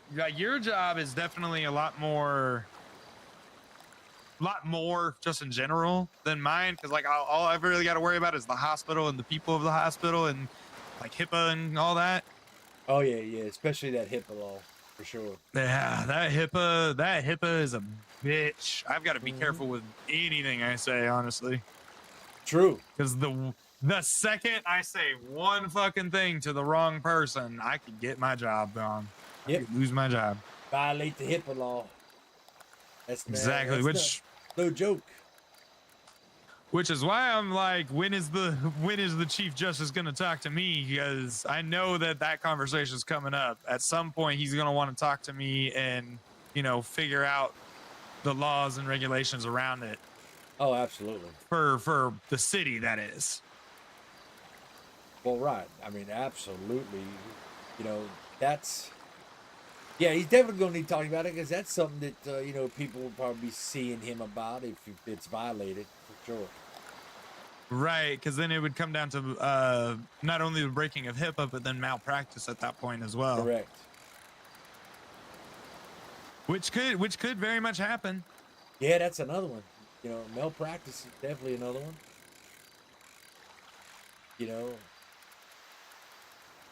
if one of your doctors, say you hire a new doctor, right? One of your doctors decides to fuck up really bad, there's going to be a malpractice lawsuit. Oh, 100%. But those, I imagine, but those are more civil cases too. Right, those are a little bit more, can be handled in either like small court or anything. It's nothing ever too huge, but still, if that ever comes up for me, that's a fucking pain in my ass. Oh yeah, yeah. I mean, you got all your paperwork at that point. You know, once it comes up, you got paperwork out the ass at that point. Yeah, which I'm hoping it takes a little bit longer for that because, like I said, I need more staff. Well, I mean, I need more PD staff as well, but I mean. No, yeah, I know, but you guys, I mean, honestly, I've seen that new cadet. I met your new cadet today. Yeah. Needs work. That's for dang sure. Definitely needs work. But hey, I will tell you, like, I know there's times that you're asleep and I'm awake. I will say the officers, they're here and they're around. Their presence is always known. That's good. See, I like to hear positive feedback about the office. I mean, shit, your guys and your girls do a fucking fantastic job, in my opinion. Anytime I need somebody, they're always a respondent on radio, and it's like, fuck yes, finally. I have that mentality. See, when I was appointed to this position, I come in with this mindset, which I always did. Cause, you know, being an officer, I seen how things were done a certain way, and I came in with the mindset of my officers are going to be good officers. But my officers are also going to learn how to not catch somebody all the time, if you understand what I'm saying, right? Right, you've got to learn sometimes to take that L. Right. And I flat out pretty much told him that, you know, when the structure was made and I had my first meeting with him, you know, I told him, you know, we are not going to have the W mentality in this city. Like, every city you go to, right? You always hear of the officers having a W mentality. Now, not all of them, because there's a lot of good officers in other cities, but it only takes one to make the whole department have a bad eye, right? Right. And I won't put up with that. Now, listen, I don't be wrong. I'm not saying that I'm, you know, Mr. Nice Guy all the time. Cause what I try to do is treat my officers with respect, okay? Because in order for me to get respect, I got to give them respect. Oh, right? Completely agree with and that. In order for them to listen to things that I state or have to say, I have to have their trust, okay? And I have never, and I say this, I even said it tonight to Mr. Chief Justice, and it was the TJ even told Chief Justice he agreed with it, but like, I don't like using that power thing, you know, like, you know, on a power trip, big head type shit, right? I'm like, I don't go around to him and say, I'm the commissioner, you're gonna do what the fuck I say. Yeah. That's not me, that's not who I am, right? I go around, I see where they're at, like, ask them how things are going, you know, how they feel I'm doing it for everything they feel I need to work on, whatever, you know, shit like that, right? I get their advice. I listen. Now, does that mean I have to implement their advice? You know, No, not if I feel it's something that how do I say it, like if I implement it, it could not be bad for the department, but just not what I had in mind for the department. But I still listen to their advice, right? And some things they do say is some things I do say that's a very good fucking idea, you know? Yeah.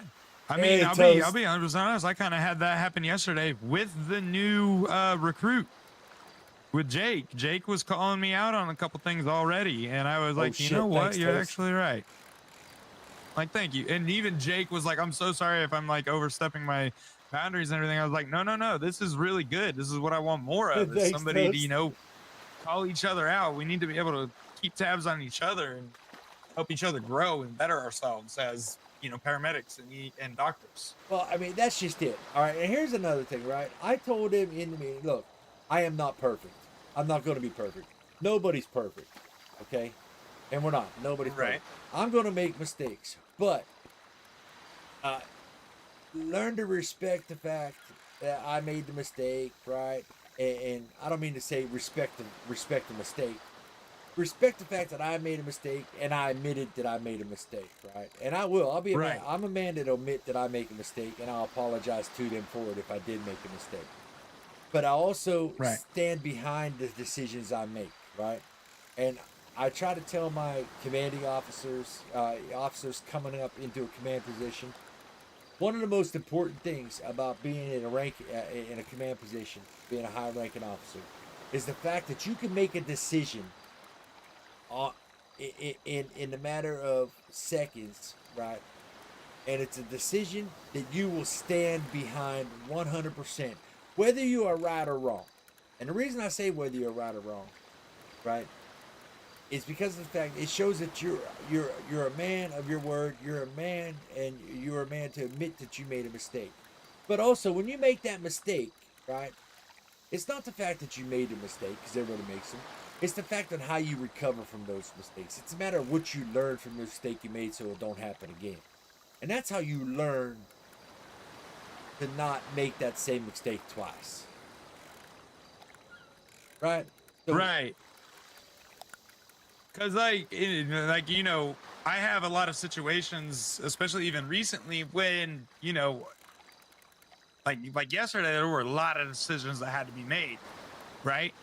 And like I could easily make those decisions on my own if I wanted to, right?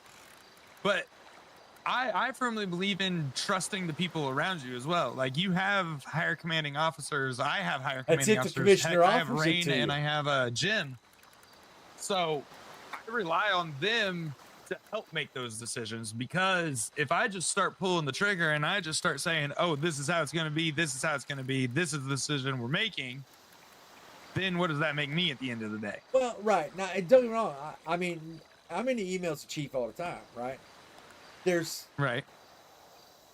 And I hate to say this all the time, but, like, there's some things that I implemented I don't have to speak with him about. You know what I mean? But out of the respect, I do talk to him about things in the email, right? You know what I'm saying? So... Right. It is, it's one of them things that I do. It's one of them things that I do because, bottom line, I worked for departments that had commissioners that was just like walking around with their chest puffed out and their head too big, can't fit through the fucking doorway, right? And that's not fun to work for, you know? That is not fun to work for, right? And I always said if I ever was ever put in a position of this nature, I would not be that type of person. All right, Toast. Right. No, we do have a lot of great guys. And I can understand that. My grandfather was a fire marshal for the longest time, and he would always tell me stories of the chief of medicine at our hometown, and the stories that I would hear of that guy just always drove me to be better. You know, Right. like I always strived to be better than the stories that I heard of this, you know, chief, this doctor, whatever he was, would, you know, his way or the highway kind of thing. But that don't get the respect of others. Right, 100%. And I mean, it was kind of funny because it was shortly before I graduated college with my doctorate degree. Right before I graduated, my grandfather came laughing to me one day and said, "We need to celebrate and have a drink." And I was like, "Why? What's going on?" And he told me it was because the chief that he was talking about, his entire team quit on him, and he was the only medical professional at the hospital because the rest of the team just quit on him. Well, and my grandpa thought that was funny as fuck, apparently. Well, that shows you what I'm talking about. You know, in order to get respect, you got to give respect. 110%. I need to run to my car and grab some more bait. I just went through about 60, if I'm not mistaken. Oh, goddamn. All right.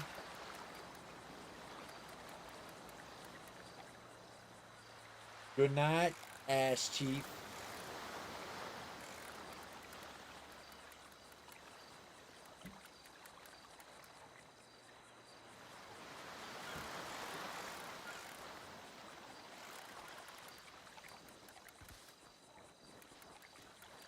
And I'm back. All right, I don't even know how much bait I have. How much bait I have left in my pocket? I don't know. You just kind of get in a groove of fishing, you know, and chatting with somebody. You just kind of forget the world around you, you know? Right. All right, I got 22 left, bro. I got some more in my car if you need more. I always keep extra bait on me, just in case. I enjoy fishing. Yeah, you want to know something funny about it? What's that? Rain and Jim were actually the ones that taught me how to fish. Really? Yeah, I never knew how to fish. My grandpa never took me. My mom never took me. So one day, randomly, we had some downtime, and I was like, "Will one of you teach me how to fish?" And they both said yes. And I shit you not, we grabbed an ambulance. It was on a sexy Saturday, and they took me out fishing. That's some good shit right there. Yeah, Rain's a good one, man. I'm kind of glad. I'm glad I, you know, told her to move into this city. Yeah, I know. She's loving it from what she tells me. Yeah, I'm really glad I told her to move into the city. I'm glad that she's here and she's enjoying herself living here, you know? Yeah. I'm glad too. You know, I know it's only been a short time that, you know, I've known Rain or I've known Jim, but I'll be honest, I see Rain as like a sister to me. You know, she's you know, is enjoying it here. She's having fun. You know, she's honestly and legitimately my right-hand woman at the hospital. Right. And, you know, I see her as like a sister. And so I'm glad she's around, and I'm glad you brought her over. Yeah, she don't put up with no shit, I'll tell you that. Hell yeah, and that's what we need. It's so funny because that's like our family dynamic at the hospital right now is we don't put up with each other's shit. So they'll call me out on bullshit. I'll call them out. It's honestly great. Like if you ever get the chance, I want you to do a ride along with us one of these days. Yeah, I mean, all right, I can do that. I got medical background. Well, that would be great. But yeah, you do a ride along with us one day, just hang out at the hospital for a whole day. I promise you'll see exactly what I'm talking about when I say it's just one big family. Hell yeah, see, you should get me like a first aid license or something, you know? If you do a full day ride along with us, I will not only give you your first aid license, but I will also give you an honorary Central Los Santos medical t-shirt. Oh, all right.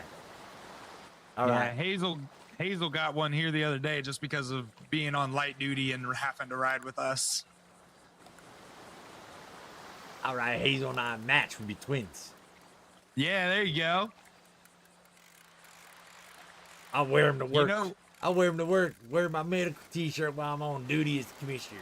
I tell Hazel to wear hers, we'll walk around going, twinsies! Hell yeah. You know she'd love that.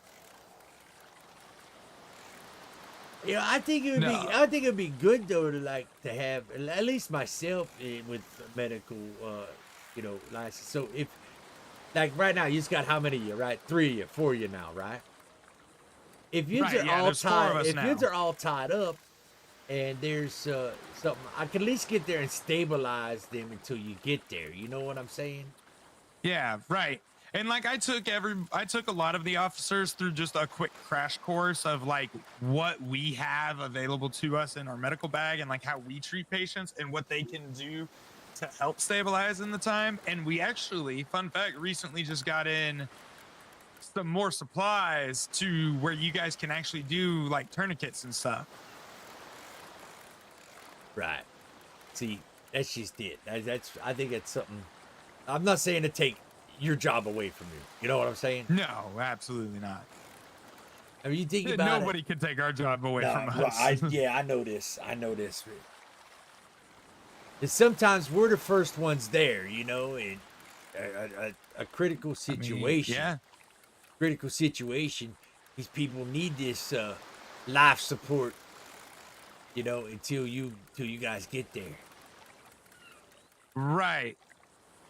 And that's the thing. Maybe we can talk to City Hall about getting you like actual badges that say, you know, first aid certified or something like that. Like actual badges that allow you to actually diagnose somebody, you know? Right.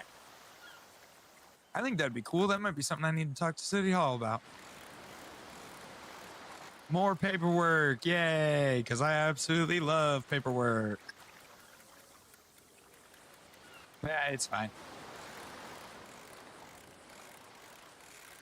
But Commish, you know, honestly, I want to know a little bit of something about you. Tell me something about you, not PD related.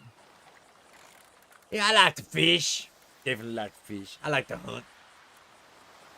Oh, you're a hunter. Yeah, I'm a hunter as well. Oh yeah, I've never been hunting either. So whenever that gets approved in the city, you have to teach me and take me out hunting. Oh yeah, yeah, teach you. You know how to shoot a gun? I do know how to shoot a gun. All right, gotta check. Some people don't know how to even hold a weapon. Hey, I know probably the biggest rule of a gun there ever is. It's called treat, never, keep. I'm assuming you know that rule, right? Yep. Yes, sir. Yeah, I learned it. My mom actually was the one that taught me that, because she was a big, we'll say, fan of PD. All right. We'll leave it at that. She was a big fan of PD, so she learned a lot about weapons. Because her dream was to eventually work at PD in the armory and like take care of their guns and stuff and like clean them and rebuild them and just make sure everything was up and running. So she could break those motherfuckers down and put them back together with their eyes closed. Oh my gosh, she went to contest for it, and I swear it was like a blink of an eye. She had a gun taken apart piece by piece. Like, especially if it was just a generic Glock. Right. That's good shit right there. Yeah, I know. So my mama taught me everything I needed to know about guns. Yeah, but I mean, fishing, hunting, but I work too much to do anything else, Trust me, I get it. This is the first quiet moment I've had in a long fucking time, and I definitely needed it today. I mean, to talk about anything non-PD related, I love my daughter. She's great. I like spending time with her. Oh, who's your daughter? But she's not in the city here. Oh, okay. Yeah, she didn't move here. I kind of got divorced. I love my freedom. You know what I'm saying? Love my freedom life. No, I get you. Love that freedom life. I don't have to answer to nobody. That's the best part. That is the best fucking part right there. That is true. You make an excellent point with that. You know, the money I make's my money. God damn, that's even the best part too. Fuck, I didn't realize this. You're just now realizing I'm that? just now realizing, man. Hell yeah. I always said that if I ever found someone again, I would make sure it was the right one for the right reasons. Yeah, you have to. You have to, for sure. Which, to be honest, ever since I moved in the city is part of the reason I haven't been looking. Because it's not really at the top of my priority list right now. Right? This city's so, like, it's a nice city. I like it. You know what? It's been a long time since I felt real comfortable in the city, you know, if you understand what I mean. Like, no, I get it. Trust me. it's been a long time since I wanted to wake up into a city. I can relate.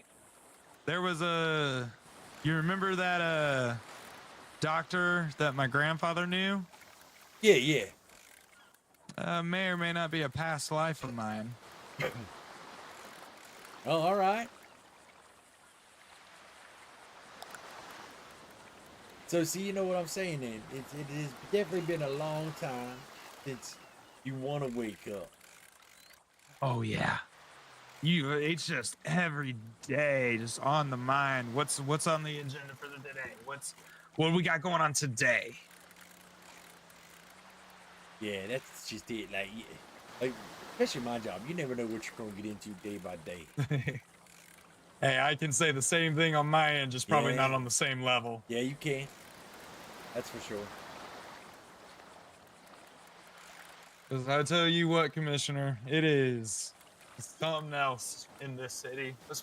Like, I've just got to give a huge, like, thank you to, like, you and the PD team, and as much as you're probably going to hate this comment, the fucking criminals and civilians. No, I don't hate them. If it wasn't for them, I wouldn't have a job. I mean, that's fair. Think about it. If it wasn't for them, I wouldn't have a job. What would I be needed for? I mean, that's very true. That's very fair. And if it wasn't for them, you know, it'd be hard for you to keep a job, right? I mean, you have the everyday illnesses, sicknesses, whatever, but the majority of your, you know, what you do is GSWs, right? Beatings with blunt force objects. Actually, that's actually a surprising thing, and this does not break HIPAA because it's a generic public knowledge. I have not dealt with more than one gunshot wound. That is kind of surprising. You know what that means? That just means we're doing a hell of a fucking job keeping that shit down. I was about to say, like, it's crazy. I've only ever dealt with one gunshot wound. There have been the main type of injury that I see is a lot of people just, you know, getting in car crashes because of the damn locals. Yeah, no, those fuckers, they are crazy. They are crazy sons of bitches. I'm not gonna lie about that. They are crazy, but I swear to God, Commissioner, if I could, I would tell every single one of the locals to go back to fucking driving school and keep them off the streets. Well, I mean, I don't blame you. I want to tell them that too, especially when I'm fucking chasing someone and they just cut right out in front of me. Oh, that pisses me off so bad, especially because, like, you got to think I'm driving an ambulance. Sometimes I got a passenger in the back that's a patient, and if I'm trying to, you know, hurry back to the hospital and they swerving out in front of me, it's just like I'm putting that patient in danger, that local in danger. It just is not a good situation when they do that shit. Well, yeah, you're driving a bus that can't be stopped on a dime. Exactly. Yeah, that fucker can't be stopped on a dime. That's for damn sure. Leg get a little stiff? Yeah, it got a little stiff. Yeah, that'll happen when you're fishing if you don't pay attention. Yeah. I almost, I had about a minute left. Oh, goodness. Yeah, I cut that close. You were real close. I cut that close. I did. I'm probably getting close to that, too. I probably need to stretch after this cast. Oh, plus it's been a great RP day. So you like hunting and you like fishing. Yeah, I like hunting, like fishing. That's about. I like money. Hey, who doesn't like money? Fast cars. I like those too. Oh, well, shit. You want to take a ride in mine? I would, but no, I don't. I scare myself when I think about that. Oh, won't be that bad, Commish. I'll drive if you just want to ride and feel the rush. No. I can't leave a cruiser sit here. We're all right. Oh, that's fair. That's fair. You can't leave the cruisers out.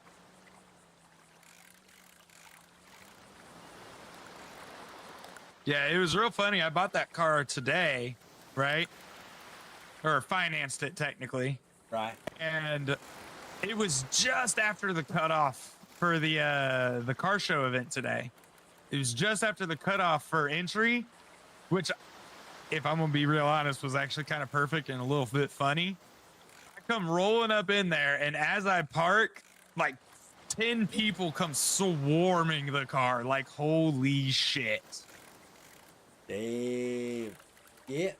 Yeah, I was popular for just a minute there. Made you feel good, didn't it? Made you feel like you were important. A little bit. And I mean, that's honestly why I went with this car, because I took Rain. Rain went with me to pick out a car that I was going to have my eye on. I had my eye on 2 of them. I showed her the first one, and she's like, okay, it's kind of cool. Like, it definitely suits you. I was like, yeah. And then I pulled out that baby to test drive it. And she goes, oh, no, you need to go with this one. You want to know why? And I said, why? He goes, because this just screams I run a hospital. Oh, goddamn. That sounds like her. That sounds like her. Yeah, she said that shit, and it stuck with me. And I said, you know what? I'm doing it. I'm going to put on blast that, yes, I run a hospital. Yeah, why not? I run law enforcement in the state. Yeah, you sure do. The great state of San Andreas. Yeah.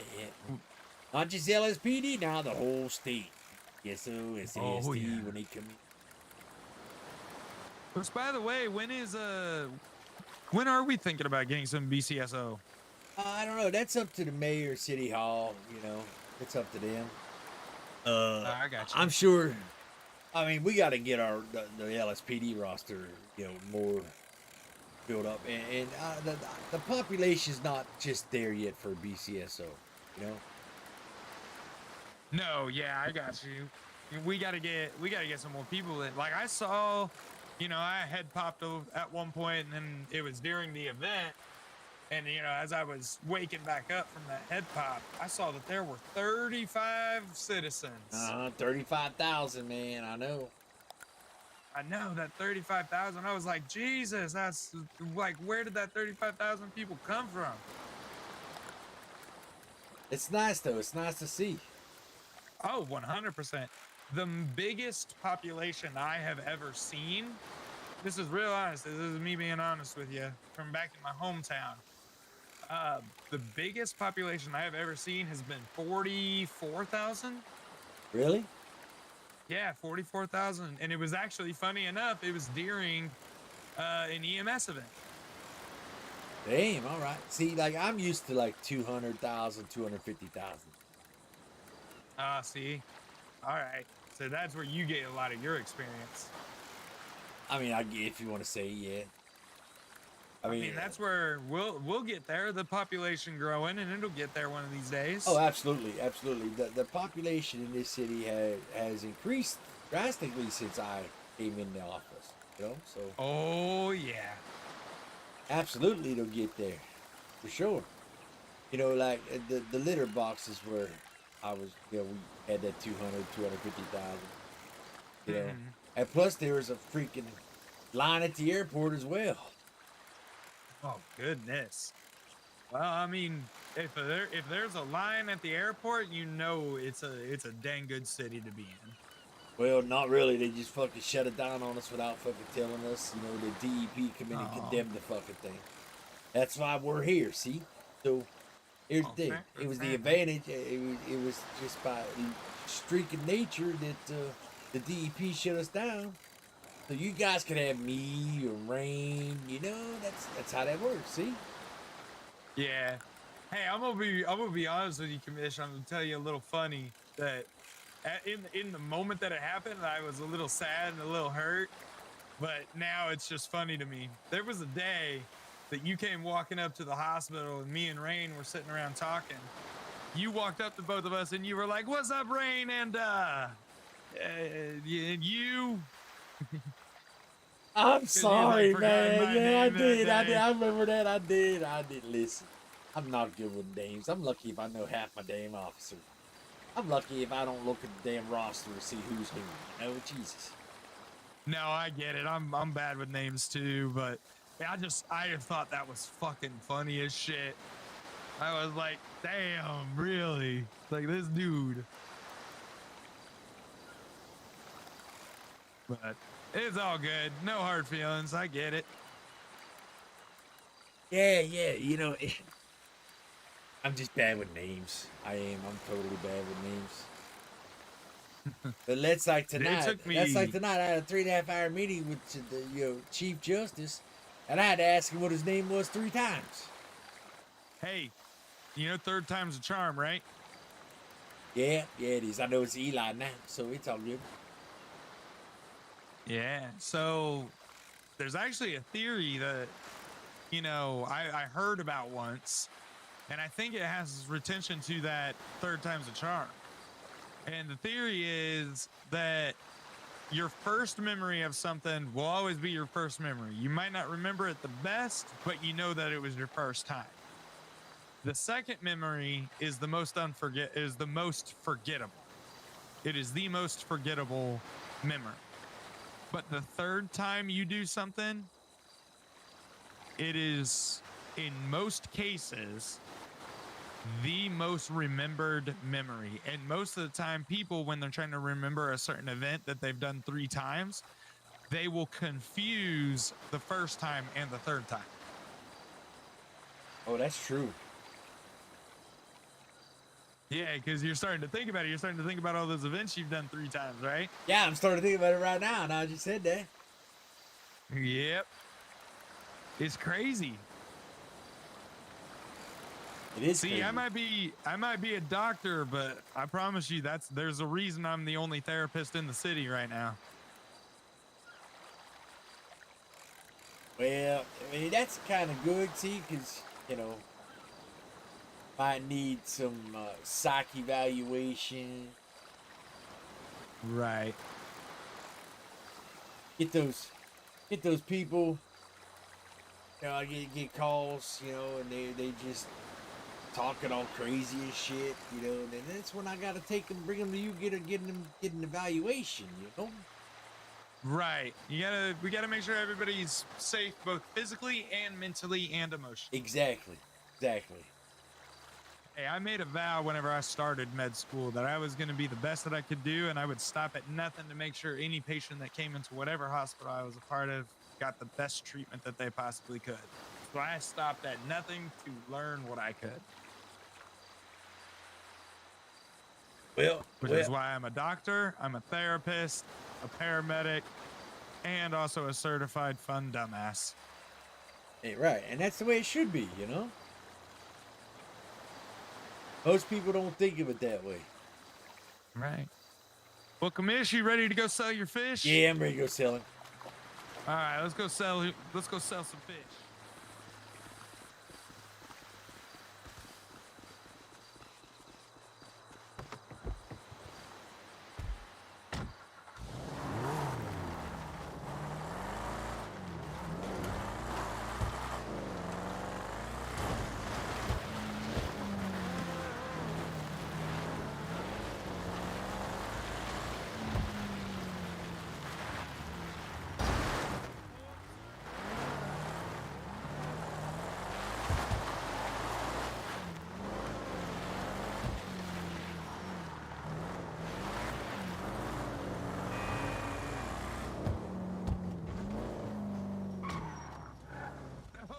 Oh, my bad.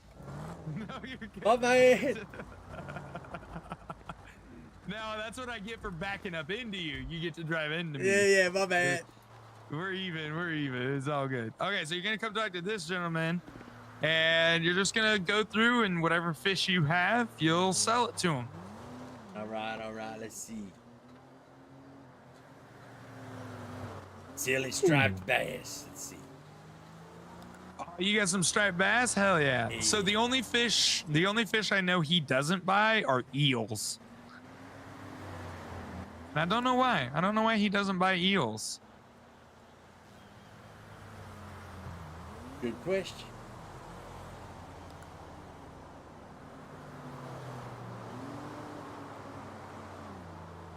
I mean, I'm sure there's somebody around the state that wants to buy eels, but I just haven't figured out who yet.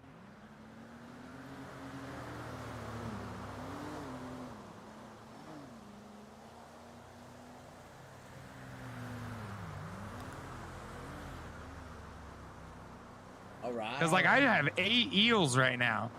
If I could sell those 8 eels, boy, howdy.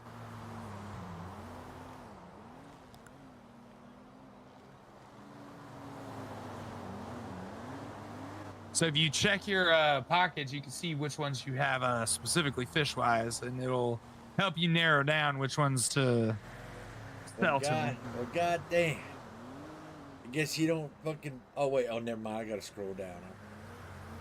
Yeah. I was like, you don't buy this shit. What the fuck? Yeah, like I said, he buys everything except for eels. So I got redfish and bluefish. Which I don't understand. I don't know why. So I'm gonna go put my eels in the trunk of my car. 'Cause one of these days I'll be able to sell.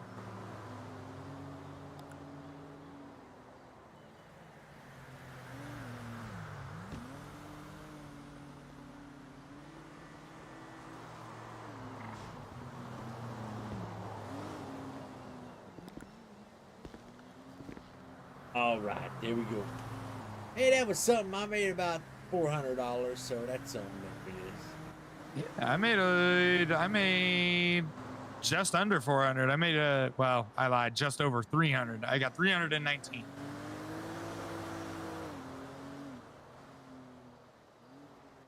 My little bit of dyslexia kicked in there. I saw the 391, but instead it was 319. Well, hell, that ain't bad. That ain't bad shit. I know. It's something fun. It's relaxing. It was. And, you know, makes you a little bit of money. It was. It was good talking to you, John. It really was. And it was great to talk to you, Commissioner. It was Commissioner Casey. Nice little relaxing. Throw the rod out there in the water, you know. Yes, sir. Hey, you ever want to do anything like this again? Just shoot me a phone call and I'll be there. Oh, absolutely. When that hunting shit, when the fucking game warden puts that hunting shit in, I'll be calling. Oh, hell yeah. I'd be down. I'd be there. Do us some hunting. But right now, I think I'm going back to the apartment. Hey, you do that, boss. I unfortunately think I'm going to be awake for a few hours more. All right. Don't overwork yourself now. Oh, I'm not. That's why I came out going fishing. I think I deserve it after the last 48 hours. Oh, you did. You did. No lie. No lie. You did. I agree with you. But yeah, I think now I'm going back to the apartment. Put my head down, you know? No, I get you. Do you want to just real quick one more time let her loose out on the road? I'm not going to be able to keep up with you, but all right. I'll give you a head start then. I don't need a head start, goddammit. Get going.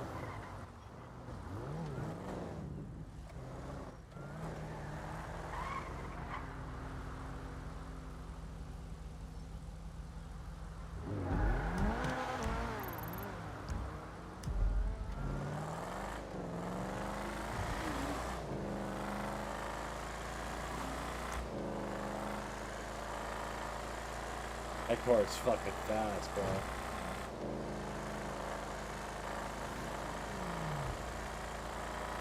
That car is fucking fast.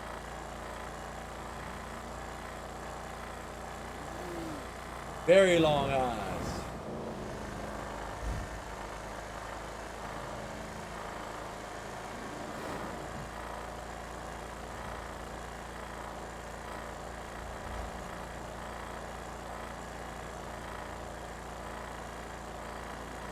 Man, my top speed's 113 mile an hour. What the fuck?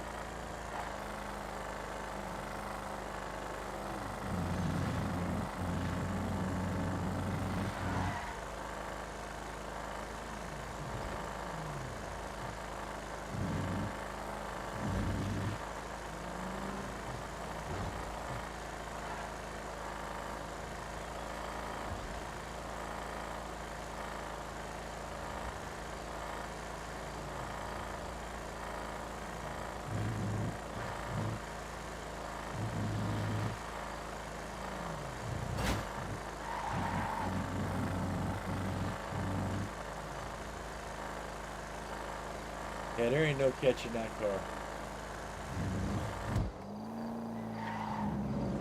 I don't even know if our heats were able to keep up with that.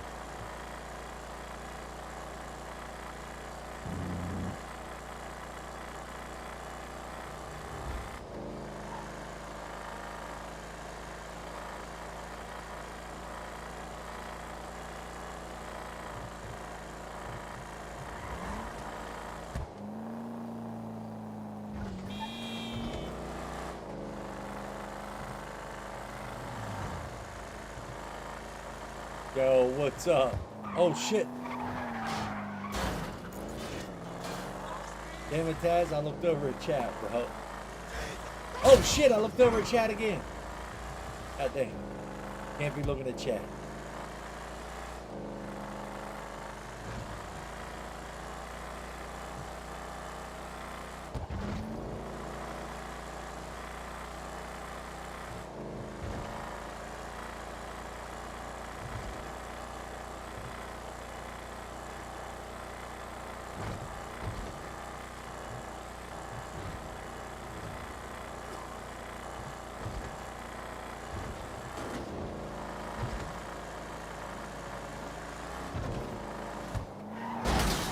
Fucking local. Fucking swerved my one way and then he fucking went back the other, you piece of shit. These locals are crazy.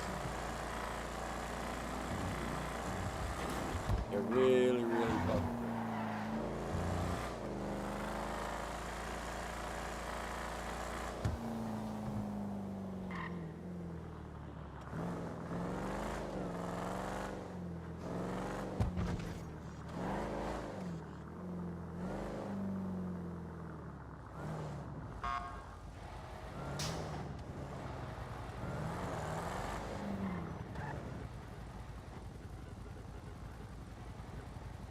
Hello. Hey, two things. One, are you okay? Yeah, I'm good. I'm at PD. Okay. Okay. And then secondly, I forgot to give you my number. Oh, yeah, you're right. Just so you can have the saved contact. Yeah, well, how'd you get mine then? Because I didn't give you mine. Toasty sent it to me right before you came and seen me. All right, there you go. All right, I'll save it. I'll save it, John. I got you. 10-4. All right, but just wanted to make sure you were okay because that local fucking took us both out. Did you see that shit? Oh my Dude, God. I did. Oh my God. I was like, but motherfucker, they go one way to get out of the way, and then they come back right in my fucking lane. You know, like, oh, every fucking time. It's fucking ridiculous, man. It really is. But hey, I wanted to say thanks for the conversation today, and honestly, thanks for the little bit of freedom for driving today. Absolutely, no problem, my man, no problem. I had a good time myself. I needed that. Good. I'm glad you did. I'm glad you enjoyed yourself. Appreciate the invite. Always, Commish. All right, John. Get yourself some good sleep. I'm going to put my head down. I'll see you on the flip side. All right. Bye. All right. Bye, man. Bye.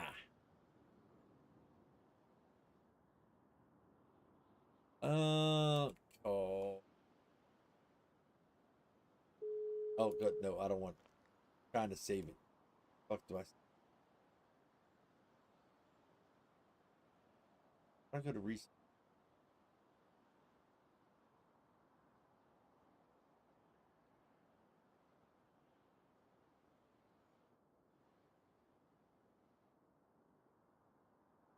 Save contact. John.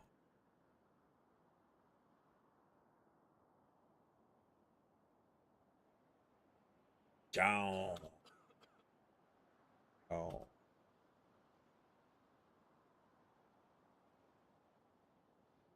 CMD, Chief Medical. Dave Cole.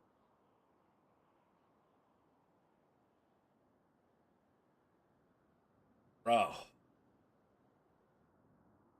right, let me put this car away. It's been a great day for RP. Been fan-fucking-tastic.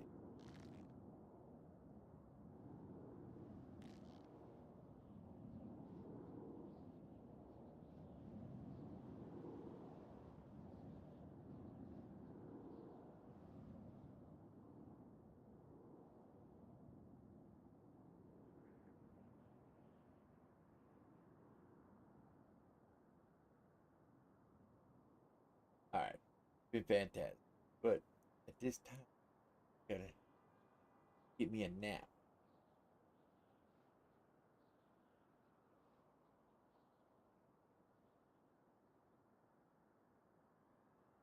All right, I appreciate you guys. Go to sleep. Much love to you. I've been on for 16 hours. 16. Guys, you come in every time I'm ready to get off, bro. All right, I've been on 16 hours.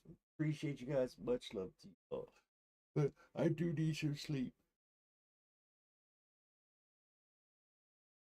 We'll be back. We'll be back. I was gonna say tomorrow, but oh, you been lurking? All right, good shit. We'll be back today. Appreciate everybody. Thank you for all the new followers. Appreciate all you. Thank you for all the bits that cost my way. That as well. That's a couple hundred bits today, so I appreciate that. Yeah, I'll see you guys sometime today. Much love to you.